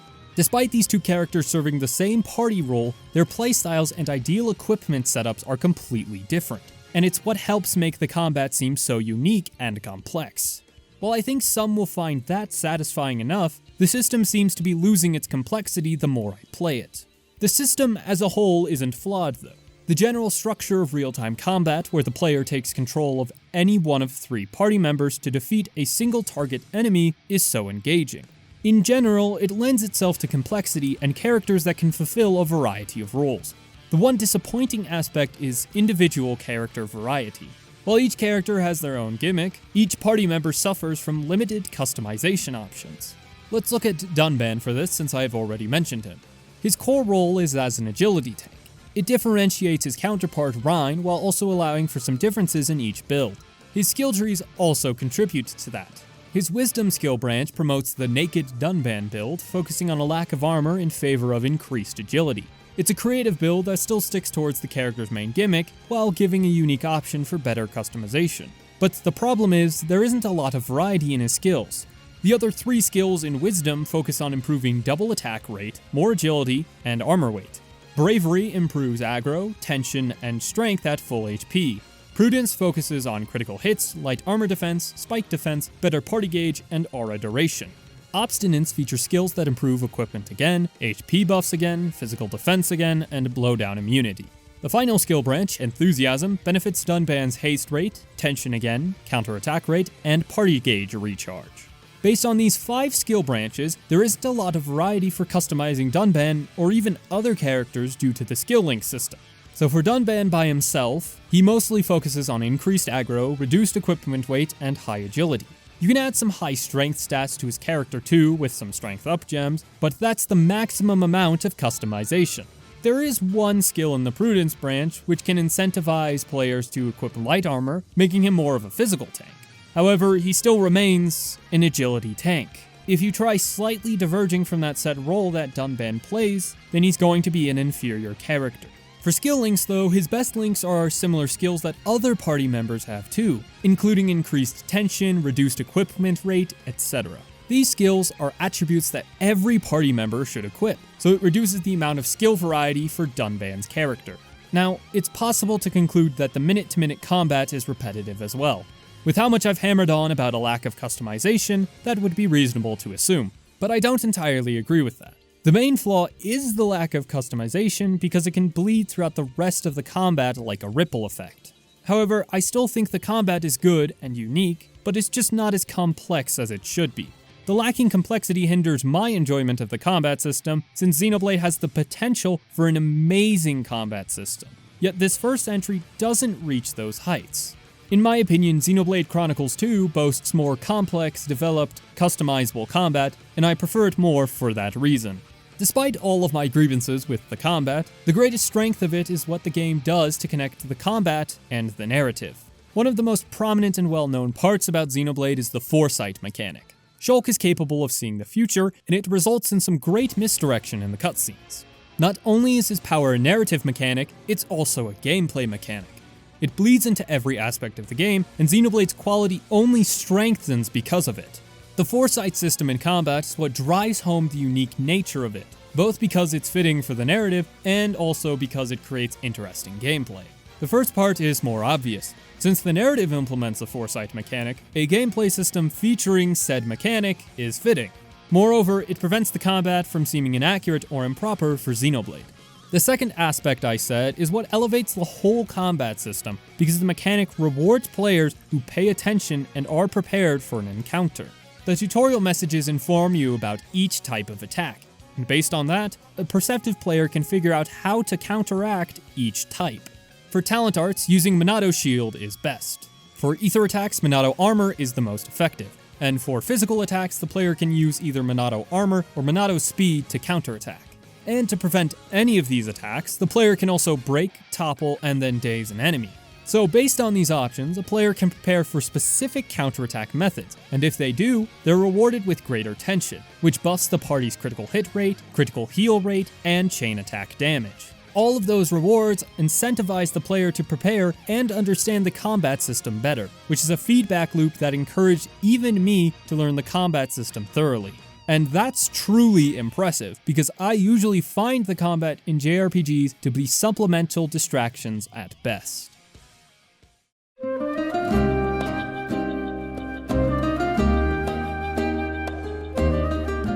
If you remember earlier in the video, I critiqued Witcher 3's approach to cutscenes, but that isn't to say I hate the game. In fact, I think the story, and especially the side quests, are the best part. The side quests all present detailed, intricate stories without the stereotypical fetch quest design. It's frankly amazing, and it's what I consider peak side quest design. Yet, despite how much I love Xenoblade, its side quests are nowhere near as good as The Witcher 3, and it's due to two things. First, the quests require too much fetching of items for some of them to have any depth. And secondly, they don't tell as interesting of stories as I think the game and its writers are capable of. I'm certain that the development team had creative, competent writers, and while Xenoblade still does have some well-told stories that interweave into the side quests, the amount of generic ones is just too much. Now, what I called generic quests don't include the actual in-game generic quests. A generic quest in the game are the ones that you receive from NPCs who have no names, such as Colony 9 resident or Colony 6 resident, etc. You also don't have to return to the quest giver to complete these quests, and they encourage the player to explore, fight monsters, and collect items, because you automatically receive rewards for participating in the game's own gameplay loop. It's a wonderful system, and I think it works well as a way to still incentivize these actions without the need for a large majority of fetch quests. However, there are still a lot of these fetch quests, even with the named NPCs. The fetch quest objectives would be more understandable to me if the quests had a majority of interesting, memorable stories. While Xenoblade does have these, they don't encompass a majority of the hundreds of quests the player can accept. What I mean by memorable stories doesn't exactly equate to the side quests of The Witcher 3. That game has side quests that take advantage of the subversion of fantasy tropes to create unique stories for each quest you encounter. I don't think that style fits Xenoblade. But Xenoblade already has the framework for amazing side quests. The game just doesn't apply this to as many side quests as I think it should have done, causing them as a whole to seem underdeveloped. A prime example of great quest design for Xenoblade is the side quest chain about the drug ring in Frontier Village.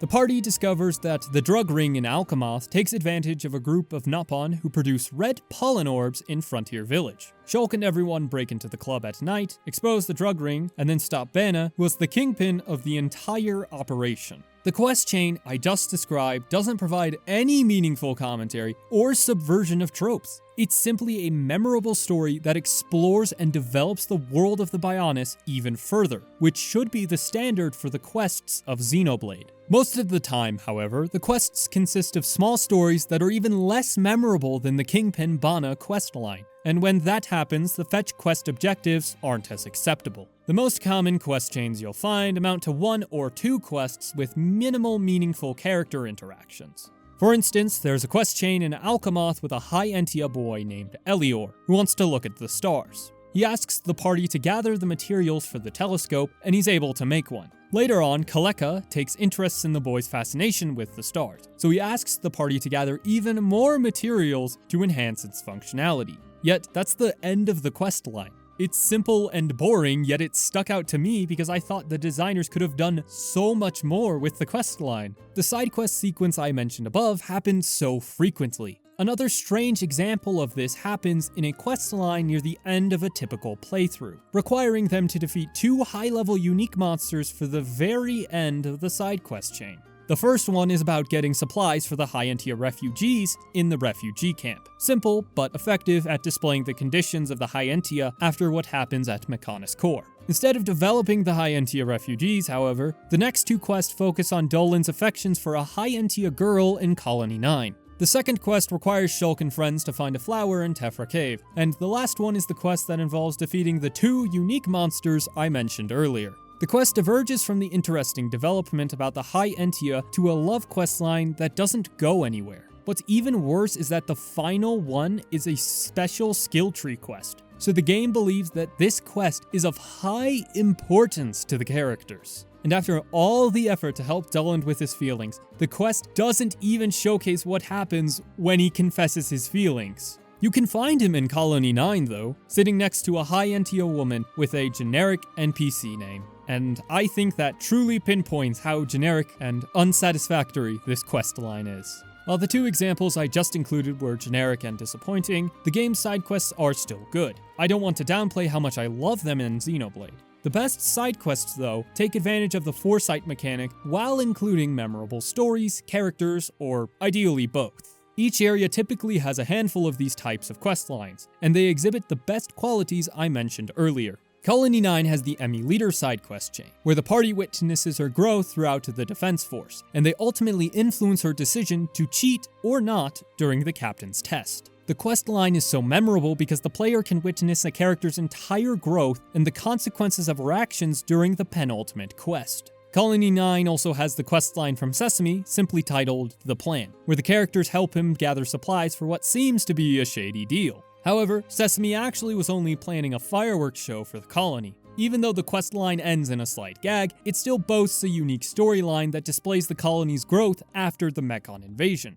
Satorl Marsh has the quest lines from Bokoko and Kacha, where the player rescues Kacha from a base infested with Ignas, and after rescuing her, the player can go atop Exile Fortress and find a Giant's Trove, which is the truly memorable part since a Giant's Trove is an incredibly rare find, only appearing a few times throughout the entire game. Frontier Village has both the Kingpin Bana questline I mentioned and the Mystery of Makna Ruins quest chain. The latter grants Shulk access to an entirely new Monado art, which is a very rare occurrence, cementing this quest as another memorable moment in a playthrough. And this list goes on and on. Xenoblade provides a plethora of side quests to the player, but really each one is a part of a group, and most of the groups in the game are all memorable and unique enough to be praised. But despite the great parts of the side quests, they're still lacking in terms of character development. For the NPCs, not the main cast. The game's side quests don't lack memorable moments, but they aren't as frequent as I think the developers are capable of. However, one part of the side content I think they succeeded at was the reconstruction of Colony 6.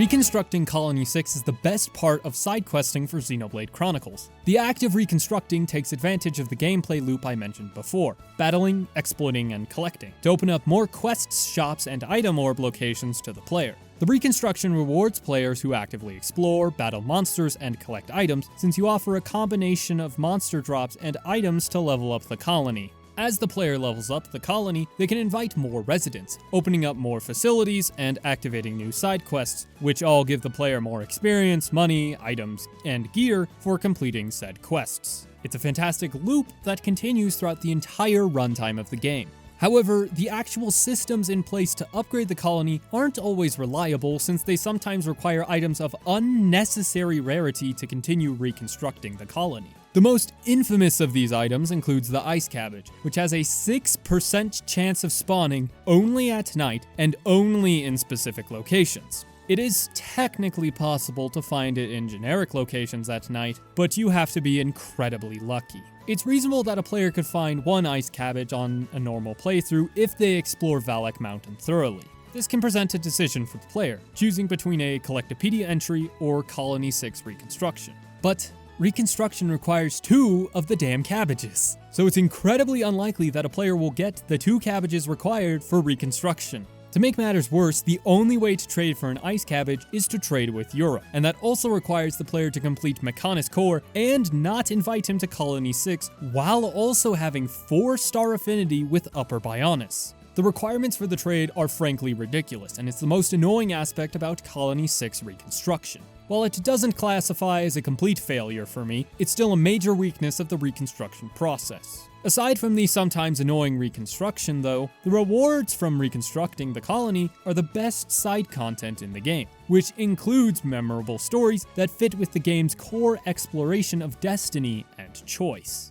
The quests fit the game's exploration about fate when the player is able to choose the outcome for quests. However, once you accept these types of quests, Shulk will receive a vision about a potential outcome or outcomes. The player then can decide which outcome is the best with the foresight of what will happen, so their decisions have more weight, and the decisions are never something that the player didn't want or choose. A better implementation of a romance questline includes the choice between Dream of a Poet and Melody of Happiness. The player has to decide between Yura and Nick's affections for Rosemary, and once the player chooses a character, they can see the actual outcome of the relationship. However, that quest in Colony 6 isn't as interesting as some of the other ones it offers. For example, the quest Lifespan of a Makna is a short yet memorable one because it implements the vision mechanic again, so that the player has to choose between 2 extremes. Prolong a Makna's life for a short time, or prolong a Makna's life for possibly hundreds of years. The quest provides some more insight on Makna physiology in an organic way, and includes a meaningful choice for the player to make.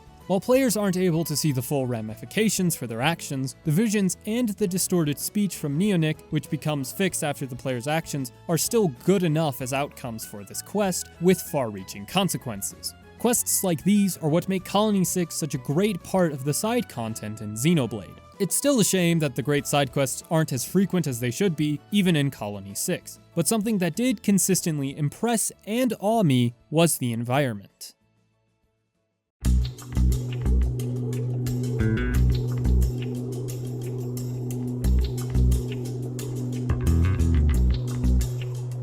The environments of Xenoblade Chronicles are so beautiful, creative, and thought out that I don't think I can truly give them justice. Despite only having 2 titans to work with, Monolith Soft were able to create a variety of environments that all fit organically within the world. I think some great examples of this include the areas with stark weather changes like Valak Mountain. By itself, the mountain starts off tame and bland during the day, but once nightfall arrives, the scenery lights up, literally. The crystals begin to glow and shoot a beam of light into the sky, creating a beautiful skyline. And the game even elucidates the cold climate of Valak Mountain, contrasting the humid climate of Makna Forest, stating that the sun isn't able to hit the Bionis' arm directly. Therefore, the climate became more and more cold as the shadows of both the Bionis and the Mechonis blocked the area's sunlight. But climates aren't the only variety that Xenoblade has in store. The Fallen Arm is a unique area that combines greenery with the mechanical style of the Mechonis. It's a slight variation on the nature-ridden mechanical landscapes featured in games like The Last of Us. There's also Satorl Marsh, combining angelic vocals with the serene nighttime atmosphere,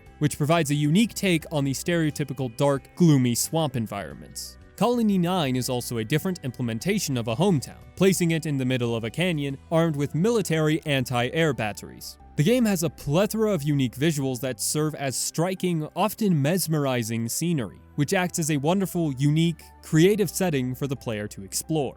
The exploration, however, is the most issue I have with the level design. The act of exploring isn't that interesting since there aren't too many incentives to do so. Exploration acts as a side effect from the player completing side quests, collecting item orbs, finishing the story, and fighting monsters. The most significant rewards for only exploration are secret areas, which award a significant amount of experience, but they're often gated off by high-level enemies, which encourages the player to progress further and then come back to the area. It isn't a terrible system, but the act of just exploring isn't fun or incentivized by the game. I think another detriment of the system involves the lack of movement options. The player can only walk or jump. While the developers included an auto-run in Definitive Edition to remove some of the tedium, it still remains, and it causes the exploration to be somewhat boring. The best aspect about exploring, aside from the beauty, is how seamlessly it flows from the other aspects I mentioned earlier, like collecting, battling, questing, etc.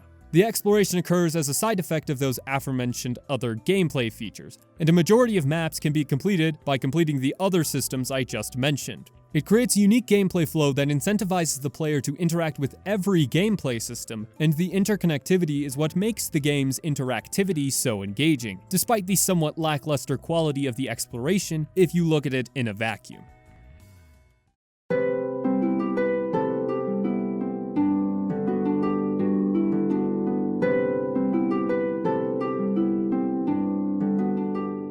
The music of the game is amazing. At this point, it's one of my favorite video game soundtracks because of just how unique and varied the soundtrack is, along with the implementation of leitmotifs throughout the OST. I think the only lacking part of the soundtrack is that the implementation of leitmotifs feels a bit too infrequent. But that could just be because I'm expecting something like Mother 3 where every other song uses one of two leitmotifs to bolster its own commentary and storytelling.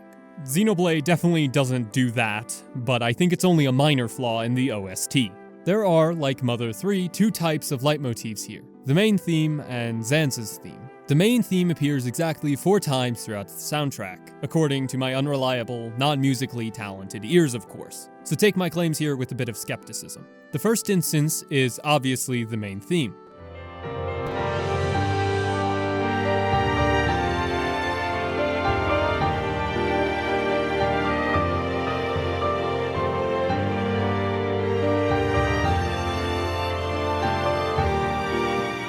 The next is the end of Prologue B.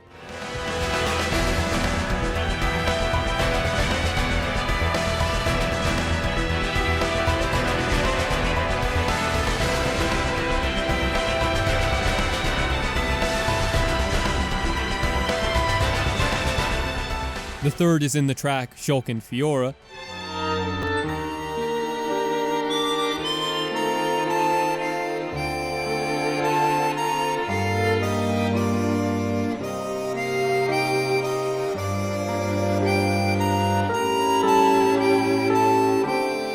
And the final appearance occurs in Bionis Awakening once the organ starts playing.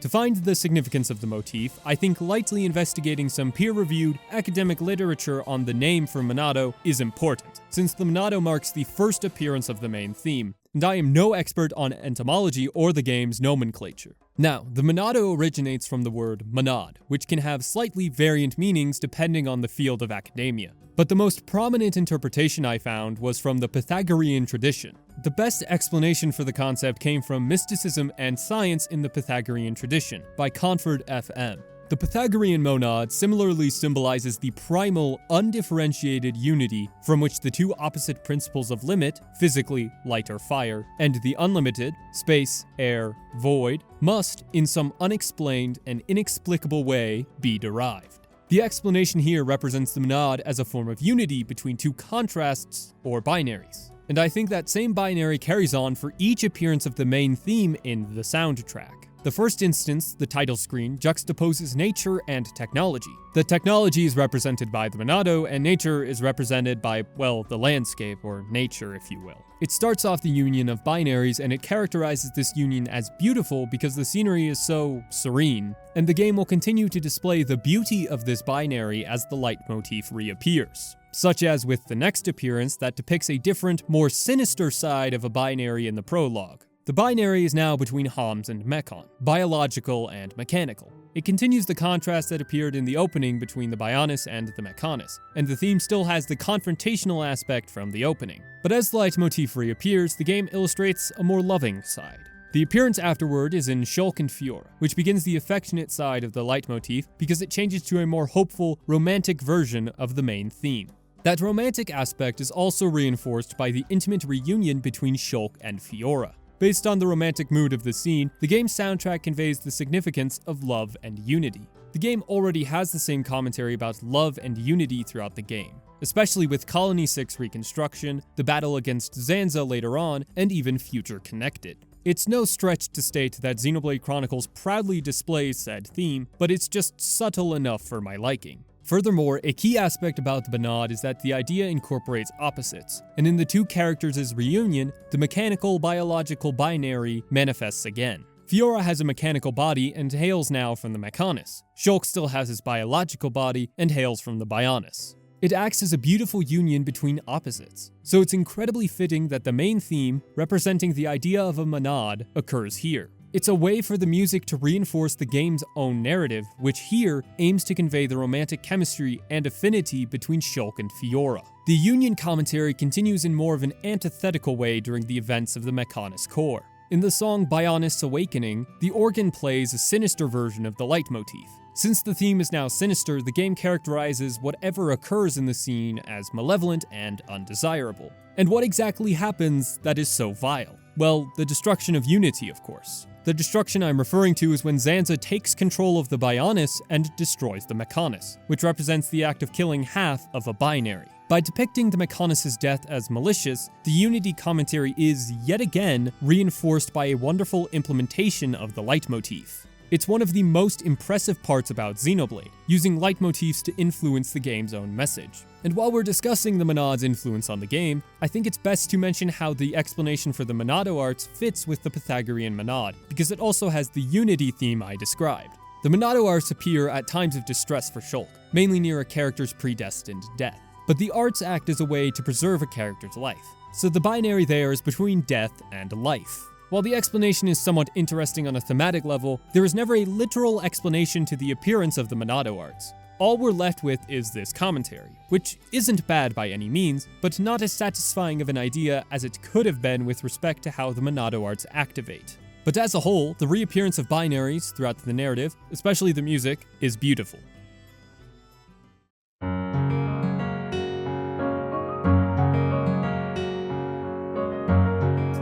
The localization for this game in particular is quite pertinent, since Xenoblade had such difficulty receiving an English localization.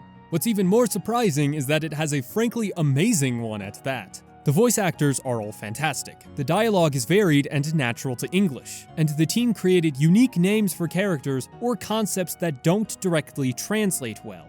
I'm quite amazed at the team's competence for what was an obscure game that Nintendo of America believed would sell so poorly that a localization wasn't even profitable. Needless to say, I'm pleasantly surprised. The most noteworthy part of the localization, though, is the English voice acting. The voice directors and actors blended together perfectly, creating some of the best dubbing I've ever heard. Adam Howden, Rufus Jones, Jay Taylor, and Timothy Watson are all the highlights of the cast, especially Timothy Watson for his work as Metalface. Watson's performance encapsulates the malevolence of Metalface while also interjecting a unique voice for the character. and he never has a line delivery that I would consider awkward, which is the most impressive part for an English dub since the old lip syncing still needs to match the new dialogue. Rufus Jones does an exceptional job as Dunban too, and I think he fits the character perfectly, even though his Japanese counterpart is the one and only Ryo Horikawa, who is the voice of the man, the myth, the legend, Captain Falcon. Ryo Horikawa takes a higher-pitched approach to Dunban's voice, but he still encapsulates Dunban's obstinance and bravery in his performance. I personally prefer Rufus Jones's deeper voice to Dunban, though they're both perfect for the character. Not every character performance is perfect, however, even though I think all the voice actors did at least a decent performance. The main problem comes from awkward line deliveries, despite the fantastic voices the actors have. The most egregious character for this is Dixon, who has an incredibly fitting English voice actor, but he has more awkward line deliveries in the final chapter. He's the most disappointing example, but the rest are typically incredible. Now, the problem for the awkward deliveries isn't the lines because all the dialogue has fantastic translations. There are 3 specific words I think exemplify what I mean: Kyoshin, Kishin, and Kishinhei. The first word means great god, and it's the Japanese name for the Bionis. I don't even understand how the localizers came up with the new name, but it fits much better for English. I've mentioned the second word in the video before, Kishin, which is the name of the Mechonis in Japanese, but the last one is an extension of the Mechonis' name, Kishinhei. The final word, he, can translate as machine god soldiers, which is the Japanese equivalent for Mechon. The word Mechon fits far better than Mechonis soldiers, which still works for the English language. And I have to commend the localization team here for their dedication to creating an English localization that was beyond exceptional.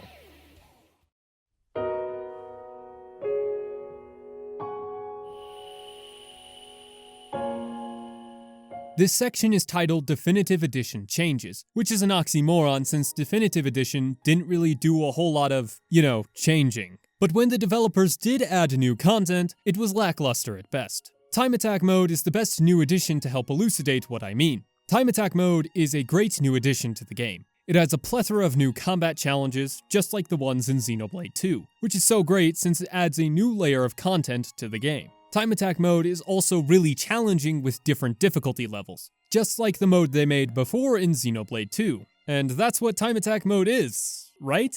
Well, actually, Time Attack Mode is an inferior version of Challenge Battle Mode from Xenoblade Chronicles 2.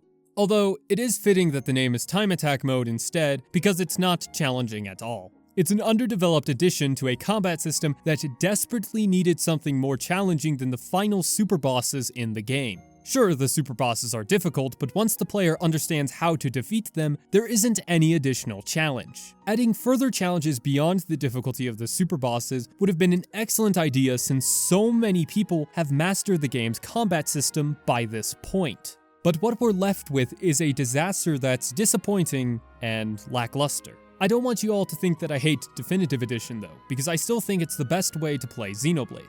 The visuals are beautiful, and I think the anime art style fits better than the original's art direction since characters are far more expressive, and the console's graphical limitations don't hinder the presentation as much as the poor old Wii. I vastly prefer this art style, and I think it looks great in Xenoblade 2 as well. What I didn't like in Xenoblade 2 was the change to movement, however. The game changed the jumping mechanics, so instead of carrying your momentum after a jump, the characters would pause and then continue walking. It's so frustrating because the movement mechanics in both Xenoblade 1 and 2 aren't that engaging. There is minimal change in how you can move since movement is limited to walking, jumping, or sometimes even walking vertically. So having one of the 3 movement options slightly punish the player for using it is rubbish to me. I was afraid that Definitive Edition would change the jumping mechanics back to the system from the sequel, but it's not. The jumping mechanics are the same as they were in the original, with one exception. When you jump in the water, the character model can't move until it resurfaces. In prior Xenoblade games, the character model would continue moving while it was submerged, but for some unknown reason, the developers changed it. It's not productive for me to speculate how this happened, though I do have an inclination why, but the mechanic change is still a disruption to the gameplay flow, and it happens far more frequently than you think. What's even more annoying is how inconsistent the water mechanics are.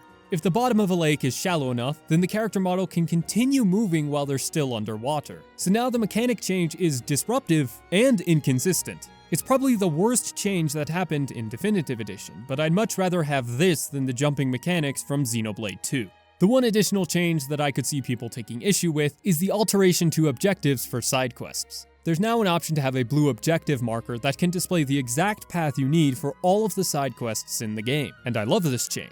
I think it's a great way to cut down on the tedium of the game without drastically changing the original or intended experience of those quest lines. The question I always had in my head though was this: does the new feature ruin exploration? No, not really. Even with the guidance on, it takes the player to new, sometimes unfamiliar locations, prompting them to explore new locations and find more secrets. So really, the change to quest objectives doesn't take away from the game's experience, it just adds to it. And even if the new changes aren't to your taste, the plethora of added customization options allow for a smooth and all-around better experience. Hey, I didn't want to put this at the beginning of the video, but there's another spoiler warning for me, except this time there will be spoilers for the entirety of Xenoblade Chronicles 2. If you want to skip the spoilers, then you should go to the next section right away. I don't want to explain too much about why I have to spoil the sequel, so here's your warning, and proceed at your own risk. Alright, adios! Yet another disappointing part of the remake included the lack of changes to the story.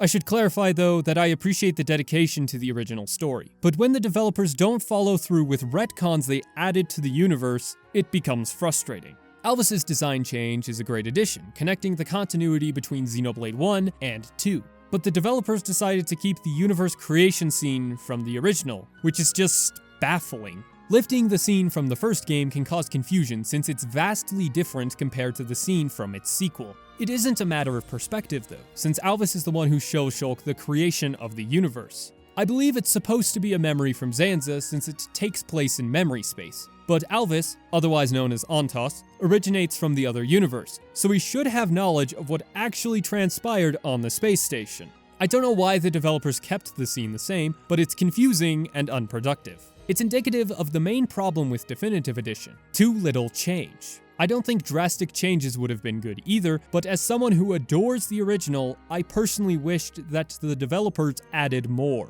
Before we move on though, I do want to heavily commend the UI overhaul the team added, because it's a significantly better interface than every other Xenoblade game, including the original. All of the text on screen has a consistent font to it, and all of the descriptive elements, like stats and art descriptions, are large enough that it's convenient for people to read and reference. All of the sub-menus house information that the player needs, and there aren't as many tabs in tabs that the original suffered from. You can even press the menu button again to close the menu from wherever you are too. Everything here is just so cleaned up and presentable. The other addition includes the new kanji in the top left corner of the menu. So here's the lightning round for all of those in no particular order. The one for system menu is se, meaning system, law, or rule.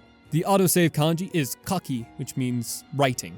Equipment is sona, which means to equip. Arts are waza, which means art, ability, or skill. Shop is mise, which means store. Tutorials is for gaku, which can be attached to words for learning something or the study of something. Loading is yomi, which means reading, like we discussed at the very beginning of this behemoth. Saving is the same as autosave, kaki. Expert mode is kuro, which means expert or professional. The kanji for area map is chi, as in the first part for the word chizu, which is the word for map in Japanese. Changing time is toki, which just means time. Quest log is tonkyu, which means quest or search. Items is shina, which can mean articles or items or things. Quiet moments is hanashi, which means a talk.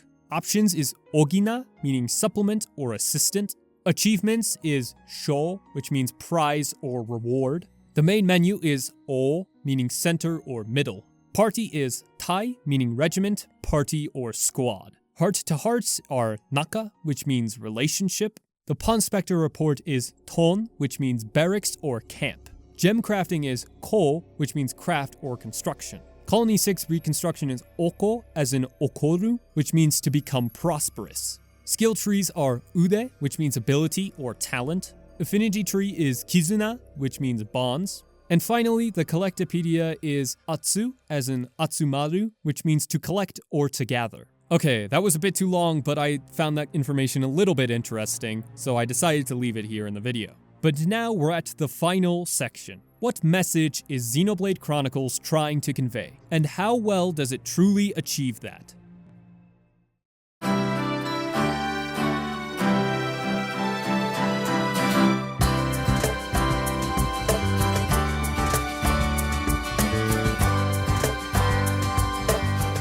Xenoblade Chronicles is a rejection of deterministic philosophy. For those who don't know, determinism is, in the most general sense, the philosophical belief that all events happen due to previous causes, and people often contrast it with the philosophical idea of libertarianism, which is very different from the political ideology, by the way. And for the rest of the video, when I say the word libertarianism, I'm referring to the philosophical term, not the political ideology. So determinism has a more symbolic status in the narrative because the visions and the entire foresight mechanic is representative of determinism.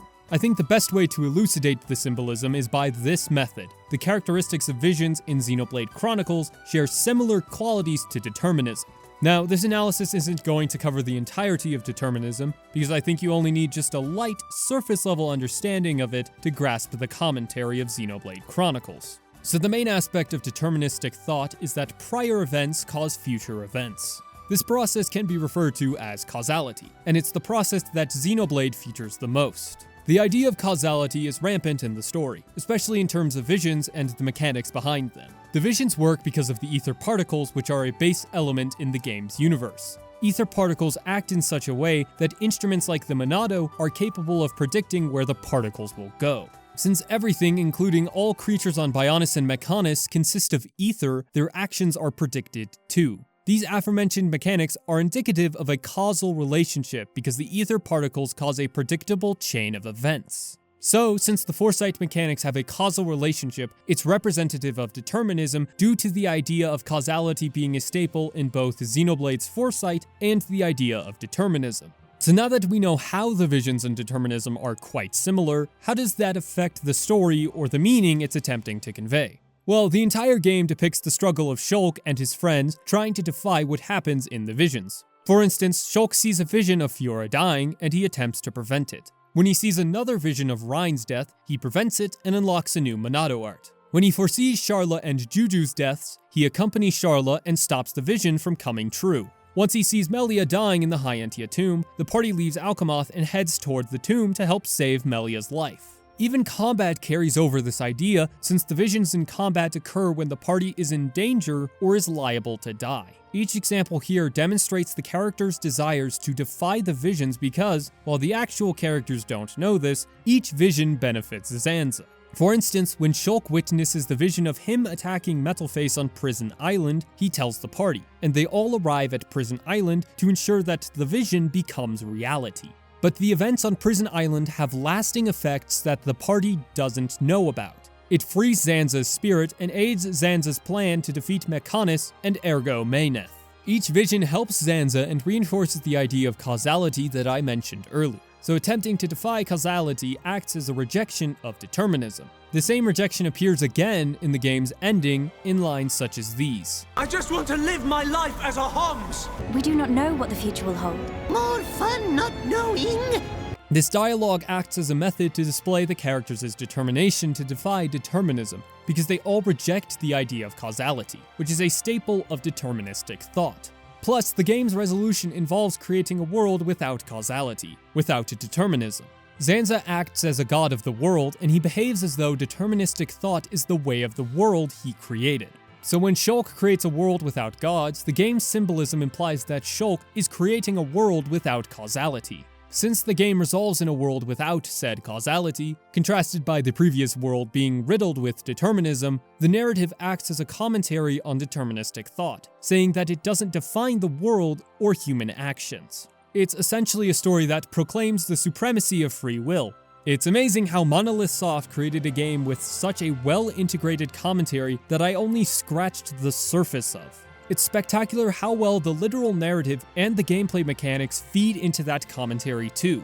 It's sublime how fantastic, resonant, and unforgettable Xenoblade Chronicles is. And I won't soon forget it.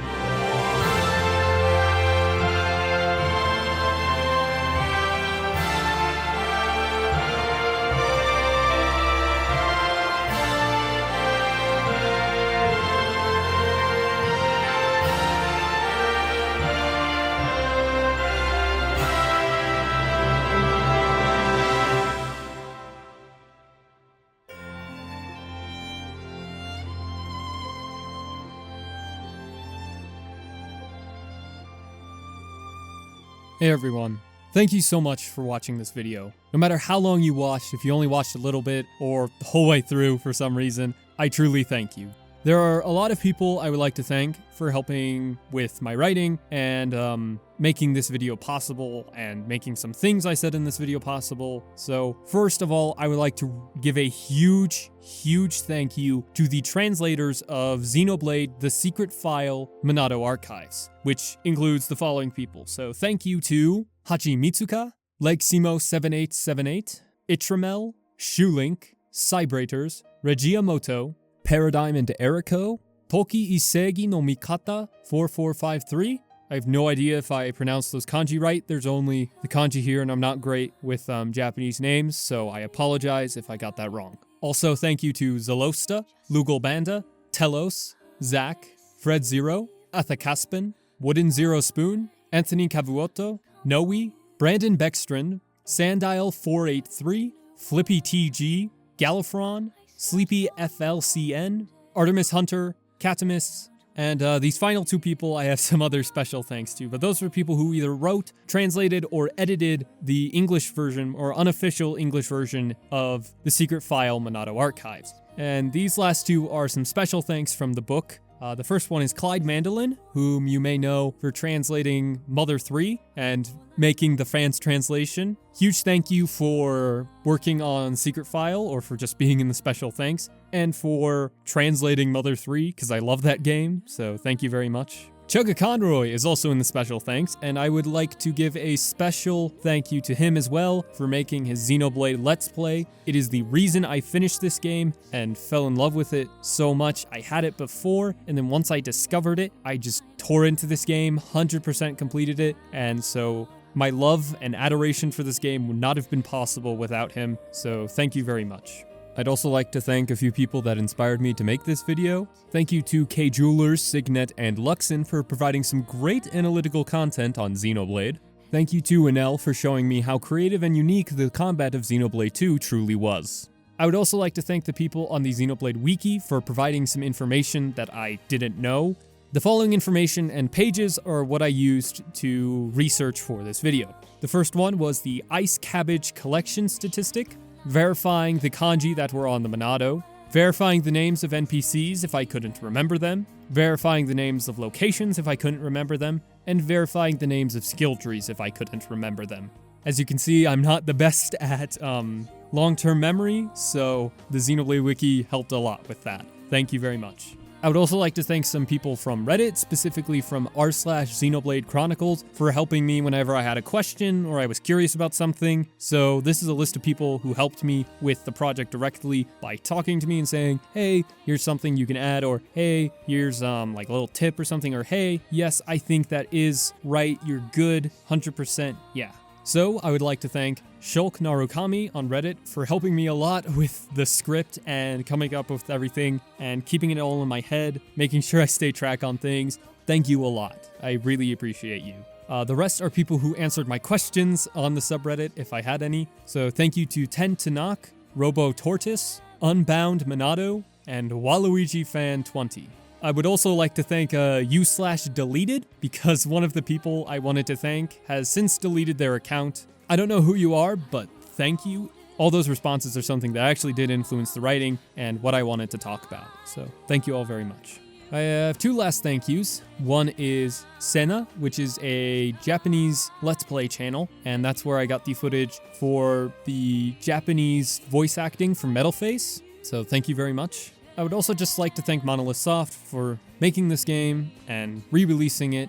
I really like them as a developer, and I think they're making some great games. I really like supporting them, even if I don't think every game they make is masterpiece level quality. I think they're still great. Any sources I discussed or referenced during this video will be in the description below. Even if I didn't directly reference them in this video, they did influence my writing, and so I want to cite them as well. Yeah, I think that's everything. One last thank you. I would like to thank you, the viewer, for watching this at all in any capacity. I really appreciate you.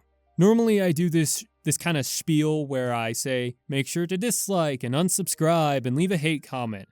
But I don't think that feels quite right for this video, so I'm gonna try being a bit more genuine. leave a like if you did enjoy it. Leave a comment about the video or the game, just discussing what about Xenoblade Chronicles you love or you don't, or what about this video you love or you don't. And subscribe if you want to see more content like this. And let me know down in the comments what kind of games you want me to cover. That should be everything. And thank you so much for supporting me through all this and just still watching my videos and thinking they're worthwhile. So I really appreciate it. Anyway, I may be cynical, but I wish you the very best.